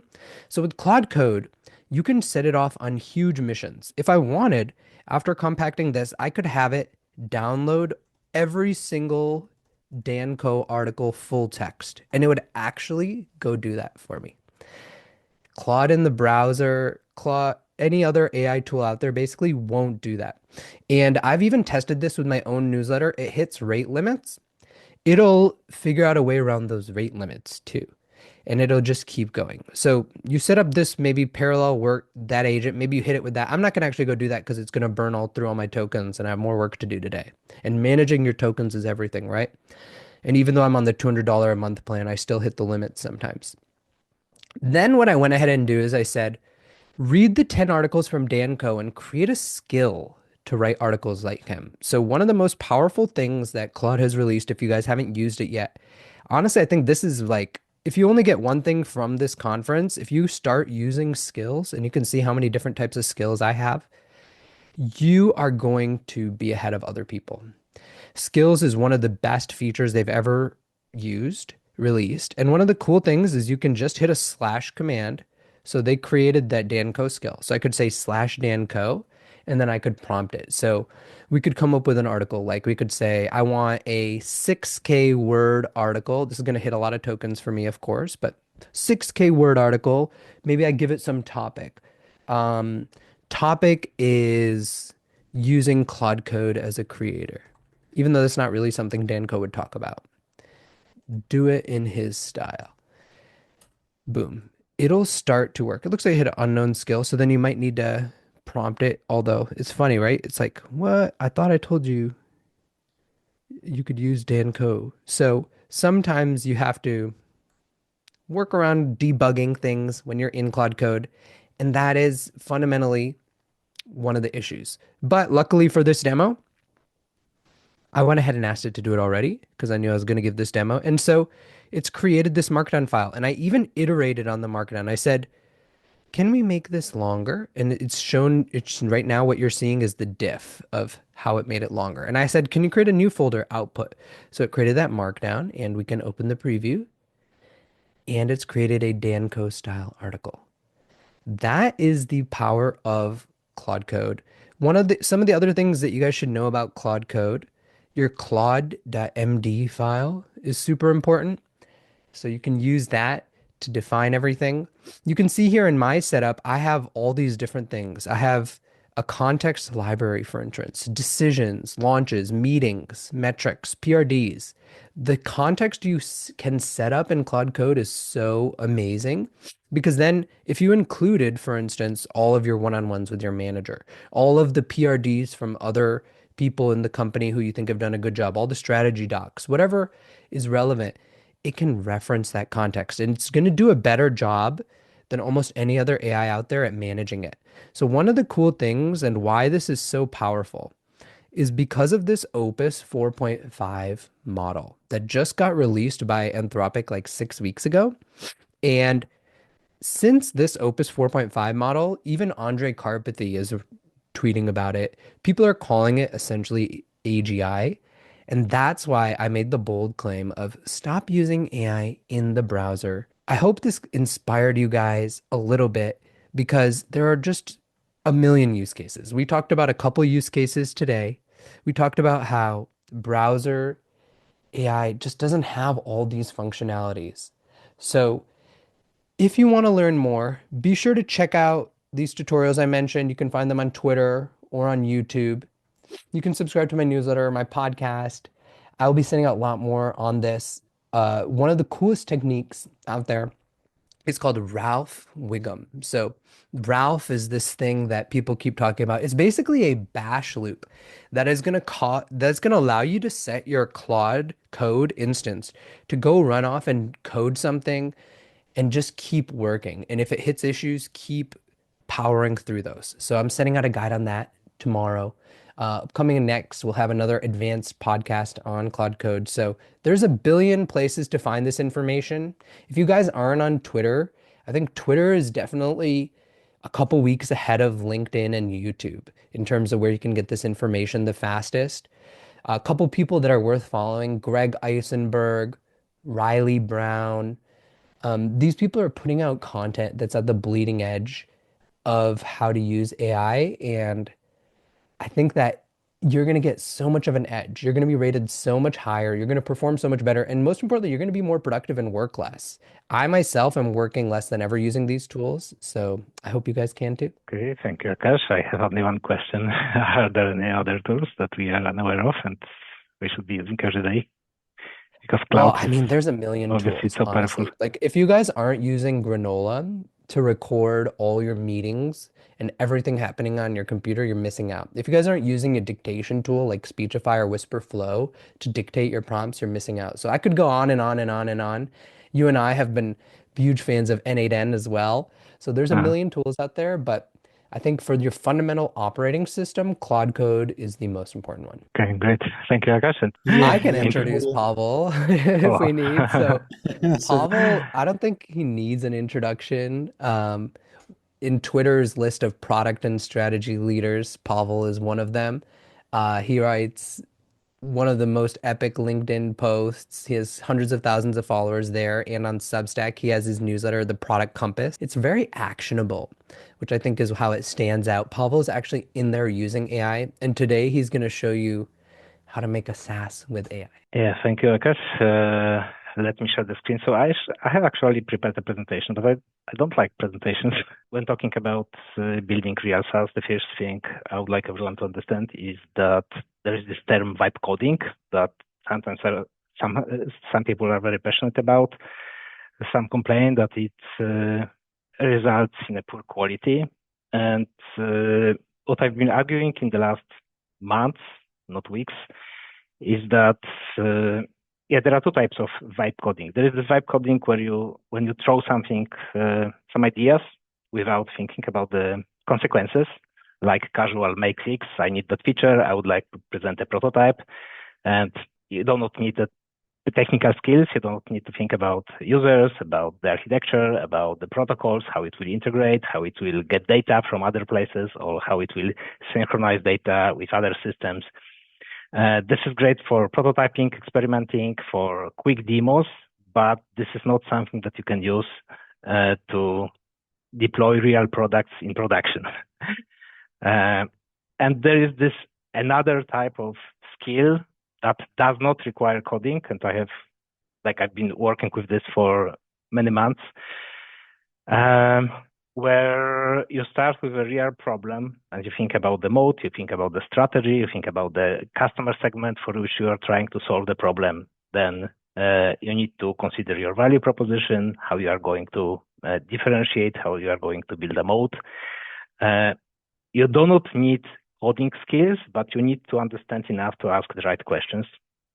So, for example, what is an API? If you work with Lovable, what is a SAPA base? How permissions work?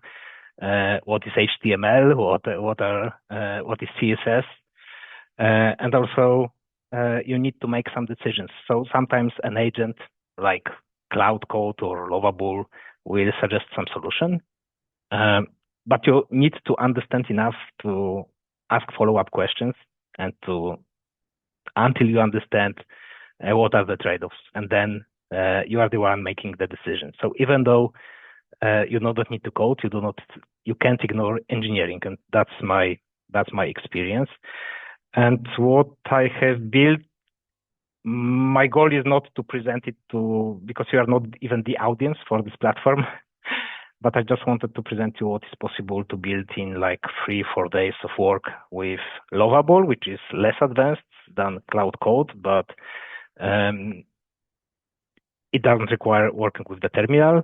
It is easier to use. It is easier to deploy because it already has its own built-in database. So you don't need to worry about setting up some infrastructure just to host your app, or how do I publish it so that users can access it. It has everything. It has authentication, the permissions, roles in the SAPA base.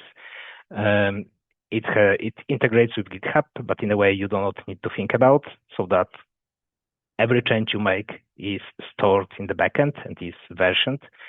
And also, the recent change is that Lovable by default separates the environment. So this is extremely important, because if you have a prototype and you make a change in prototype and prototype stops working, it's not a problem. But if you have real users and real users in production, you cannot just experiment on something that thousands of users are working with. You cannot remove their data. So what Lovable does is that by default, even if you do not know what branching it is, it will generate the copy of the database, it will generate a copy of the app, and it will sync the changes when you ask it to do it. So, for example, add the new fields, add the new features, and move these changes from between the environments after you test them in a safe environment, like a test environment. Okay, so what I built, just quickly, this is something that I built for my community.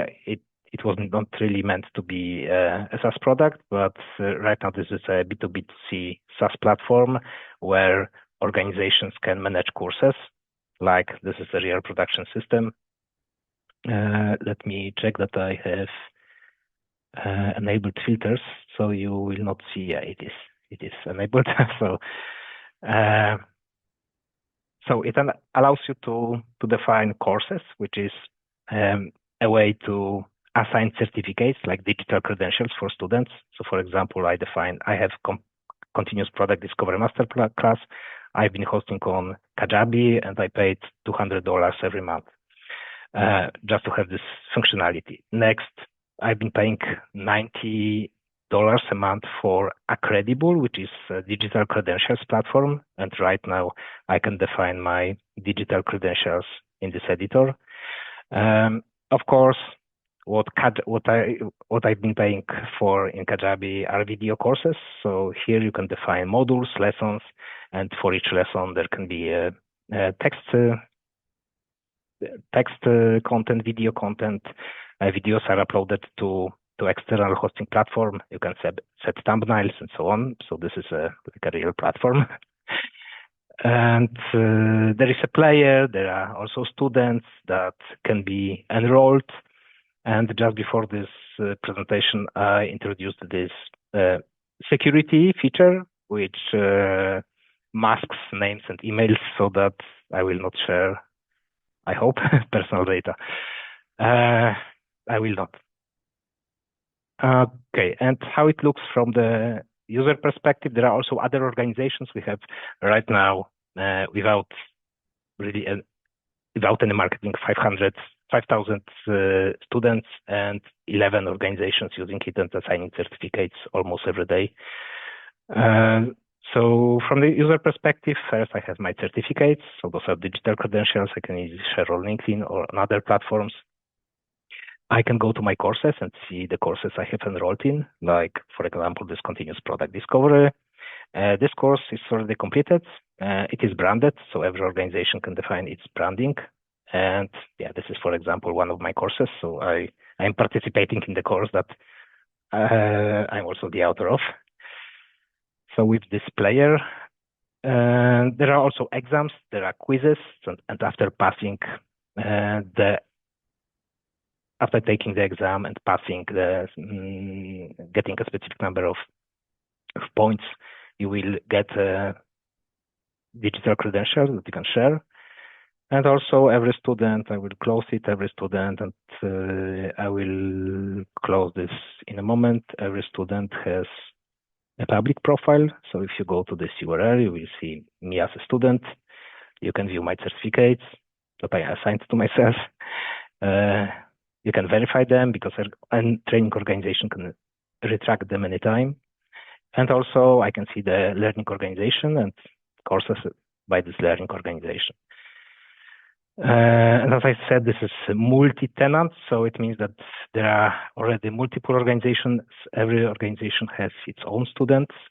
I posted it on Reddit some time ago and asked people to hack this up. And one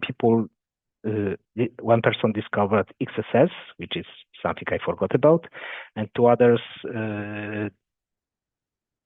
discovered issues that were impossible to apply in practice, and that was it. And how you can build it without coding.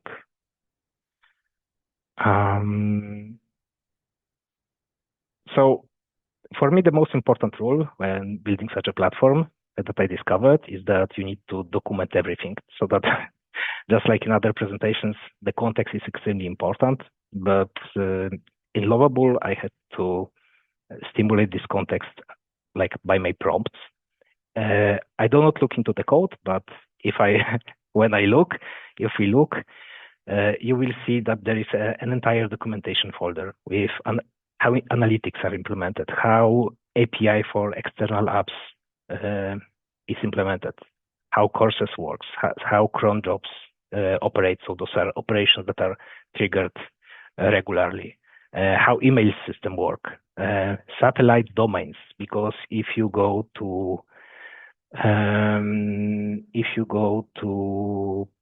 my newsletter, to the premium section, this is a completely different app, a different domain, but the sign-in system uses Clerk, which is also shared by this app. So here I have my courses preview, and this is pulled from this other system. So people can also enroll in those courses directly from my newsletter. And of course, there is also an API, but there is an API people can use to enroll students from external apps or from Zapier or from other places. An important thing is for me, this discovery was to regularly ask Lovable to document everything. So for example, those are of course important when you work with the code, so that you can, for example, refer to design system by using a tag design MD, and then the agent will know that it should look at this file. It's like a skill. But what was extremely important is documenting security and documenting permissions. So what are the roles in the system? And this is also something I didn't read.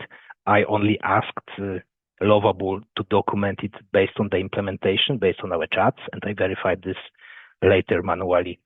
So this is what it's described, how it works. It looks better in GitHub, so you can view it as a nice table. And what are the endpoints? What are the roles, and what each of those roles can see? An advantage of having this documented is that you can then trigger agents to verify. Once you confirm this is correct, you can then call agents to verify what is the if there are any differences between implementation and documentation. And there are multiple techniques. I will share the link to 17 penetration and performance testing prompts for vibe coders. So once you have this documentation, I learned to trust those prompts, for example, to reverse engineer permissions or to verify whether the permissions are correct, or to go through common security risks and best practices, like this is OWASP top 10 risks.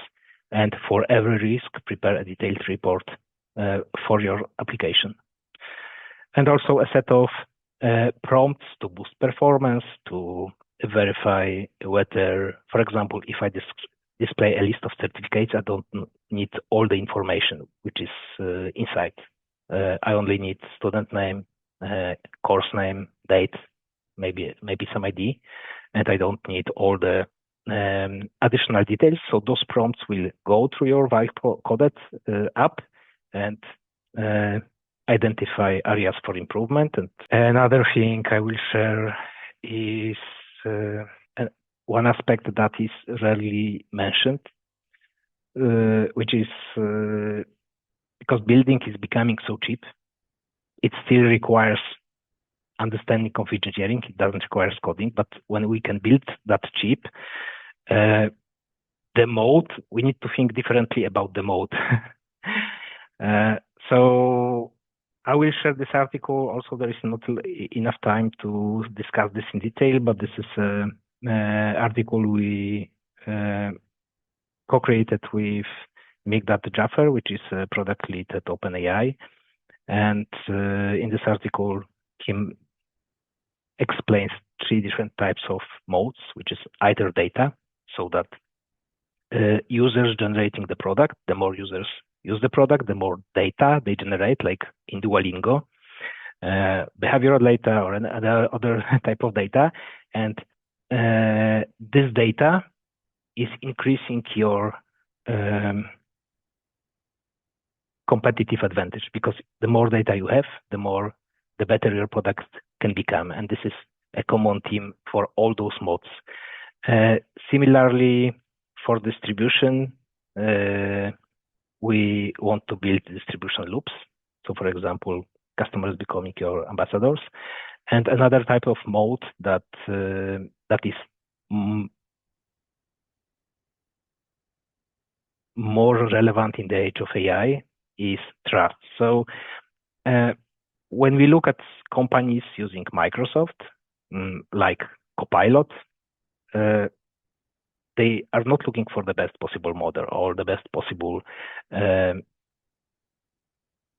even before AI, communication tool like Slack or Discord.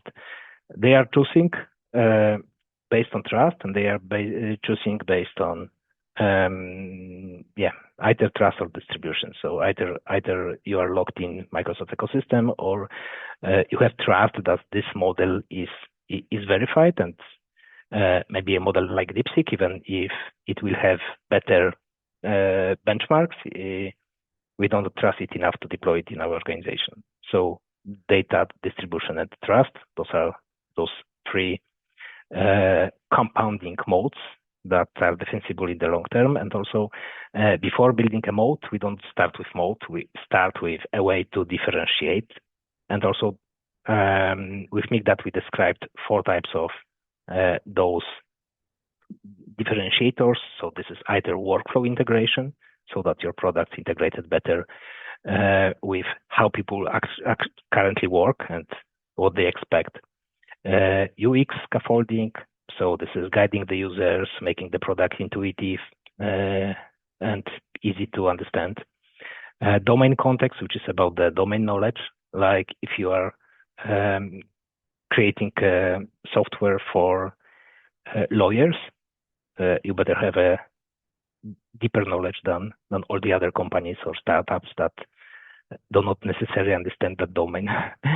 And community ecosystem, this is about users amplifying the product by using it. So this is also one of the resources I will share with everyone. And on top of that, I will add intent engineering framework, which is when you work with those agents that are work in parallel, like we saw in the previous presentations. It is extremely important. You don't have time to specify every step and like give agents detailed instructions, because no matter how detailed instructions will be, you will always forget about some edge case. So instead of those precise instructions, we need to create, and this is also something that Aakash mentioned, we need to build the context. And in case of agents, this is context about our goals, about our strategy, about how we will measure success, and also what are the boundaries of the autonomy. For personal tools, it's okay that we give full permissions to everything and we just look at the screen. But if you want to embed AI in your product, you need to think about the guidelines, and depending on the risk, you need to adjust the level of autonomy. And in some cases, this autonomy can be part of the prompt. So you just tell the agent what it can do or what is forbidden. And in other cases, if you give a tool that potentially allows removing the database, like running an SQL script, you need to enforce those guidelines in the orchestration layer. So I also covered it, and I hope this will help you, like those autonomy types, how to assess the risk. This will also help you, and the checklist, help you plan and create this either agent spec or agent intent, people call it differently, so that agents can work more autonomously, understanding the context, not being guided by detailed instructions that never are detailed enough. Okay, I will also share the architecture, how this product works in detail. So there is a Lovable, there is Supabase, of course, there is Netlify I'm using for hosting, and I also use Clerk to provide this authentication layer with organizations, users, and different roles of the users. I will share the link in the article, in the email, but it's also too much to discuss right now. And yeah, I think I will be scaling this platform, but this is like, for me, this is more like an experiment, just to understand what is possible. Hey, Pawel, I just wanted to let you know that once you shared the article on the modes, now you broke down somebody's. I just wanted to know if it was your article and you created the graphics, or can you please come back to that slide? Yeah, sure. This is ending product. It's just, I think half a year ago, my partner and I, Alex, who presented earlier, we literally like took half an hour to sit down outside and study this from your newsletter. And I just wanted to thank you for this. I think it was super clear to understand modes and understand that you always have to build the long game and those combinations, right? That you can have different. Yeah, we have a series. Yeah, we have a series of articles with Migdat on product strategy. So this is the main article, but also there is another one on AI pricing and AI monetization. And yeah, this is brilliant content. This deserves yeah. a tool. You can make a little AI tool that consults founders and interviews them and challenges them, helps them to select the mode. Really, this is and the step-by-step. Phases and things, just my comment. And our next speaker, our partner for this conference is Liam Dubson. Liam Dubson, the CEO of encountr, relationships intelligence in the era of AI. And I guess, yeah, please present your product, encountr. Perfect. Thank you so much, Robert. Happy to be here. We have had a couple of hours around the future of AI, what's relevant, what's not, how fast things are changing. And as you said, we truly believe at encountr that there's a whole big piece missing from the focus that we have today in the business world and the technology world, which is human emotions. All right, so emotional intelligence and relationship intelligence is how we connect ourselves for self-awareness and social awareness. My name is Liam. I'm the founder and CEO of encountr, and we are bringing relationship intelligence into the age of AI. What we believe in and our core principle is that the future for humans, at least in all the development of what is AI, physical AI, and robots, will be relational. What this means is that our relationship skills will become more and more relevant in this world and in this era of AI, which becomes more dominated. Some of the research shows, for example, from last year from Indeed, one of the biggest HR companies in the world, that manual labor or things that involve, let's say, typing in keys, for example, all of this work or a lot of this work is being replaced at a very, very fast rate. What is not being replaced, especially in leadership and high-end management, are relational skills and emotional intelligence. That is why we are coming up with this product and this model to better understand ourselves, others in the era of AI. Now, really quickly, what we have based our models on and our research on, because it is such a broad theme when the human psyche and the human emotions, is we are trying to understand how we relate to each other. We have started at our hard base, the hard coding of our algorithms and our model for our ML is attachment theory, which is a theory that comes from mid last century from John Bowlby, who observed when we were infants how we would relate to our caretakers, to put it simply. And what this tells us is in a very easy to understand framework with 4 different profiles or 4 different buckets of where we fit in as human beings, how we relate to others, and what we're looking for in those relationships. Now, there is no right and there is no wrong. This is simply the makeup of our current status within attachment theory and our attachment style. But our North Star and our technology, which we're building at encountr, is to drive people to what we call a secure base or a secure attachment style. What this allows for is for us to connect better, create better relationships, understand our emotions, and therefore have better relationships in the future. The insecure styles or non-secure styles, and some of these you might have heard in different conversations through time, and it's become more of a social media hype, this avoidancy subject. I am an avoidant, I am anxious. And these profiles are not wrong. Simply, we have developed and realized that we can train our emotions and the science behind relationships to create more secure-based profiles to have better relationships.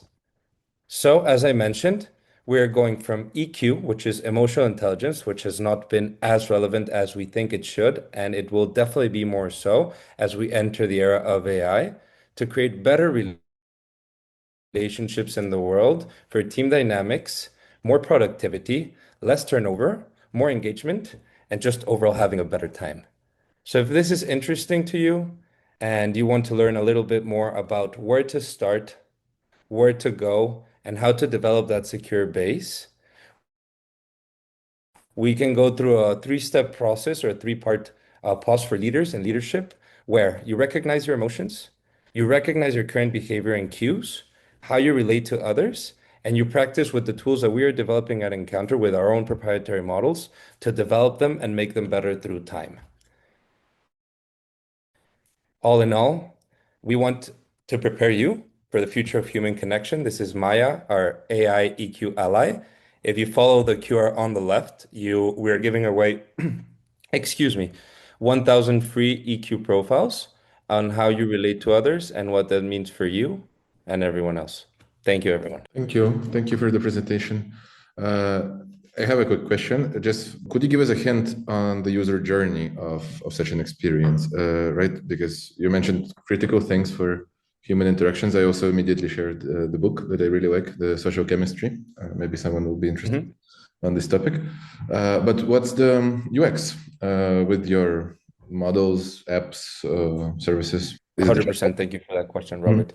Yep. So our current status with the pilot we're doing right now is you go into our website, you will have a 5-minute conversation with Maya, and she will produce through our models based on, again, attachment theory and voice data or voice prosody, your EQ profile. Soon enough, you will have a dashboard which is called My EQ, which will Maya will live with you through time with our intelligence, where you will have access to uploading voice journals on how you're feeling, how relationships went with your team or your personal relationships. And she will be a coach sitting in your pocket with you real time to help you improve the understanding of the relationships and to make them better. That's very clear. Thank you. Just another little thing I wanted to add. I know the thing that's about to come, like what's next, is proactive AI, and I believe that Encounter has a potential to not just wait to be prompted, right, but to interact with user first. And yes, that's the case. I'm just very curious for the product. So I don't know if we have much time. Max, should we move on? I'll just add quickly to what you said. Our final product will be RQ, which is relationship intelligence. And from our training, our models, it's becoming so smart that it's giving preemptive data. So what that means is it will catch on cues between, for example, you and I, Robert, in a meeting or a call. And before there is an argument, before there is a fight, it will let us know so we can avoid tensions in the future.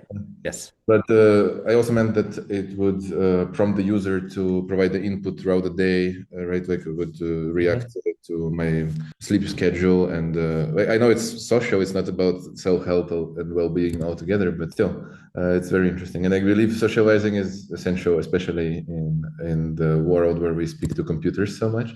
Right? So let's hope that we make genuine connections on this session as well, on this conference.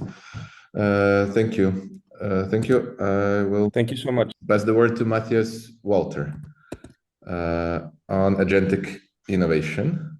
He's the founder of Fastbreak.one. Please, Matthias, the floor is yours. Thank you for the invite to speak here, and I want to tackle a topic I'm really passionate about. It's innovation, it's new business building.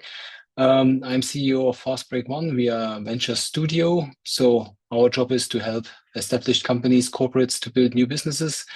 And in the last years, of course, we also applied AI into our work. And I want to give you a bit of an insight how we use it. Together with our clients, we go through the full process of venture buildings, like discovering opportunities, validating them, but also building prototypes, bring them to market, scale them. And what we also have seen in the last years, in the last couple of years, is that also innovation has gone through different transformations. So from a kind of an R&D-driven innovation to a more systematic innovation management. In the last years, we have all seen this agile innovation management with all the lean startup approaches, etc. Everybody is has learned and internalized and now also applied to their own processes. But what we still see is that the success rate of those ventures or those new businesses coming out based on those processes is still very low. Companies also paying a lot of money for external consultants, for external agencies, and it still takes very long decision cycles and loops to make decisions, to move things forward, etc. So instead of days, we think about months or sometimes years, especially in the corporate world. And a lot of people, when they see this low success rates, they think about, oh, okay, AI is here. AI helps me. AI is about automation, so it can help me to reduce cost. But what we also think about is AI should be more seen as it helps you to multiply your capacity instead of just reducing costs or maybe reducing your workforce.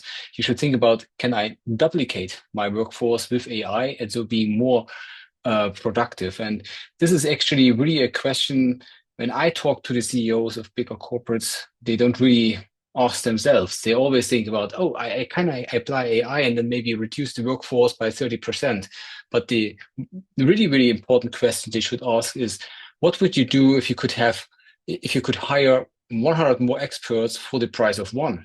And what would you do with these additional capacities, especially here in Germany, where I'm from? People talking about the scarcity of the human resource, and we cannot really find experts in the market. Now you have them with the agents, but what if you could have hired 100 extra agents? What would you do? And then they cannot answer. So this is the really important question you should ask. And when you apply this to your venture building process, you should really think about, now I can have those really cool new co-founders with a very small price tag attached, and so I can be much faster. Maybe I can maybe also increase the success rate of my ventures.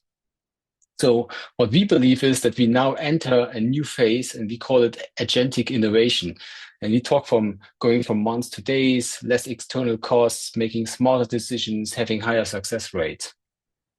And so with this in mind, we also conducted a study. So we thought about, hey, this could not only be our understanding. Maybe there are a lot of other smart people out there. So we wanted to understand how other people are thinking about agentic innovation. So we talked to a lot of companies out there and asked them, how do you already apply AI, but also what kind of processes you think AI could really help you with.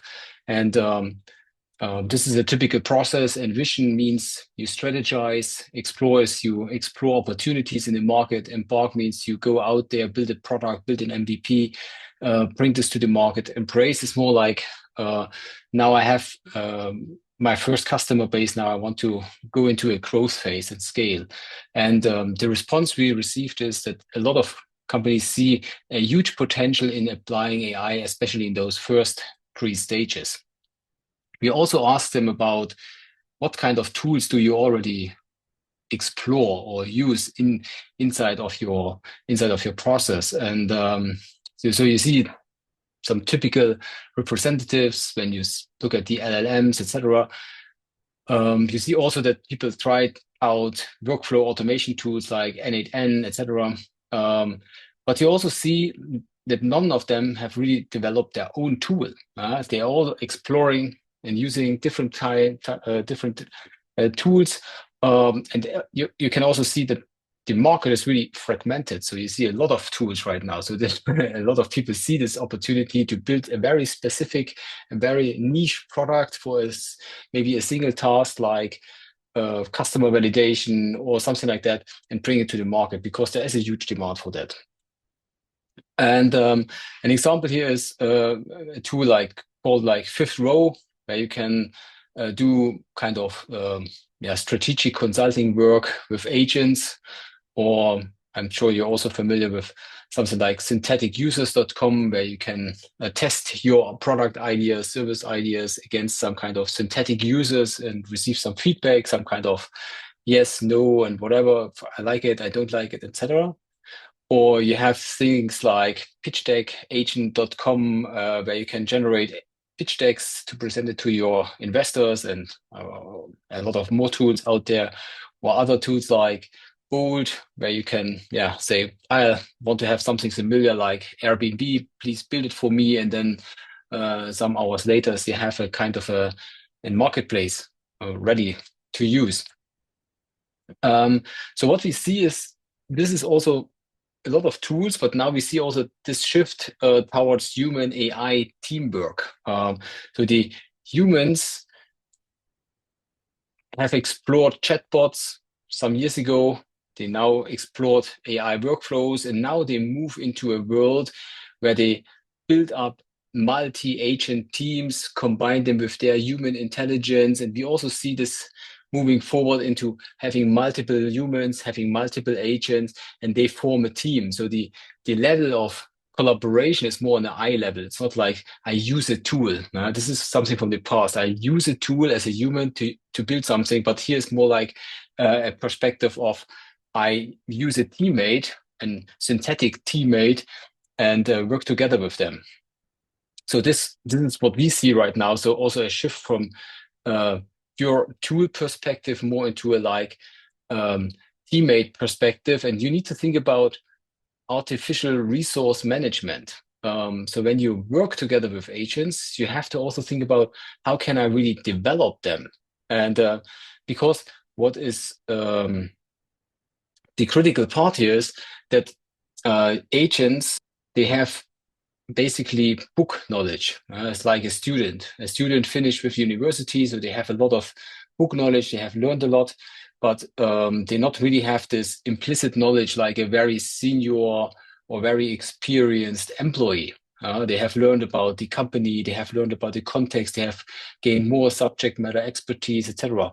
And all of those things, you also need to ensure an agent can learn. And I don't mean feeding it into an LLM, especially in Germany with all the data privacy stuff, etc. A lot of companies saying, yes, we would like to have agents, but we really need to protect us, and we cannot share our sensitive data with the really public LLM. So we need to find a different solution. How can we build up this knowledge? And how can we move our junior agents to more senior agents? And so we said, okay, when we looked at the market with the different tools, etc., so we said, we don't want to play around with 10, 15, 20 different tools to build our ventures. And this was the time about 2 years ago when we started to build our own innovation platform, which is called Venture AI.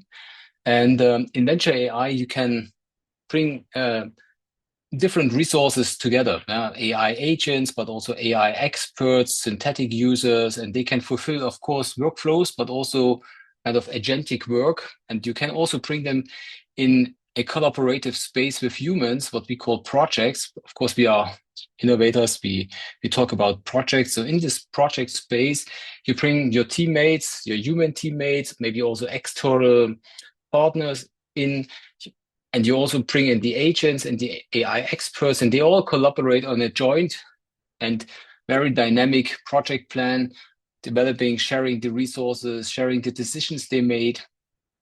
And so you start building up those ventures in days instead of months. And what we are really proud of is, and this is the kind of the USP of our platform, is this knowledge management. So every time when you interact with agents or experts, you provide them feedback and you start training them, and you train them with this implicit knowledge. So each time then the agent asks themselves, is this feedback a subject matter related expert knowledge? Is it more like a methodology knowledge, or is it more like an organizational knowledge? Like we at Fastbreak, we are very strong on platform economics, or our strategy is something like this. This is more organizational knowledge. Methodology wise is more like, in this process, you should do this and this and this. Or subject matter expertise is like how you calculate things or specific topics. And this is also how the humans start to learn. And so we tried to, when the user provides feedback, the agent starts to analyze the feedback, classifies the feedback, and then going from internalize it and apply it for the next time when you use them. What is also important is you can now create your own agents, your own resources, and sell it on a marketplace, or you can buy them from a marketplace or from the community. So it's growing and growing. So if you are looking for highly specialized and carefully crafted agents for your innovation work, please feel invited to join our platform. You can sign up for a 7-day free trial at hub.ventureai.com and try it out. If something is missing, if something is not working, just reach out to me. And I'm also happy to talk to you about agentic innovation, collaboration, etc. Thank you very much. Thank you for sharing. I quickly shared in the chat the Japanese philosophy behind the continuous improvement, effective innovation called Kaizen. Just a thought that your presentation provoked on a framework. Nice, thank you. On a framework behind how innovation should go, because that thing works. Toyota used it after World War II. Yes, I know. Yes, PDCA. Yeah. Yes, and I believe we should apply it even, it's not that we must, but on a smaller level as well, because you mentioned agent to person team collaboration, right? It doesn't have to be a big team. It doesn't have to be a huge venture, right? It can be on a small scale as well, right? We can all start from even a solo builder, right? Kamil Bang, the right-click prompt founder. Hey, Kamil. Oh, great to meet you. Hey, how's it going? Reached out ready for the conference, right? We share some prompting background. I'm very curious to hear. Yeah, I'm not going to talk about it though. As you can see, I'm actually still vibe coding here. I'm so addicted to vibe coding, guys. It's not even funny. We all... Anyway, okay. Guys, thanks for having me. Really appreciate that. My name is Camille Bank. I actually grew up in Germany. Matthias, greetings back to Germany. I'm living in Florida now. But I'm an AI advisor for Fortune 500 companies, and I'm also a publisher on Substack on this topic. Nowhere near Pavel's numbers. I just checked that out. Man, I hope he recommends me after this.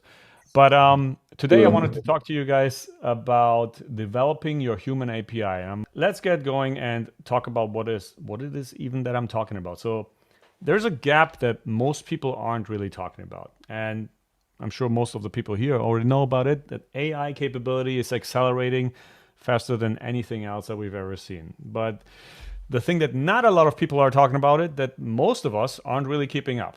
And as of, I think it was today or yesterday, OpenAI released an article where they're calling this the capability overhang. And that's the difference between what AI can actually do and what we're getting out of it.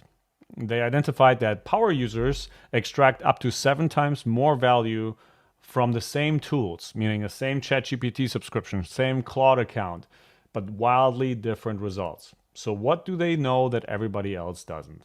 There has been some research at Northeastern and UCL. They ran a study with 167 people. I think it was 166, but they just made up the number 167 for good measure.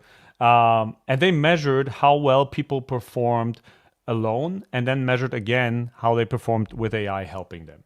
And here's the interesting thing that should make you maybe uncomfortable. Being good at your job didn't make people automatically good at working with AI. Some average performers actually saw massive gains, and some of the top experts, they barely improved at all. Years of experience, advanced degrees, deep expertise in their domain, none of it really predicted who would benefit the most. The people who actually got the best results weren't necessarily the smartest, and trust me, I speak from experience there. They weren't more senior either. They were doing something different.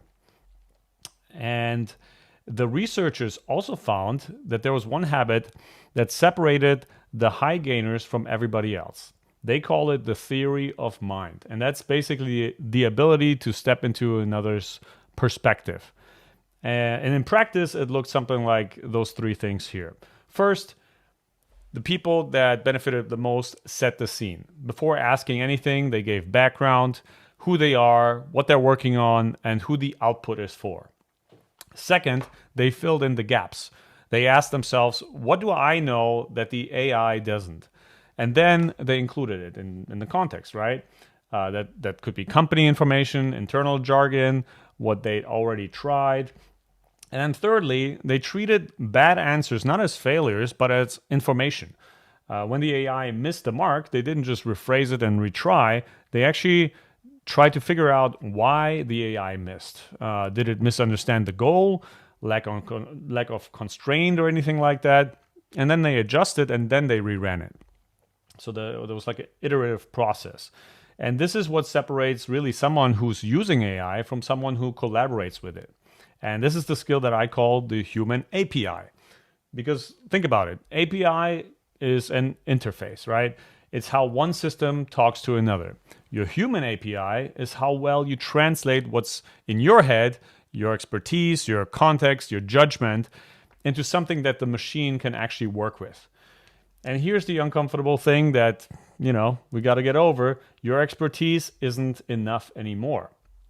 It's table stakes, okay? AI basically helps us get to the mean with everything. But the real multiplier now is how well you communicate with the AI.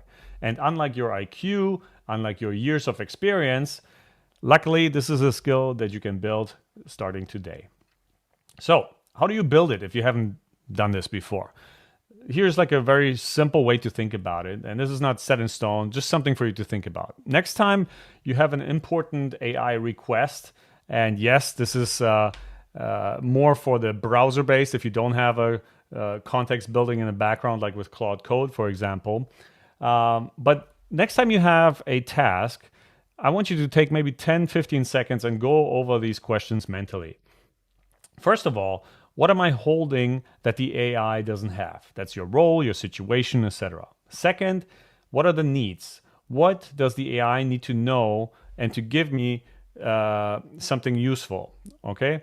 What are the constraints, format preferences, and so on. And then lastly, if this answer misses the mark, what will I check for first? All right? 3 questions, 10 seconds, and it changes everything if you haven't done that before. So like I said in the beginning, if you want to, I prepared this human API toolkit, and if you scan this code, you will get 2 prompts. The first one diagnoses your human API right now, if you have the memory function turned on in chat or in your other favorite AI, but it also works if you haven't. And it'll analyze your patterns and tell you exactly where your communication with AI breaks down and where you're leaving value on the table. And the second prompt helps you build a human API profile. That's a document that you can basically paste into any AI conversation that gives you everything it needs to actually help. Now treat it as a starting point and just go from there, maybe on the next coffee break. And remember, the winners in this intelligence age aren't necessarily the smartest people in the room. They're the ones who communicate best with the machine. So go out there and build your human API. Thank you. Thank you. That's very encouraging. The human API you were talking about is a context profile, correct? Yes. Yeah, you could call that. User context profile that you propose we use when interacting with AI in various scenarios, right? Across tools, across platforms, right? Yeah, it's general. By the way, what are you showing on the screen right now? Is that? Yeah, I wanted to show you the product, the exact solution. Okay. Yeah. I'm curious. So basically, what we believe in here is that a prompt copilot, this thing, is doing exactly that for you. It's summarizing your profiles. You can have as many as you want. And you use it across tools because whenever you switch from ChatGPT to Claude or Gemini or whatnot, you lose it, right? So your context profile stays and helps you reprompt directly in the browser. Unfortunately, it's a browser extension, right? Love it. But it does it with your context. It carries it around. Here's your dashboard with multiple contexts, those APIs, right, where exactly the problematic is set, right? And it interviews you. To create a new one, it interviews you. There are types to it. We also realize that prompts and AI communication has to do a lot with the output type, right? Like you prompt to get text, you prompt to get an artifact developed, so code. Video prompting, image prompting, Search for me is a separate thing, right? Whenever people go online on Google AI mode, we have the copilot here as well. Just a brief intro of a very relevant, like a brother product of yours. I really believe so. I think we should. Yeah, we should do a collab. Yes, That's because awesome. we also run a prompt library. That's how we want the prompt to be with you always, right? Regardless of where you are in the IDE. On Claude Code, using Claude Skills in the app or in the browser, and I think that context part is essential. That human, what you call human API, is a very absolutely. cool. And I will introduce our next speaker, David. Yeah, hello. The most powerful talk on AGI. I see. So hi everyone. I'm David.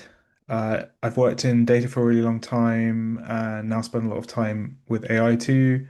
Building agentic systems and agents. And yeah, you can follow me along at my Substack. So I think it's probably worth talking about, my talk says AGI is probably here, right? And let's talk about AGI is. So there's some debate and disagreement about what AGI even is amongst the most famous people working in the AI sphere. And I think it's worth just defining it. AGI is not ASI, which is artificial superintelligence. This is the thing that is sentient, has a real sense of agency of its own, and is much better than us at also, once it arrives, at pretty much everything it can access. So for me, AGI does not need to be sentient. It does not need to be better than humans at everything.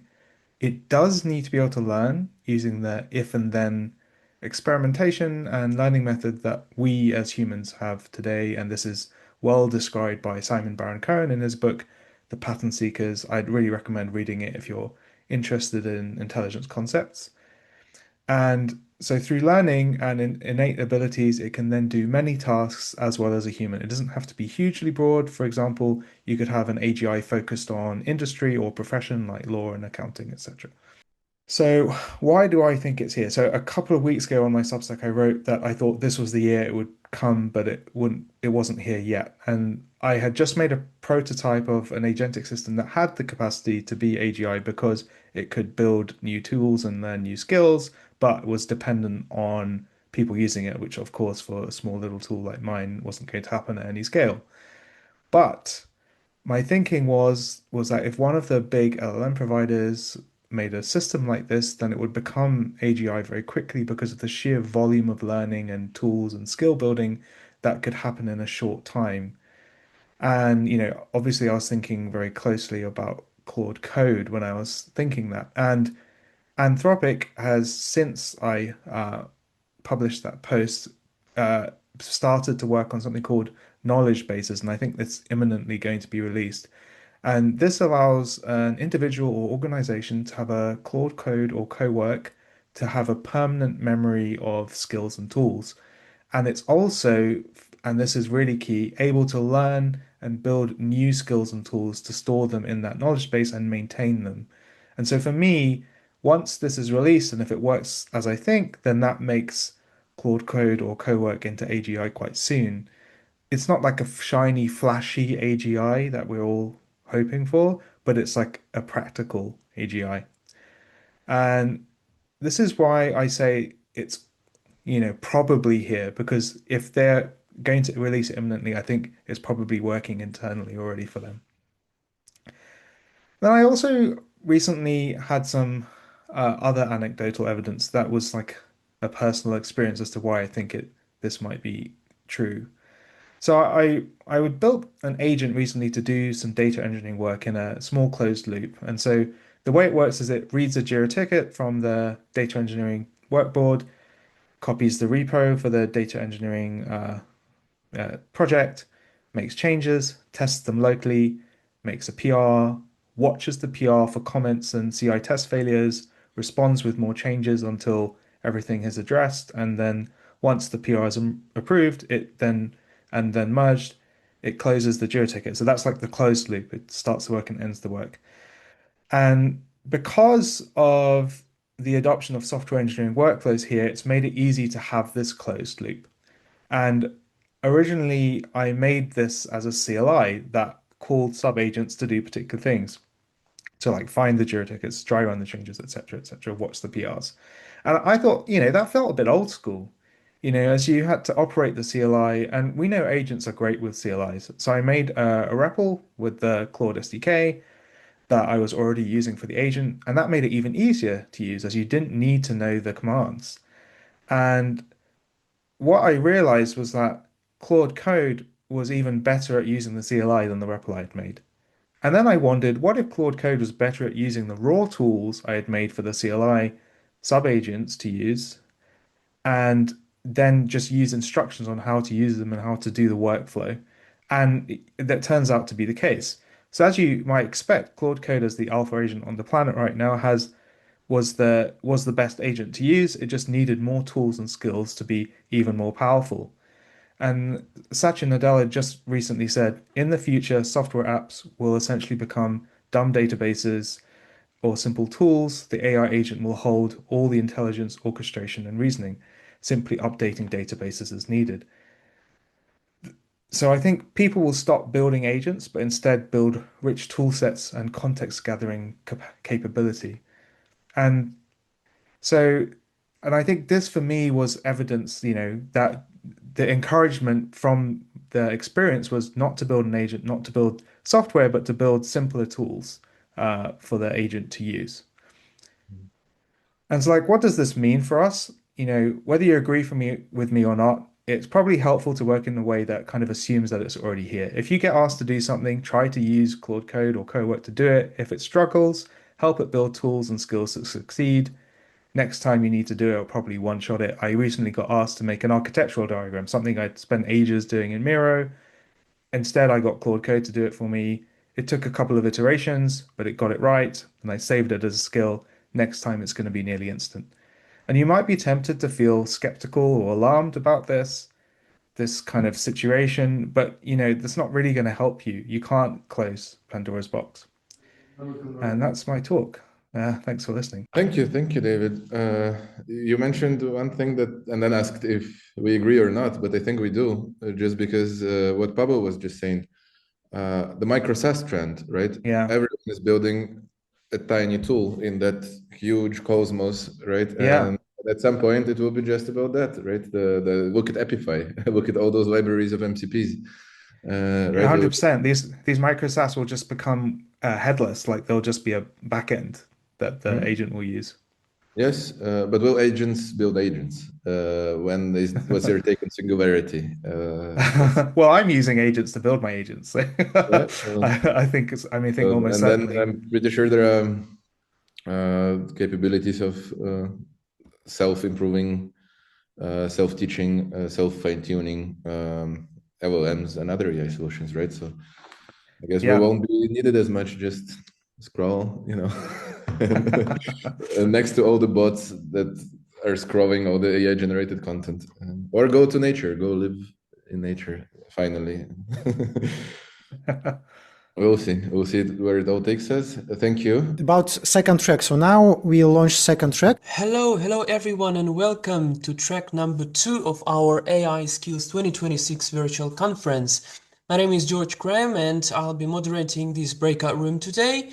We'll have 1 workshop and 7 presentations over a period of 2 hours. So let's get it started. Please welcome our first speaker, Thomas Freire, CIO and Head of Business Transformation at Miro, leading large-scale tech, data and AI-driven transformation. He helps scale one of the world's leading collaboration platforms used by millions of teams globally. Today, Thomas will run a workshop titled Multi-Agent Decision Board. Thomas, the floor is yours. Hi everyone, and good to see you. Thanks for your time. So yeah, I'm Thomas. I'm based in Amsterdam right now in the US. I work at Miro and I'm leading our technology. So I'm the CIO and I'm also leading our transformation. Today, the idea is to spend about 15 minutes in something quite fun. The problem statement is the following. Currently, we're using tons of different LLMs. Right, so we have OpenAI, we have Claude, we have Gemini, and quite a few others. Something was posted a few months ago, which was, what if we used multiple LLMs to treat the same problem? So what if we got one problem statement and we gave it to 3 or 4 different LLMs, and then from that, we get the LLMs to cross-check the results? Sounds very meta, but think of it if you had just 2, Claude and OpenAI. What if you ask the same question to the 2 LLMs, but then you ask each other to evaluate how the other respondent did? Okay? The thinking behind this is that some LLMs are better at some things than others, and sometimes you might get very similar results. So what you want is to create a bit of this, let's say, healthy friction between the LLMs as if they were thinkers in the process. So what we're going to do is I'm going to show you the end result, and then I'll walk you through it, how to do it. And by the way, you will get a template for this, so you can use it by yourself as well. So the thinking is the following. You have one problem statement, which you can see here, right? And the idea is that to this problem statement, assigning different LLMs, so GPT-5, Claude 4.5, and Gemini 2.5 Pro, I assigned different personas, and I gave them the task to solve this problem through the lens of different personas, okay? So in this case, it's a strategy document, which is, this is my vision, right? And then what I did is, okay, for my business vision, I want a chief revenue officer using OpenAI to assess the opportunity. Then I want someone from a legal team, like a risk counsel from Claude, to run the risk assessment. And then I want a chief operating officer to tell me how to operationalize my idea. Make sense? So how to make money, how to operationalize it, and how to make sure I don't get a legal lawsuit. Now, this is a traditional thing. Like what you would usually do is you would go to the LLM, copy this as context, write a prompt, and you're good to go. You can even do that very easily if you open different tabs and different windows, right? But the idea here is the following. You can see these lines, right? Can you see these lines on the screen? Yeah? Now, these lines is what we call flows. What I'm doing here is I'm using the same model, Claude, to evaluate the response of OpenAI. And I'm using OpenAI to evaluate the response of Gemini, and Gemini to evaluate the response of Claude. Make sense? So what you're doing is you're starting to think of the LLMs as if they were humans. You're giving them tasks, and then you're asking to cross each other, to review each other's responses. Out of that, what I say is, hey, consolidate the point of view of the reviews. Tell me what's good, what's bad, what can be improved. And from there, I get the chairman, which is the last step of this process of advisors that is going to do the review of it at large. The beauty of it and the value of this is that you don't need to do context switching. So you don't need to be doing one tab to another tab to another tab. But the second thing is that here, right now, I put a business idea as a starting point, but you can do whatever you want, right? So if you have a startup idea, you can write it here, and then you can say, hey, instead of being the chief revenue officer, I want you to be the chief marketing officer. And what I'm going to do is I'm going to edit my prompt here, you see? And here I can just update whatever I want and say, you are the CMO. Make sense? So you can assign different roles to each of these. Then the idea is that after that, each of these blocks, which is a document block, you can see, each of these blocks carries a prompt. So here, what you can do is you can update the prompt. And even better, if I cross this, I can actually select what's the model I want to use. You see, you have all these models available. So the idea is that instead of thinking, there's a few theories on different hats and thinking through a problem through different angles and different lenses, you can customize this to be advisor or anything. So for example, if you're planning a wedding, you want a wedding planner, but you also want a travel planner, and you also want, I don't know, something else. That can also be the case. If you want it to be about business, you can do it. But also if you want to do it for house planning, whenever you want to, if you want to rent a house or buy a house, one of them can be the financial advisor. The other one can be your salary reviewer to understand your overall financial situation. Another one can be your mortgage advisor, and then you go and cross-check it as well. I will pause to breathe a bit, but this is the idea. And what you will have with the link that I will share with you is this template like this. The nice thing is that from the resolution, what you can do, you can start creating different artifacts. So you can make a presentation. So in this case, for example, I'll just go here. I'll click on this arrow and I will say, create some slides. And in the slides, I'm going to just write the prompt, which is create an executive presentation out of the output given. So I'm going to do that. And the moment I hit run, what this is going to do is it's going to start creating it. You see, all the data is flowing to this presentation. And then the moment that I update something upstream, up here, is going to create it for you downstream. But now this can be a presentation, but this can also be tables. So create a project plan for me. Tell me who should be doing what. Or create a timeline for me, which is what are the different phases I need to do. So the beauty of this here is not to replace people, but rather to get you to the critical thinking. And the critical thinking is here, which is the start of the problem. The idea that you have is the human part, right? Then you have AIs checking on each other, and then you come back as a human in the loop in this final round. And in this final round, you keep adding things or removing things because sometimes AI doesn't get it right, correct? So you get AI to do it, you add a human in the loop stage, and then at the end, what you do is you start creating the outputs that you want to create. So in this case, it created quite a nice presentation of everything that is needed. I can edit this presentation as well if I wanted to. Everything is included here. That was a bit of the presentation just to show you something very practical. Yes, so I didn't. Actually, all this is created in the same place in Miro, and Miro has all the LLMs. So what I'm going to share with you in the link will enable you to do it. So all I need to do is I will just create a document. So document, let's say I will just create it faster. So I go here, and instead of doing this, I will just say, hey, I actually want to create a format. So I want to create a document, which is one pager on why Argentina is awesome. I'm from Argentina. So I'll just create this one pager, right? Once I create this one pager with AI, it's already generating it for me. I don't need to plug in any LLMs or anything. The moment that this is ready, I'll just wait for a moment. There we go. It's done. I will add it to the canvas. The moment it's ready, I can click on this arrow here, and I can say, okay, I want to create a document. Once you create the document, you will have an empty document and a prompt builder. When you build a prompt, you can say, hey, I want you to search the web, or I want you to, for example, use any of these models, which are included with Miro already. Like I want to use Claude 3.7 for whatever reason.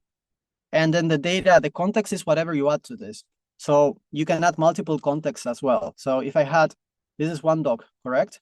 But if I also wanted to add this document as context, the only thing I need to do is to drag it here. You see? So the arrows, or if I wanted to add this planning, I can do it here. Boom, I add it to the context of the original document. This is what we call flows. And it's the most visual, easiest way to get from idea to multiple assessments to multiple outputs as well, if that makes sense. So, as I understand it, you use this cross-checking technology of LLMs to boost accuracy of the results, right? But what if something goes wrong on one step? What will be the final outcome? What do you mean if it goes wrong? If it's not processing or what? No, I mean, well, we all know that sometimes LLM cannot be 100% accurate. And so what if this, inaccuracy happens on, I don't know, just in the middle of the process? So there are two things. This is why I keep talking about human in the loop. So we always need to review the output, right? The first moment of human in the loop is in the creation phase of what is my problem statement. That's a fully human created ideation. Then you have a first layer of AI doing it. The second layer of AI is already going to call on any potential mismatches or things that don't make sense, because in the prompt you say, act as a reviewer of these other participants' output, do this type of analysis, and you can input some of the questions that you may have for it. So that's a way of injecting your critical thinking into the analysis. And the second part is when the output, if you saw the last piece, which was the boardroom advisor, that's the one where you go deep into understanding what is the output and you fine tune it again. So there are a few moments of human in the loop. The idea here is to bring more perspectives to your idea and to get these LLMs to challenge each other as well. Thank you. And we've got some questions from the chat. So the first question was about the cost of these decisions. So isn't it super costly to connect several LLMs? No, so this is included in the Miro plan. So you don't need to, you have the option to bring your own LLM if you wanted to. So if you want to use your tenant, you can add your LLMs as you please. But otherwise, by default, we offer LLMs from, let's say, models from all the major LLMs. And one question related to, maybe more about career ladder. So in terms of developments of all these LLMs, from your perspective, what should people learn to stay competitive in the next 10 years? Well, that's an amazing question. I think first is critical thinking. That's the most important thing. So going back to your question, your point of how do we know if this is right or wrong? Yeah. I think creativity and critical thinking are two things that are highly transferable to whatever happens next. Because right now it's AI, but in the future there will be something else in terms of technology, right? So keeping that human edge is critical. I think it's the age of transferable skills. What this means is that if you were a specialist in one particular area, now the challenge is how do you use that knowledge and expand it to other side areas. So if you are an engineer and now prototyping is relatively simple, to have a first path version to talk to a designer, right? Learn how to prototype with platforms. If you are a designer and you like vibe coding, just start vibe coding so that you can show a proof of concept to the engineer. And like this, all this type of stuff. So I would say horizontal skill sets, which are the transferable ones, and definitely this element of critical thinking. Because right now, the magic, until now, everyone has been talking about prompting and prompt engineering, which is really important. But I think the next evolution is to be even better at refinement, which is what do you do with the output of AI? How do you become critical to assess what the quality of what you received? Thank you so much, Thomas. That was a great and fascinating presentation, and thank you for developing Miro. Yeah, I guess we all love it. Thank you. Our next speaker, welcome Tak Law, professor in AI and entrepreneurship at the Automated. His talk is titled How to Think About Building AI Startups. Welcome to my course, Entrepreneurship in the Age of AI, Lecture 1. Now, this is a university level course that I taught to master's and undergraduate students at the American University of Armenia. What I want to do was frame entrepreneurship and how to build startups for this new age that we have with so many AI tools. So let's get into it. So first of all, I want to really talk about AI and its impact on stakeholders. So the whole effect of AI is a lot of different things. It's tools, it's mindset, it's speed. And I really want to map out kind of what are the stakeholders of entrepreneurship and the stakeholders for AI and how AI impacts those particular stakeholders. So let's talk about that first. So usually when I think about building a startup, there's really kind of different aspects, right? So the stakeholders are the team, the customers, and the investors. Those are your main stakeholder groups. Then you've got yourself, which is actually demonstrated by kind of this over here. And your startup is really a permutation or expression of the self. And the startup or the business is an expression of the self, but it all really comes from the self. Then that startup intersects with the team, and that can mean your co-founders. That can mean kind of your first hires. It can also mean kind of all the hires subsequent and after that. Your investor group is also one main stakeholder group. They're the ones giving you money and making sure that you can grow, but from C stage all the way to whatever Series F or Series G, if you will. And they're there for the long term. Your team is going to be there for the long term as well. And the customers, and your customers can be long, can be short, but these are the ones paying actually for your services. These are the ones that are paying. And I want to make that slight delineation, right? So these are not your, like, for example, your Facebook, your users. Your users are one thing, but I don't want to talk about that. I want to talk about your customers, because they're the ones that are paying and will ultimately drive your decision because they're forking over dollars. So I think that's a very, very important customer group, or that's a very important stakeholder group, your actual customers. Now, what these lines represent is really where these circles, these stakeholder groups intersect with yourself and your startup. Your startup intersects with the team, and that's kind of where that area of intersection is, because they trust your startup.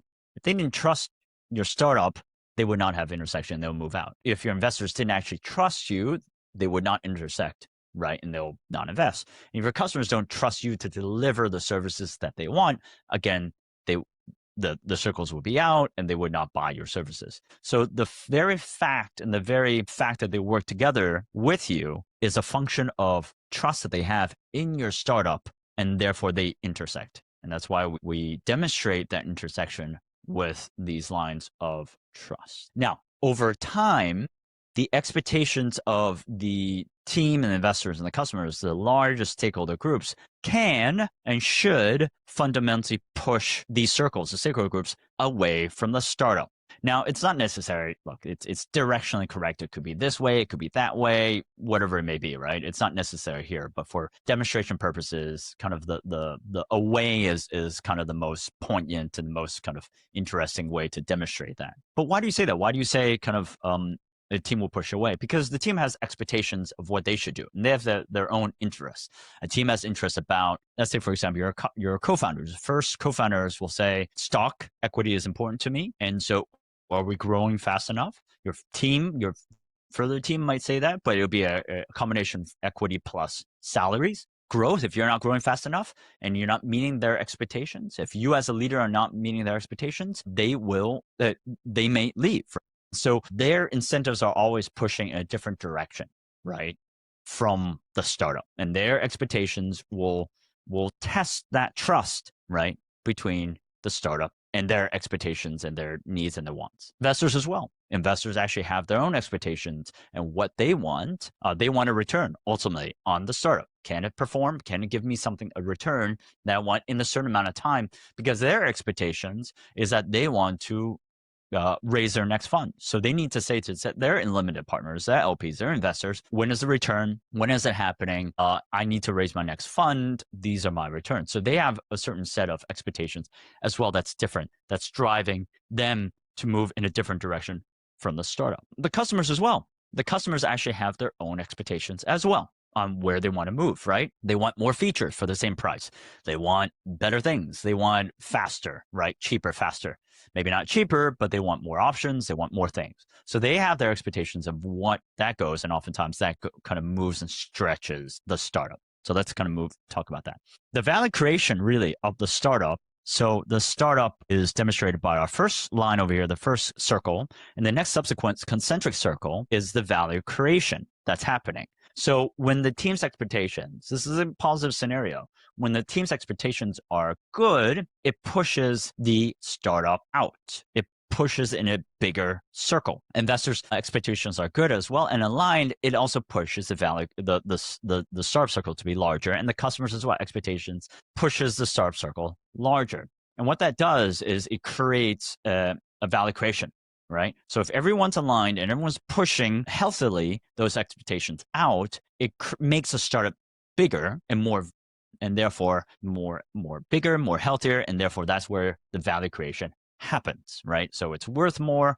You go from, let's say, a $5 million valuation to a $50 million valuation, or to a $5 billion dollar valuation. That's really what it theoretically means if you're pushing it out. That's really where the value creation lies. Now, that value creation is predicated upon not predicated, but it's basically begs the self to improve. The only limiting factor of the startup creating, right, in value creation is really the sense of self. Can you scale? And what that means is, can you scale? Can you, as the founder, self, scale along with the expectations of the team, expectations of investors, and the expectations of customers? Can you scale to match the growth of the startup as it's scaling? Can you subsequently follow the pathway of startup and scale as well, right? That is key. Can you scale as a leader, right? And lead your team? Can you scale as a investor relations person and talk to your LPs and be more professional? Your seed stage investors only want an email update. But when you're a Series B or C, they want an email update. They want board meetings. They're a lot more needy. They want different things. Customers as well. Your first couple of customers will be okay with what you're delivering. But if you're delivering to enterprise customers where it's bigger ticket sizes, they want more things. They want customizable functionality. They want better communication.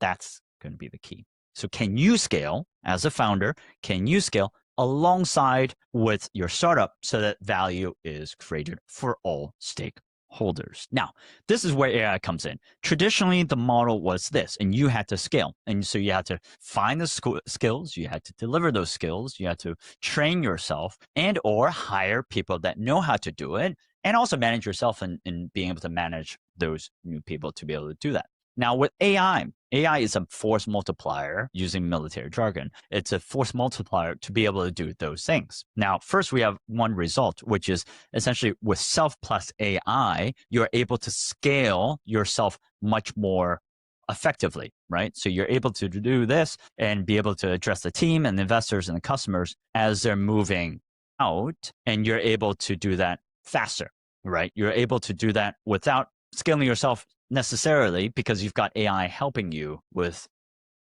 ideas, with feedback. So you're able to multiply your own self much more quickly, much more effectively as the team and as the stakeholders, the team and customers move as well. Now, that's the first result, right? So that's the first result where AI is a force multiplier and builds everything out.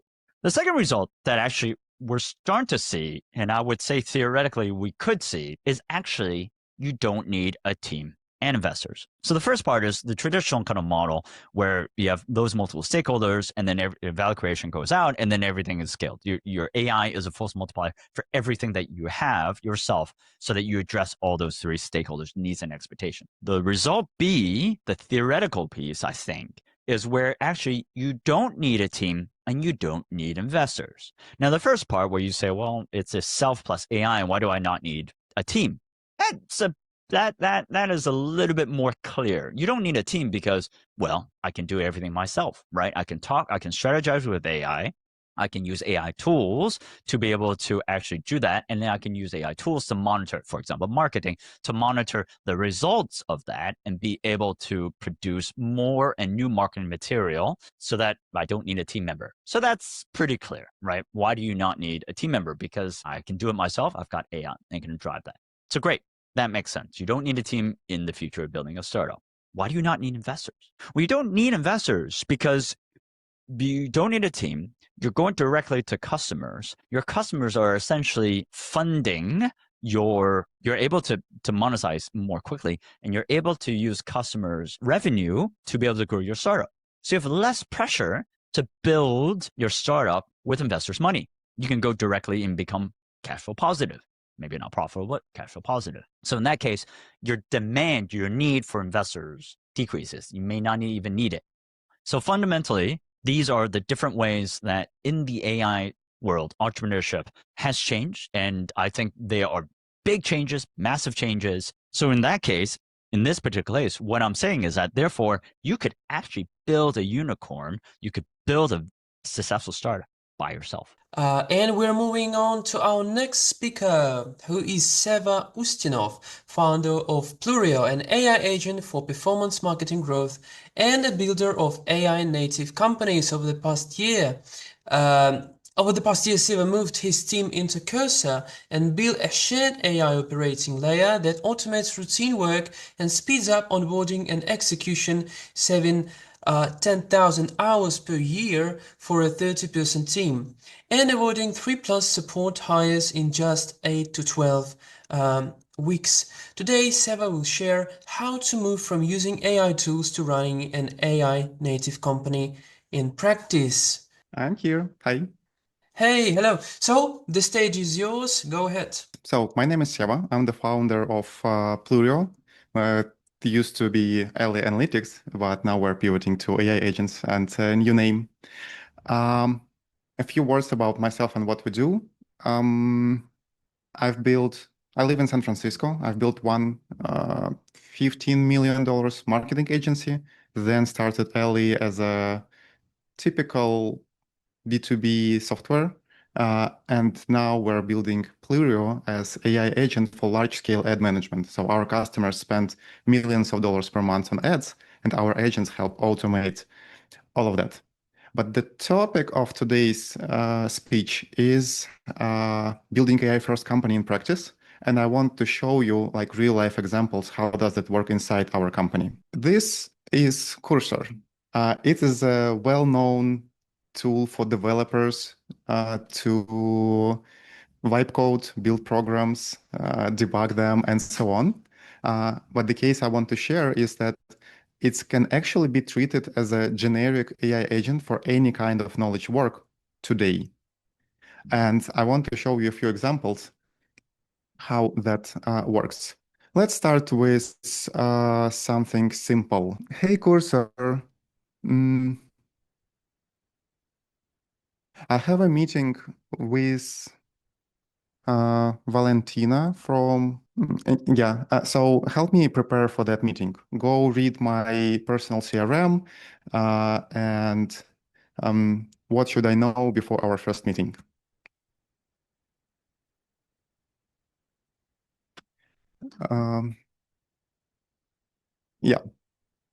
So what's happening here is I have files about all my contacts here, all people and companies I interact with, and context like emails, messages, LinkedIn profiles, and everything. So the moment I need to remember something, I can just ask my agent to go collect the data and interpret it and prepare me for something. Yeah, basically that's it. It's a simple thing. You can probably do something like this in ChatGPT with the right connectors. So let me show you next step.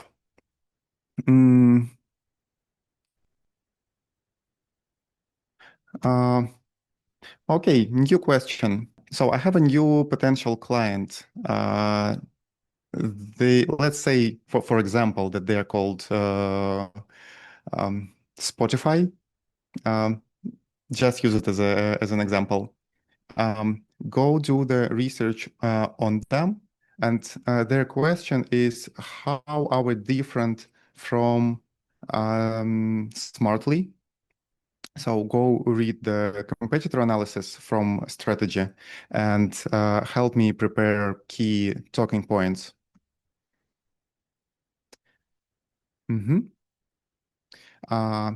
So the thing I'm using here is that we've collected context from strategy, competitor analysis, investor updates, product roadmap, knowledge base, CRM, actual code, sales pipeline, customer success pipeline. Everything lives here and is updated every night. And everyone on the team has access to full context. So we have a strategy folder. I'm responsible for that. And everyone on the team has access to it. We have production folder. It's for integrations and customer success. Have sales folder. Have our code here. And we can do significant parts of work. And we have like meeting transcripts, emails and conversations, Google Docs and Notion files, project management tasks and comments. And the moment I need any kind of information, I have access to it. And that actually allows me to do big chunks of my work much faster without asking like interrupting other people or having additional meetings. Let me show you a more interesting example here. So please go to production folder and find projects summaries there and analyze all project summaries and maybe even find relevant meetings or messages to get direct quotes and help me compile a top 10 that our current customers really like about our data platform and about our AI agents. And by the way, this is a live demo for large audience. So make sure to not mention any real customer names or real metrics, just things they like and quotes to use it as an example.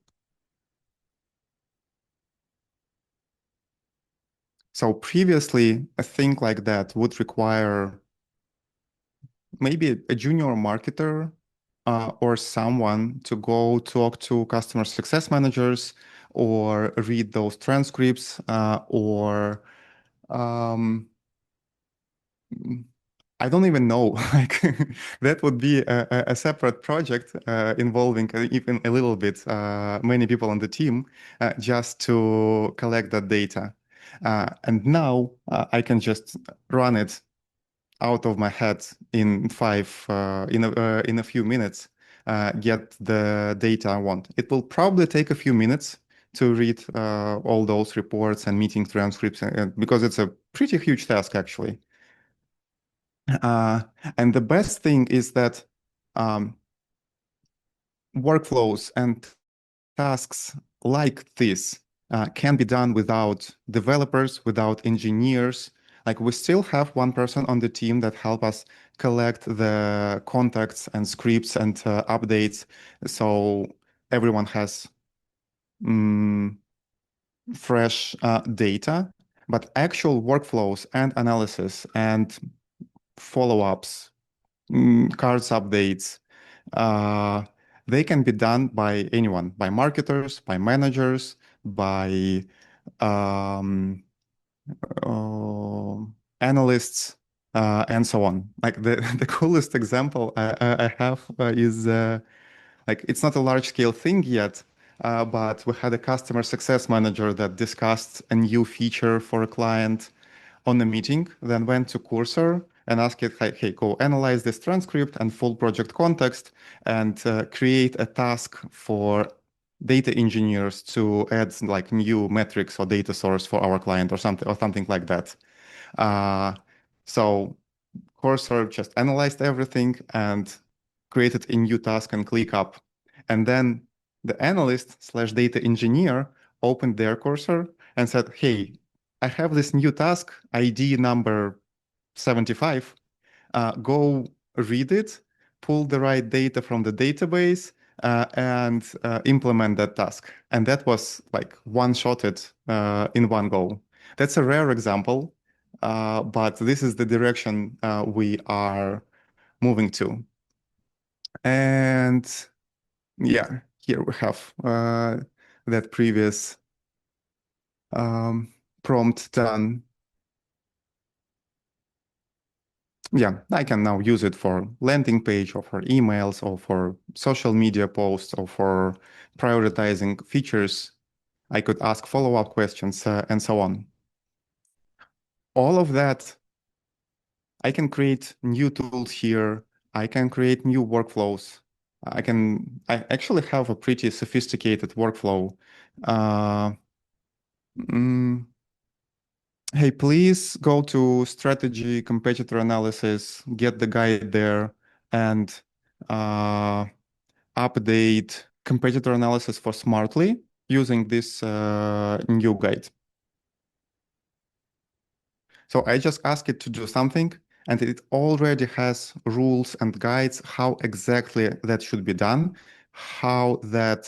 where to put these files, what sections should be included in the file, what other criteria, and so on. And if I don't like something, I can just ask it to save, like, next time I ask you about this thing,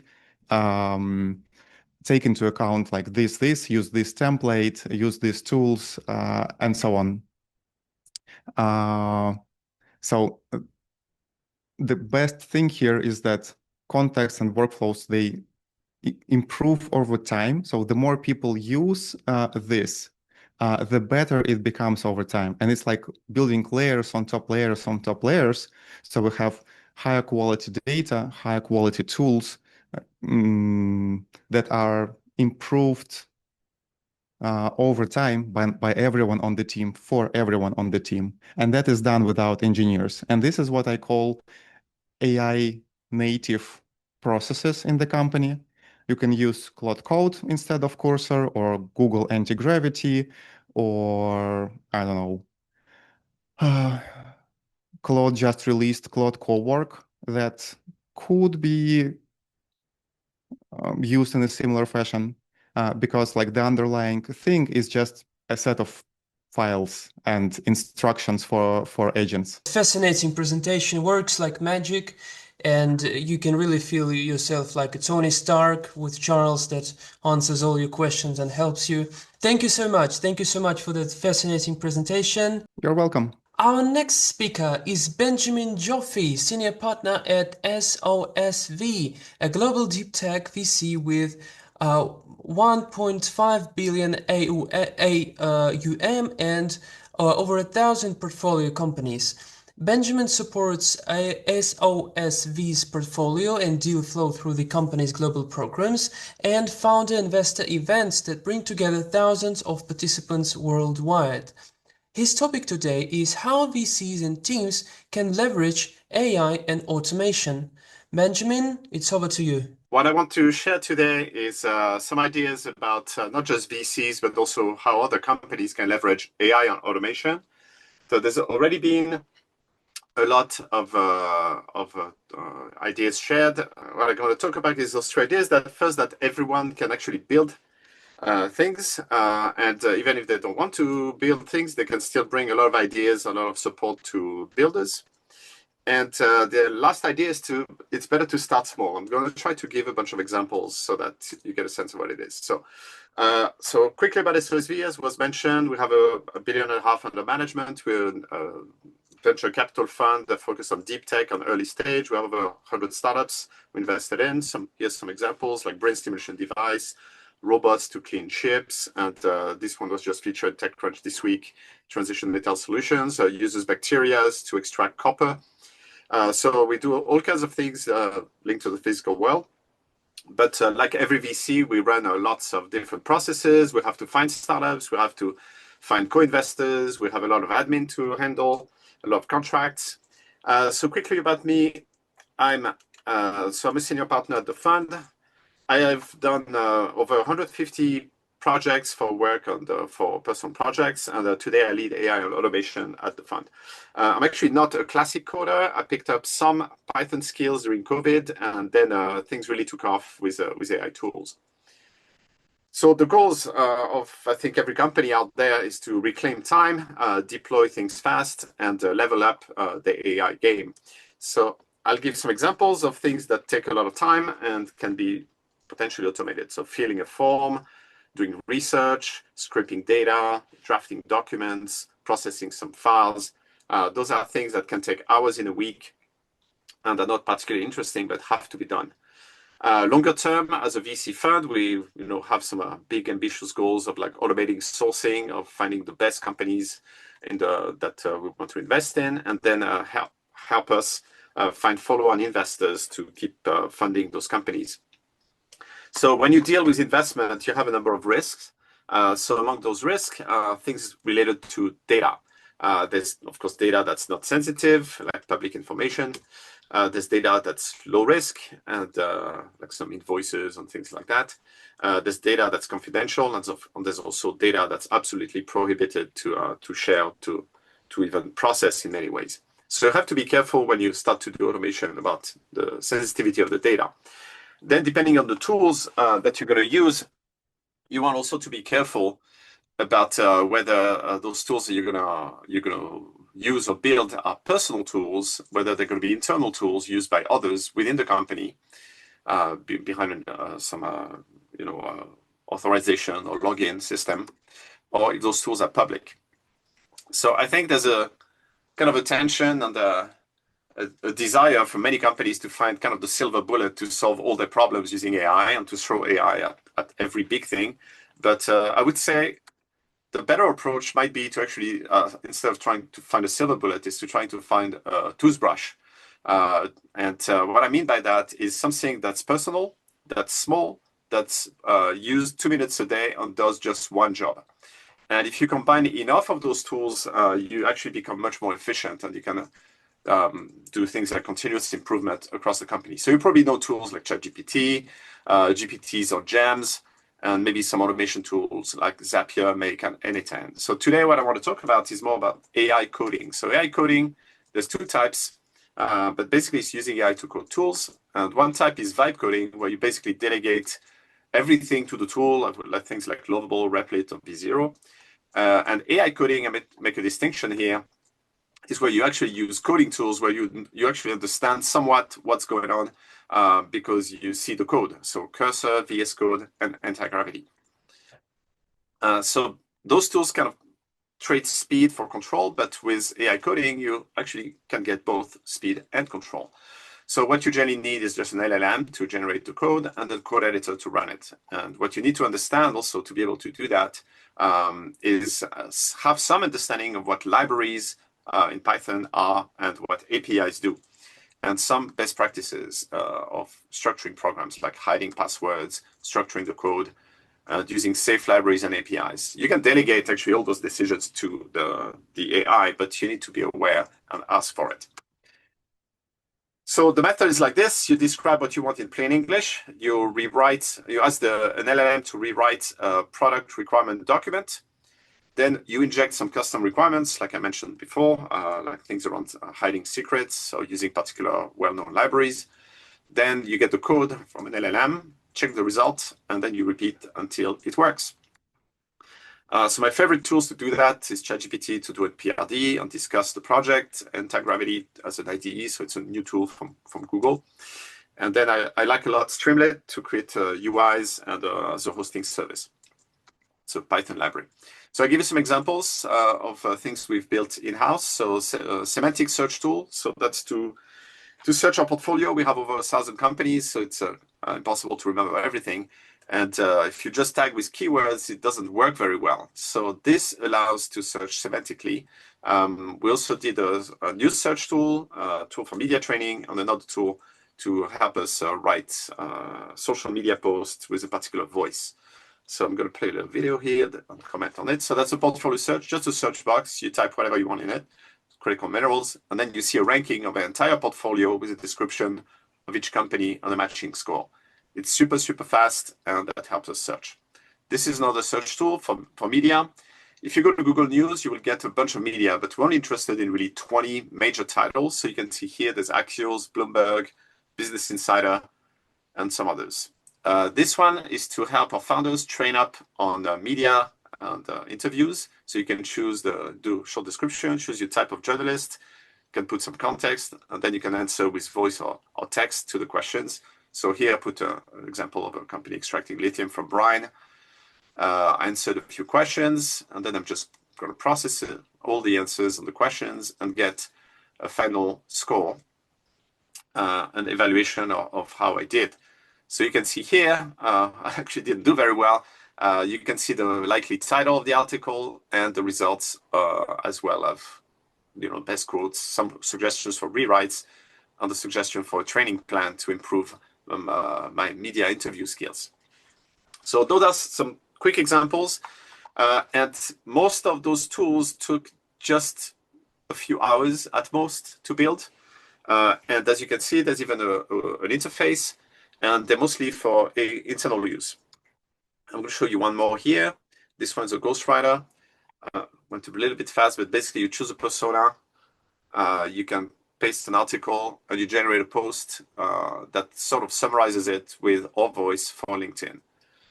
There's even a count of how much it costs. It's like not even pennies. And then you can even edit on the fly, make it half length if you find it's too long. So it's another example of how you can customize things. I'm going to show you also that you can actually build also single-use tools, because those AI coding tools are so fast that it is sometimes even worth it creating a tool just for a single use. I'm going to show you one that I created to just, I was curious about the comments in the recent speech by President Trump. And I didn't want to read all the comments, but I wanted a summary of the comments. I just didn't find any tool that could do it, so I just made one called the YouTube Vibe Checker. So this is how it works. First, you check if your Gemini key works. I use Gemini in the background. Then you paste the URL. It pulls the video. Then it starts reading all the comments, and it creates a summary of the main ideas of the comments. So you can see here, quick vibe check, and you can see some quotes, and also even a token and cost estimate. You see it's a very small amount of text. It's very, very cheap. So just to give you some ideas about what can be built very quickly, and hopefully that will inspire you. For this, you don't really need to know a lot. If you're a non-coder, you just need to have very basic knowledge of what libraries and APIs are and how they work, so that you can prompt effectively AI. So to summarize, the three ideas I want to share is that everyone can build, because it just needs very, very little training for a non-technical person to learn how to do all that I showed. Everyone can help, because even if you don't want to build yourself, but you have some problems, you can surface the problems and the task you want to automate to people who can help you, and bring ideas also within the company. And better start small. The tools I showed are fairly small, but if you get 1% better every day in every role, then that compounds very quickly. And then you can build up the skills so that you can build more complex things. Thank you, Ben. Perfect. That was just a fascinating presentation. And we need to stay on track, so we're moving on. Our next speaker is Virginia Roberts, a Google Cloud trainer at Google. Virginia is a technical trainer who helps teams understand cloud and AI modernization, and she's known for making complex topics clear for everyone, from interns to C-level leaders. She also runs a growing newsletter on tech and the impact of generative AI and work on society. Today, Virginia will be presenting about Gen AI customization. Virginia, the stage is yours. Thank you so much. Can everybody see? And by the way, great presentation, Ben. I really like the takeaways there. I especially love the vibe checker app.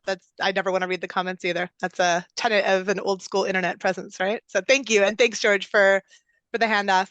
So you might remember me earlier from the panel that I kind of dropped in and guest hosted on. So it wasn't my name on the agenda, but I chimed in a little bit before about Gen AI and agentic automation. And now we're going to learn a little bit about customization. And we're going to keep it kind of quick, because I want you to kind of focus on the easy ways that you can make models work better that don't require a lot of technical know-how, a lot of customization. So what I want to do then is I want to have us quickly, who am I? So indeed, Google doesn't want me explicitly claiming that I'm a Google Cloud trainer. I'm technically a contractor, and I'm technically for hire in that I can represent other cloud companies and other big sort of tech companies too. So not just Google. Yeah, we won't put that name in anyone's mouth for this one, because that allows me to be a little bit more candid. And if you want to find me online or find my Substack, where I do a lot of free and some paywalled education about Gen AI and tech, you're welcome to do that. I'll flash them again at the end. So what I want us to do now is really think about, like, what are some of the problems that we think about when we're sort of decision making about how to get a Gen AI model sort of working better for us, to tailor something for us. I'm going to say something a little controversial. It doesn't really matter what model you use, okay? That's not 100% true. That's like a fun hot take for, getting virality, right? But it doesn't matter as much as people think. There are definitely business and like legal and compliance differences. There are definitely differences when it comes to like what your company has approved or will approve. But when it comes down to technical raw capability, every model provider house has roughly similar capabilities. They all have image models and multimodal models and reasoning models and sort of code fine-tuned models. None of this is brand new to anyone anymore. So don't get lost in the weeds about like comparing different models and benchmarking, because how you use a model, the way that you put it to use, the context in which you set up your usage is going to impact your output a lot more than anything else. Okay, so that's kind of the stuff I want to teach you, is like the easy stuff that you can tweak, okay? And I want to teach you stuff that's transferable across different models and providers, okay? We're not specializing here. There's a few things we can all do to make models work better. We already know about prompt engineering, right? As I think Liam said earlier, that's like the topic of last year. I'm not here to teach you about prompt engineering, but I am here to remind you that all of the posts about prompt engineering and thought pieces about how important that was are still valid, and it's not wrong, and it's still a good skill that you do need to have. I cannot tell you how many very complex technical scenarios and stakeholders I work with in my job as a trainer all the time, where people are doing these like complicated deployments with model context protocol servers, and yet they're still really lazy with like basic one-shot prompting. So it still does matter to like set up the problem well at the beginning, right? It's worth burning a few more tokens on a well-crafted prompt and spending a little more time, especially when you start to evaluate the cost of burning tokens, getting bad responses, and having to redo work over and over again. I'd like a lot of people will like drink the Kool-Aid and be like, yeah, prompt engineering, got it, and then not actually do the work. So I'm reminding you that's important. Now, of course, we can also get into scenarios of grounding or even fine-tuning or even custom building your own Gen AI model. But that's considerably more work. It's considerably more expertise and time and money. And it's not the quick hit that I'm here to teach you. So like those are good ways to tailor things. But what I'm going to tell you is remind you, hey, pay attention to that prompt engineering, but also pay attention to the sampling parameters and the settings that you can tweak that you don't always know about, because not every way that we interact with a Gen AI model or chatbot allows us to see that stuff, but some do. And I want you to know about that stuff. So there's a few obvious settings that you've probably heard about, like your temperature, your top P, your top K. And by the way, I don't want anybody to stress out about this. I'm not really here to like teach you in-depth details about it at all. So I will put a link to this in the chat window in just a minute. But basically, like you can get a better understanding of some of the math behind top P, top K in a really terrific, super short video that Google's made. It's 2.5 minutes long, and it explains it visually better than any blog post I've read. Yeah, so I'll link that in a second after my talk. But high level idea: number goes big, model goes wacky. Number goes little, model goes boring. Okay, like that's kind of what these sampling parameters do. Temperature, top P, top K, they control how random and creative the language is, or how chill and academic and sort of like boring but safe. So depending on your use case, dial it up or dial it down. That's a pretty easy setting to play around with, right? When you're trying to tailor how a model sounds for your use case. The other thing though is you might not realize that instead of, let's say, building into like how you prompt a model, like keep it short or make it a bullet list or this and that, you can do things like control the output token quantity. Sometimes you can allocate how many tokens it's allowed to use to think. So there's limits like that you can build in that will actually make all the rest of your prompts cleaner and more streamlined. And it'll kind of like keep some cost guardrails in check, and therefore probably let you get at more queries if you're, on a free or limited tier usage plan for the model that you're working with. You can kind of keep it concise like that. Just with a global setting, often for those output tokens. It's easier to get at and manipulate some of this stuff when you're making like an API call in a more dev-y interface rather than using it in a more like end user kind of experience. But sometimes there's ways around that. Like, for example, if you're being cheap or free about it and you're just playing around in the Gemini web app, well, Google does also have something like Google AI Studio that's also free, and it's a little more devy, but it still lets you get at those same capabilities, but you get a little bit more granular control over, let's say, whittling down some of this stuff. So it's worth having a little peek like under the hood at the kind of more power user settings that might seem intimidating. They shouldn't be after you play a little bit, okay? And the last one is, I see a lot of companies spend a lot of time and energy building pretty robust guardrails into like implicit sort of behind the scenes prompting to sort of control what sort of thing their customers are able to generate, let's say, with a model. But like a lot of that can actually be done with a configuration in how you make the API call to the model. So you can configure some safety settings around things like, not letting your customers create inappropriate stuff at work, or not letting people trigger certain scenarios, like let's say that could be sensitive for regulators or something. So there's some safety settings that you can do that varies very much by provider. So it's not like a one size fits all thing, but you can be you could save tokens and effort on your sort of internal guard railing just by playing around with those settings. So you can get a long way into making a model behave in a more bespoke way just by poking around some of the stuff that might not always be obvious to you, but often, like even in ChatGPT, there's ways to get at some of this stuff if you just kind of dig through the more robust settings menus that they have now.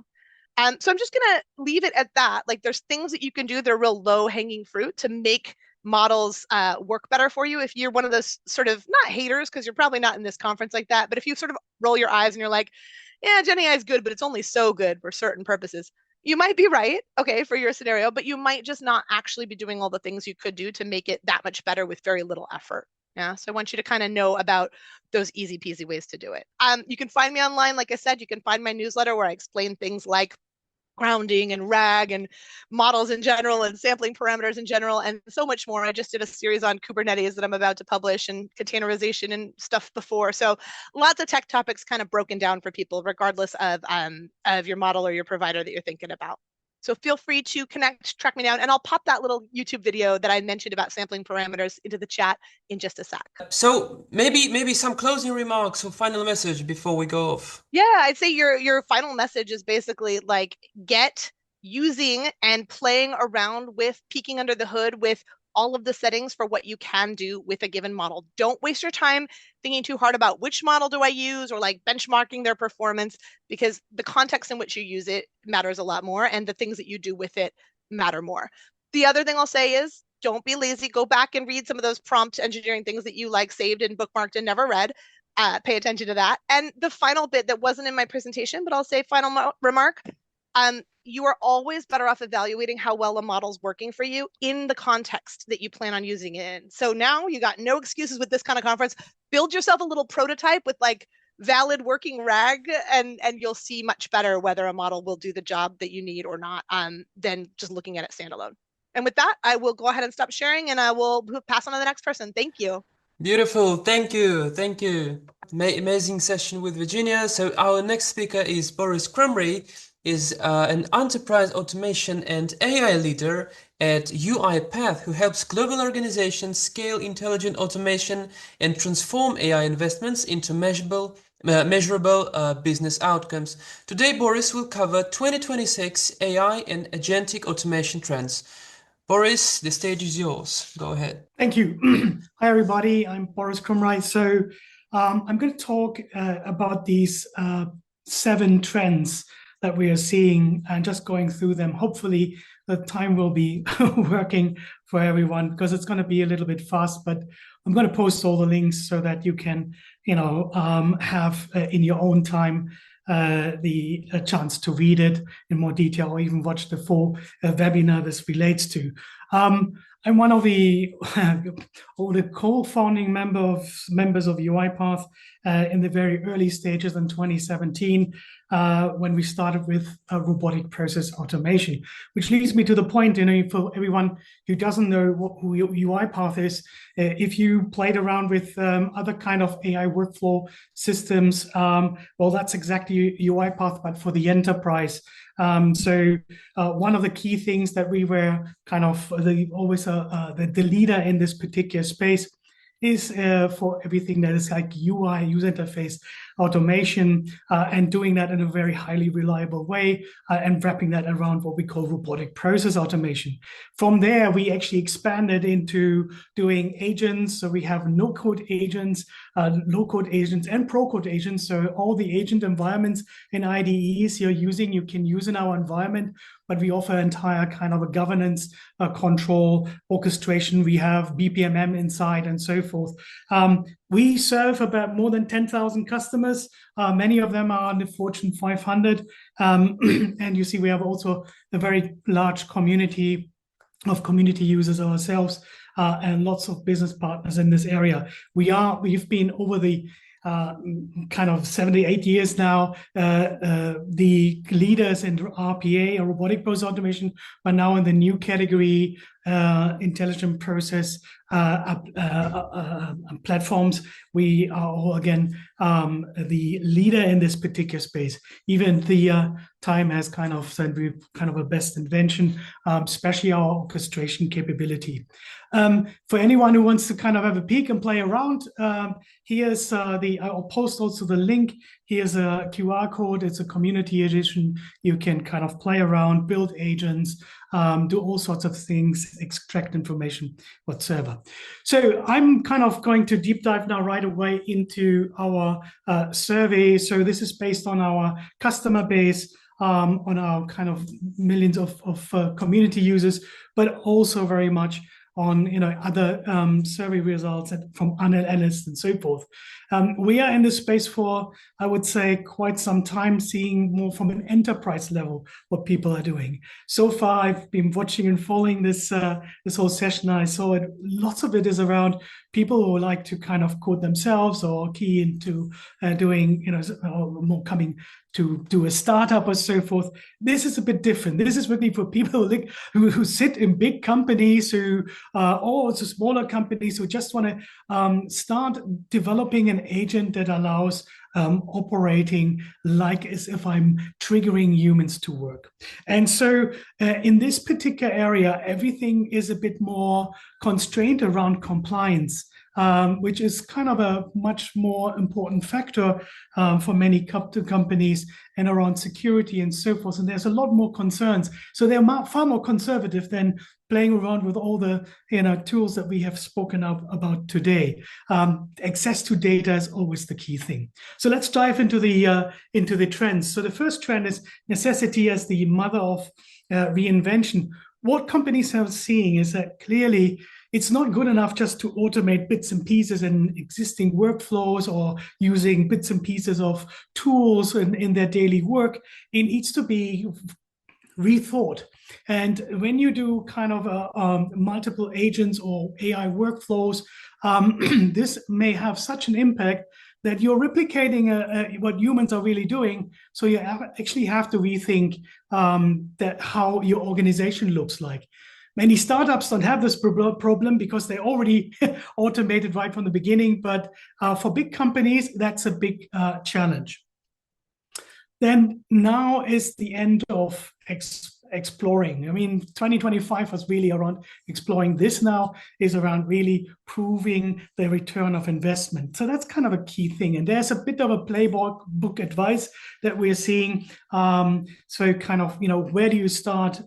Find the big fraction processes, take them, make them look at the bigger scope, and then think about rather, kind of reinventing them than just retrofitting. That's a very important one as well. And then think about the measures. It's not just about cost savings. It's about circle time. It's about quality. It's about reducing error and so forth.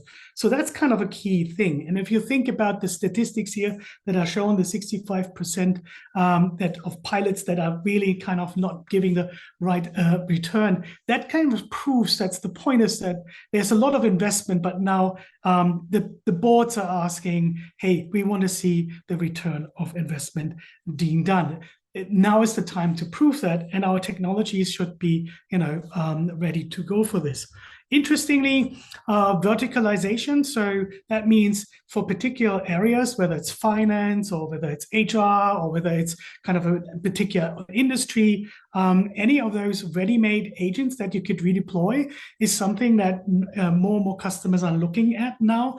And it's proven that if the in-house team, IT team, has tried to kind of solve this particular problem or build something with doing vibe coding or whatsoever, they actually were not as successful as having an external partner that has the particular expertise and brings in kind of solutions that can be easier deployed. So the motto is kind of, buy the stuff that you want to industrialize on, but the part that you want to differentiate with, that's the part you should concentrate in building. The next trend is really the power of the swarm, we call it. It's kind of multi-agents, meaning multiple agents work together to achieve a common goal. That means you have maybe one agent that is kind of an orchestrating agent, or you have you can also have a linear setup as long as they're kind of cooperating and communicating and working together. The challenge here for the industry is very much that this allows them to be very dynamic.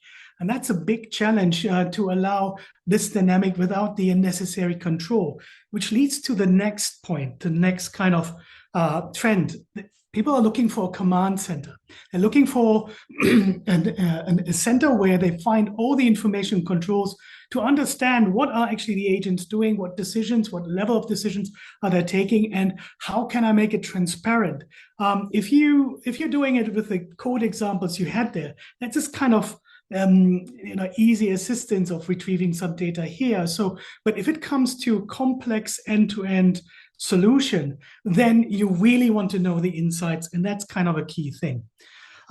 Trend number 6, very important, of course, as I mentioned, security is really a key thing. So having kind of the controls, it's not just here's a policy document. The policies need to be executable. They need to be integrated even in your whole agent design. So if you want to get ready for enterprise level kind of agent design, those kind of mechanisms are really needed to get there. Otherwise, they will not be applied.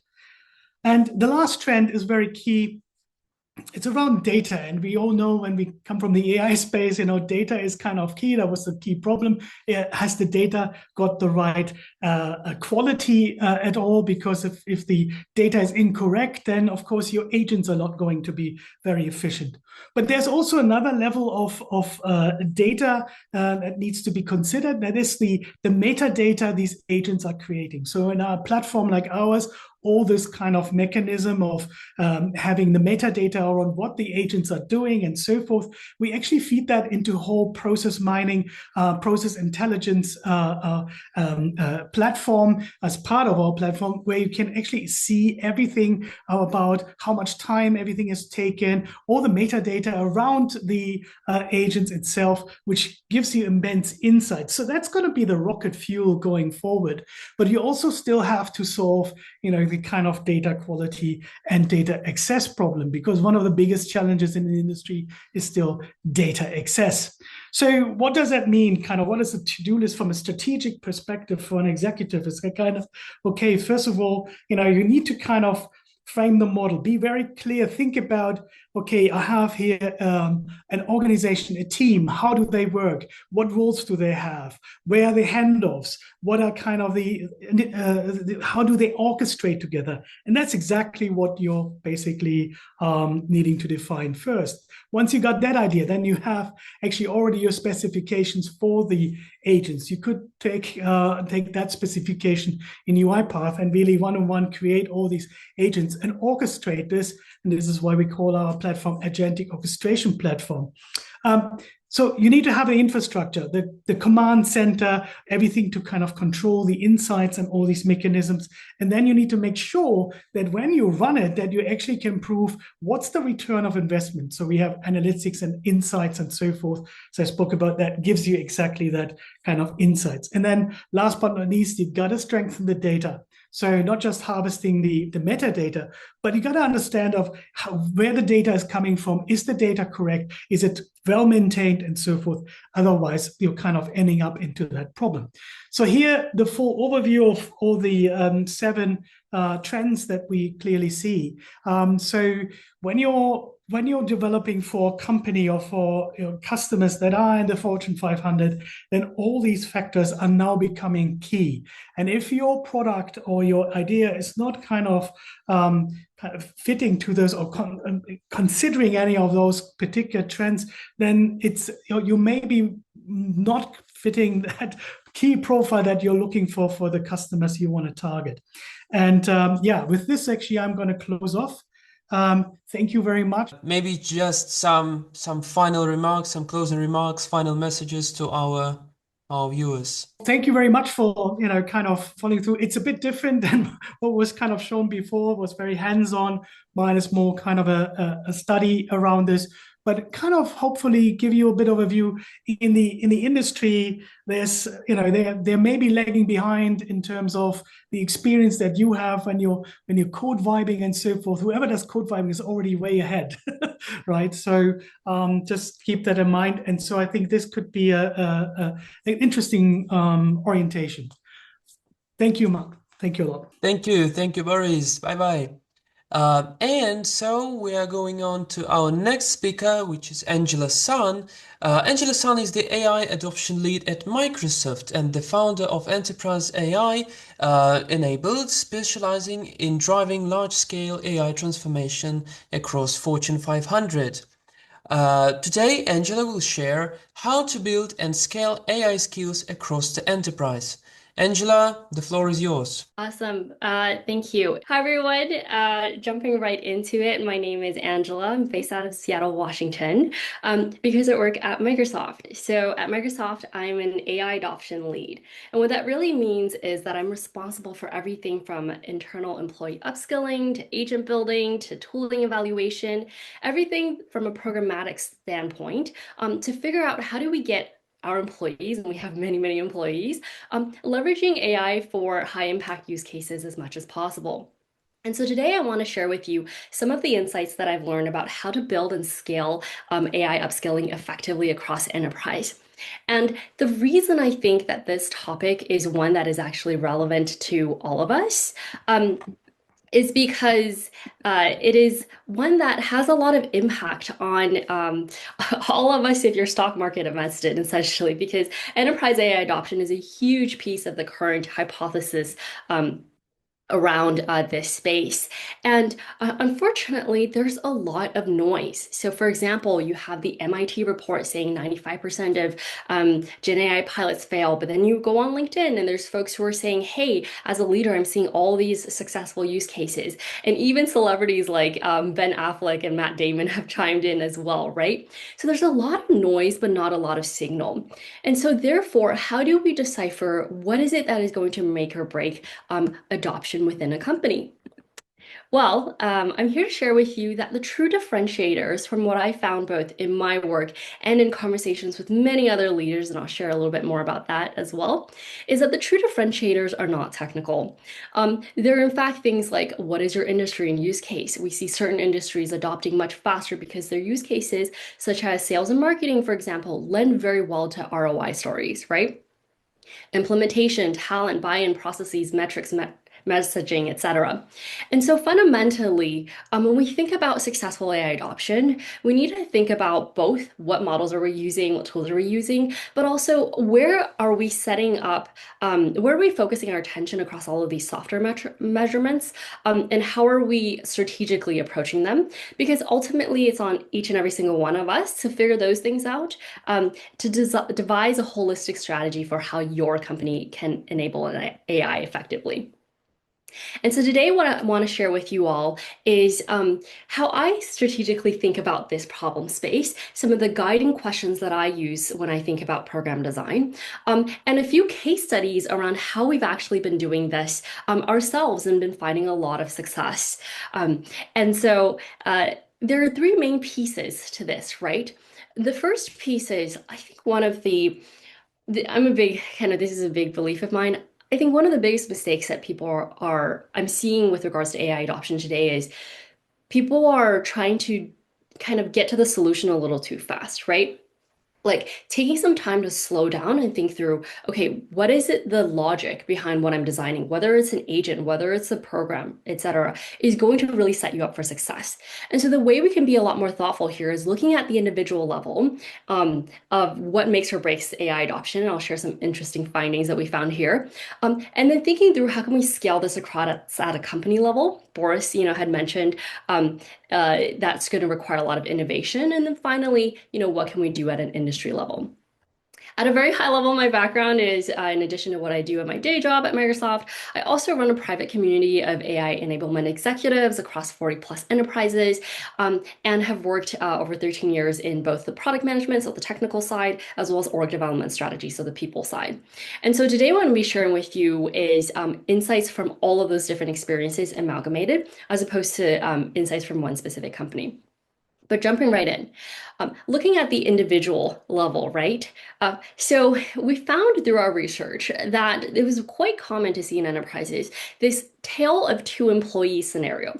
And so what that really means is that in the same function, same org, same level of technical expertise, very different experiences in terms of eagerness to adopt AI, willingness to use it, time actually spent leveraging it. And so we started to speak to other folks in the AI-enabled community and found similar trends. And so with that, we went on a little bit of an investigation journey to figure out what is it that's making or breaking this adoption at the employee level. And we found that, inspired a little bit by the Crossing the Chasm book, if folks have read that, the AI aha moment is really what is making or breaking the difference in terms of their adoption journeys. And so that is specifically a moment where someone learns an aha in terms of the concept or tooling, where it unlocks accelerated value, and it makes them much more from a laggard to an innovator because they go from skeptic to curious, right? And so I'll give you a really concrete example of what this looks like in real life. We talk a lot about prompting. We talk about it like it's not rocket science, right? And then to some extent it's not. But at the same time, you'll be surprised how much of a difference there is between someone who is an excellent prompter and someone who is kind of like a just getting by kind of prompter. And for the most part, folks have a hard time telling where they are. I would actually argue that I think Matt Damon and Ben Affleck probably fall in the don't really know how to leverage AI super effectively based on what they're saying. But we wanted to dig into why, right? And so the way we found that is we went ahead and watched every single prompt engineering course you could possibly get your hands on, including those by really famous people like Andrew Yang. And what we found is that two challenges remain. One, prompting is not engineering, and it sets for the layman the wrong expectation in terms of it not being a probabilistic machine, but rather being a deterministic machine. Two, if you teach a learner a series of techniques, they walk away with essentially a bunch of fish. But what you really want to do is make sure that they understand how to fish. Right?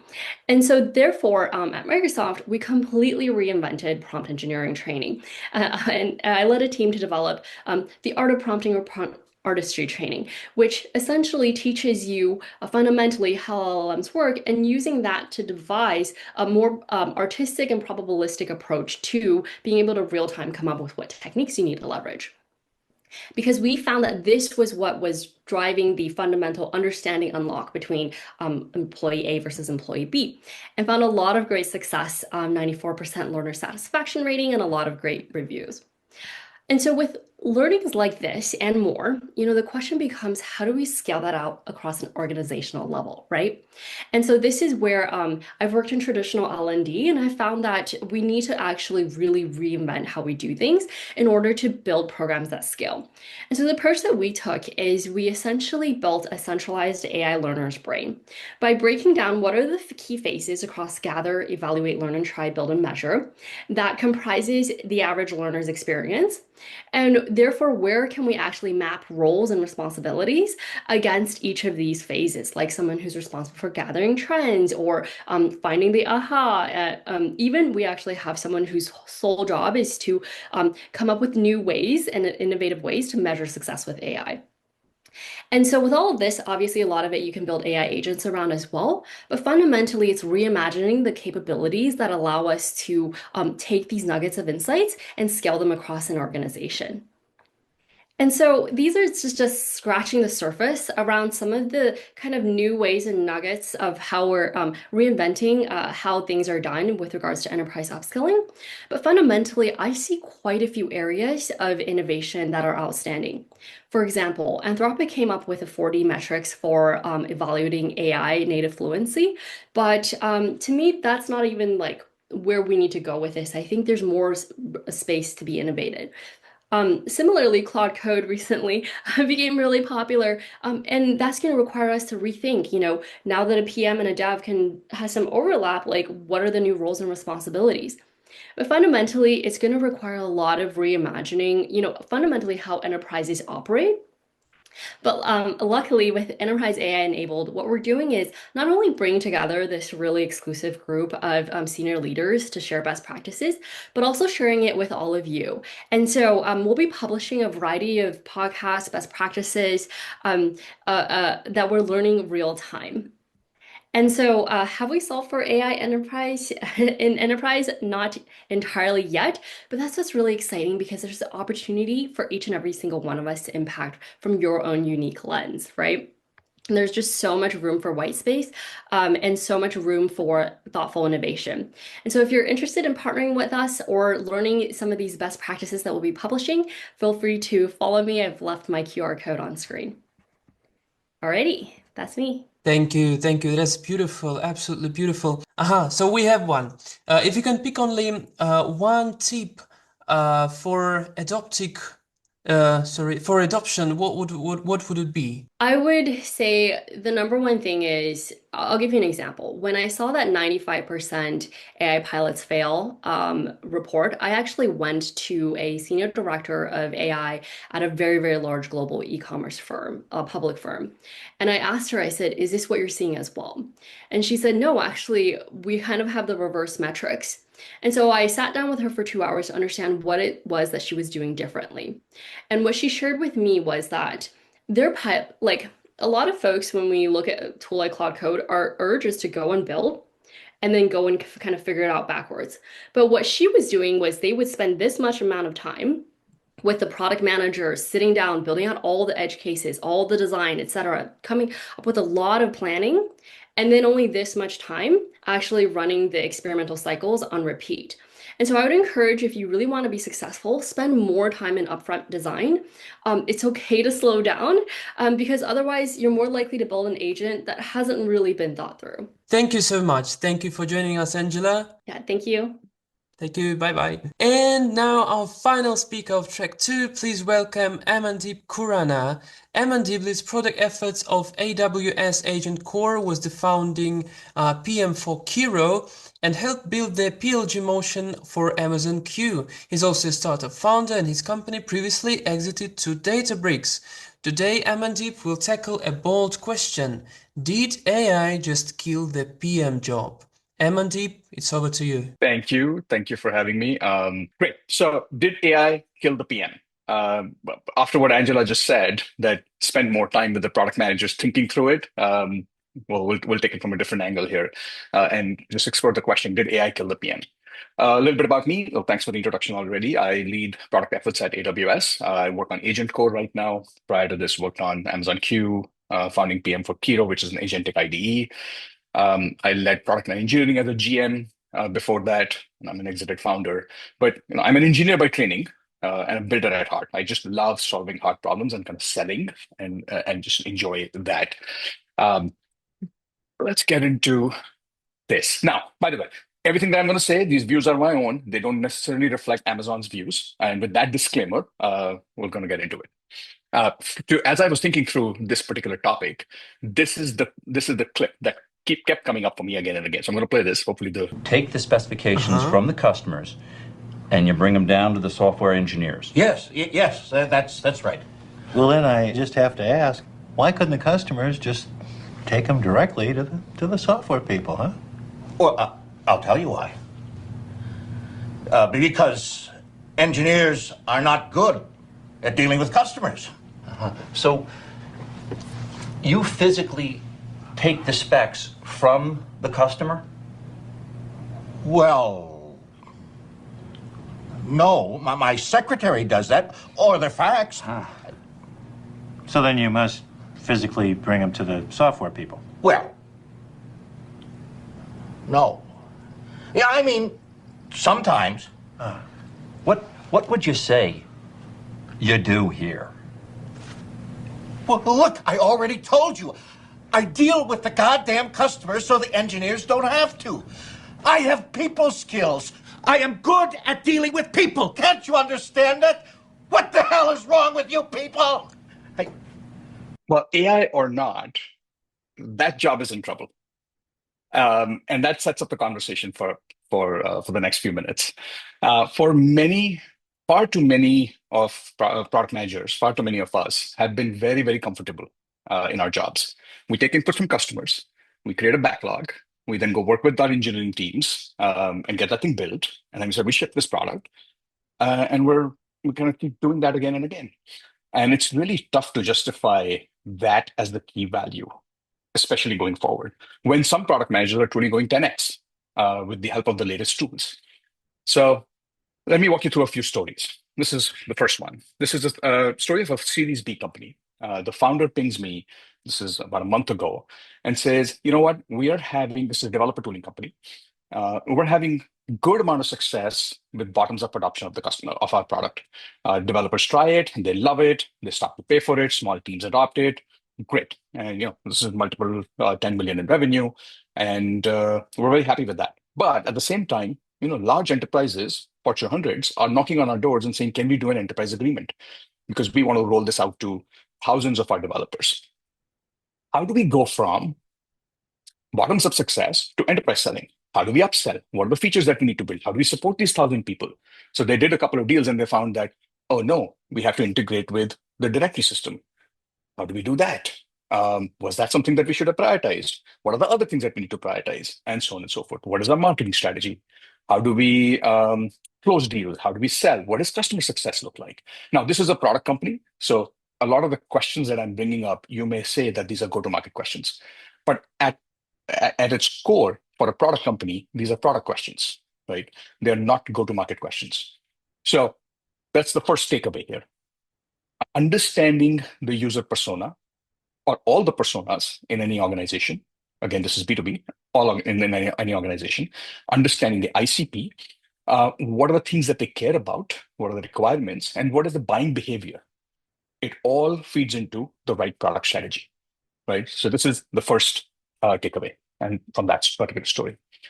Now, you'll say that, hey, this is an enterprise software company selling into the enterprise, so they have to think about all these things. Or you may also ask the question, why would the founder not come up with these answers? So why do you need a product manager to do this? You're right to question all of this. Not all situations are created equal. There's different kinds of companies, there's different kinds of products, a different maturity of the product, there's a different stage of the companies, and so on and so forth. So the role varies. You're absolutely right to pose that question, but it still needs to be done. So to understand this at a different level, let's go to the next slide here. How did the job of a product manager even come about? And it actually started in 1930s when Neil McElroy wrote this brand man memo. So Neil McElroy was a brand manager for one of the product lines at Procter & Gamble. And he noticed that different product lines were not aligning and the resources were not aligning properly, and they were not succeeding as a result of that. So he wrote this memo. He said, the brand man is going to be responsible for, the end-to-end responsible for that particular brand, from how the advertising works, what is advertised, what is said, what does sales work, and so on and so forth. The brand man is a single-threaded leader for that particular brand. That became the genesis of the product manager role in 1940s by HP. That's the PM title was introduced. 1980s, Microsoft, with a little more complex software suite, created the program manager. And then in 2001, again, you can see that there's an evolution happening here. In 2001, when the Agile Manifesto came out, that transformed the job of a product manager, again, into this cross-functional, fast, iterative role. And then in 2010, when the concept of lean startups and the MVP came about, the PM role got elevated to a C-level role, and there was a rise of the chief product officer. But at its core, if you think about what is the charter, it is ownership of building, planning, managing the entire product lifecycle. Okay, let's talk about another story here. This is one that I was involved in. In Q4 of 2023, I joined the AI developer tooling org at AWS. I went from leading product and engineering to becoming an individual contributor product manager. Now, one might say, well, that sounds like a demotion. Why would you do that? Now, I had my reasons, and I said, I want to learn what's happening in the world of AI. I want to get hands-on, get my hands dirty, and solve some new set of problems that I hadn't solved before. So that was my personal motivation. The first question that the leadership posed to me was, you know what? AI is reinventing the world of software engineering. We are seeing it happen. Again, keep in mind, this is Q4 of 2023, so almost 2.5 years ago. It's reinventing software engineering. We can see it. We're not entirely sure what we should be building in this space. Should we acquire a company? Should we build an IDE? Is it a risk to our business? Is it an opportunity that we should go after? What game should we play? And what are our strengths and weaknesses, and how do we build on those? Some people, and pretty senior people at AWS, said, hey, we should not get into the IDE space. It's not a good business. Nobody pays for them. Microsoft has a very strong hold and lots of investment, and everybody that is building on top of VS Code. Absolutely correct. Others said, well, we should absolutely build one. Because Microsoft has one, it's a business risk. So we should absolutely have one too. Both are right in their own ways. So what do? I spent a ton of time with tech leaders in the Valley, investors, developer forums, trying out all the leading tools, pushing them to their limits, understanding the latest research, what the models could do, and also studying the history of the market of developer tools. And after several weeks, in fact, probably months, I came to the conclusion that, again, go back to end of 2023. So the conclusion was AI will make code irrelevant over time. Today, that sounds consensus. At the time, it was not as consensus. It will certainly make it less relevant. That piece was pretty consensus. And IDEs, as we know of today, again, going back to 2023, won't be relevant. So the way we define IDE is not going to be relevant. And we'll have to reimagine a developer tool for the agentic world. And we should consider building a tool in that way. And no one actually was building anything like that. So great. The leadership said, agreed. what is this tool? What are you imagining? I thought, well, that's when a lot of internal brainstorming started. And the result was Kiro, an agentic ID that brought the concept of spec-driven development to the mainstream AI IDE. Spec-driven development is not a new concept, but it made it mainstream in the context of AI IDEs. The way we branded it, the way we priced it, the user experience, it's not called Amazon Kiro. It has its own website. It was just rethought from ground up for this evolving landscape. And it turned out to be one of the most successful developer tools AWS has put out there, and it has put us on the map. So I'm super proud of this effort. Why do I share this? There are a few takeaways. One, we have to think strategically. Think strategically about where things are headed, what's technically possible, what will become technically possible. How do we think about our business in that evolving landscape? We've got to get creative in problem solving. Like, I don't have an answer, and I also couldn't come up with it just by myself. So a lot of brainstorming and a lot of kind of creative exploration. And then bringing it all together in the form of a story that everybody could understand, resonate with, that could take people through a journey and saying, oh yeah, I see a world where so-and-so thing will become possible, and we should go do something about it. So that was a set of things that I had to do personally as a product manager. Okay, let's look at a completely different story. This is a little more personal. This is not a product that I've built in the context of my job. I have had chronic health issues since the age of 13, 14, 15. I've written about this extensively. I've published a lot of my data on my Substack. And I track a lot of my markers, and I've been doing that for over a decade. A lot of the markers, a lot of the experiments that I do, just a ton of data. I've always wanted a tool to make this easier. I was doing this in spreadsheets, and I was never satisfied with any tool that I saw. They all lacked something or the other. So as AI coding tools became more and more popular, I said, I'm going to go build one, and I'm going to see how much I can push these tools to build a thing that I want. So I started with a very, very simple tracker. And as I used it, more and more, built a very simple tracker. As I used it, more and more ideas came up, more and more problems surfaced, and I kept building. And it now has become a complete personal health record system with tons of integrations, MCP support. It powers AI coaches for me, plugs into Claude, gives a ton of context. It's way more sophisticated than anything that ChatGPT Health and Claude Health can do. And I just wrote about this in my Substack this morning. Okay, so why do I share that? There's a few takeaways here. Build, learn from what you built. It's not going to be perfect, and improve. And iterate on this super, super fast, right? You got to make shit happen. And that is the set of things that led to building Bellevue for me. So what's the next evolution? We're in 2026, and it's this rise of the full stack builder.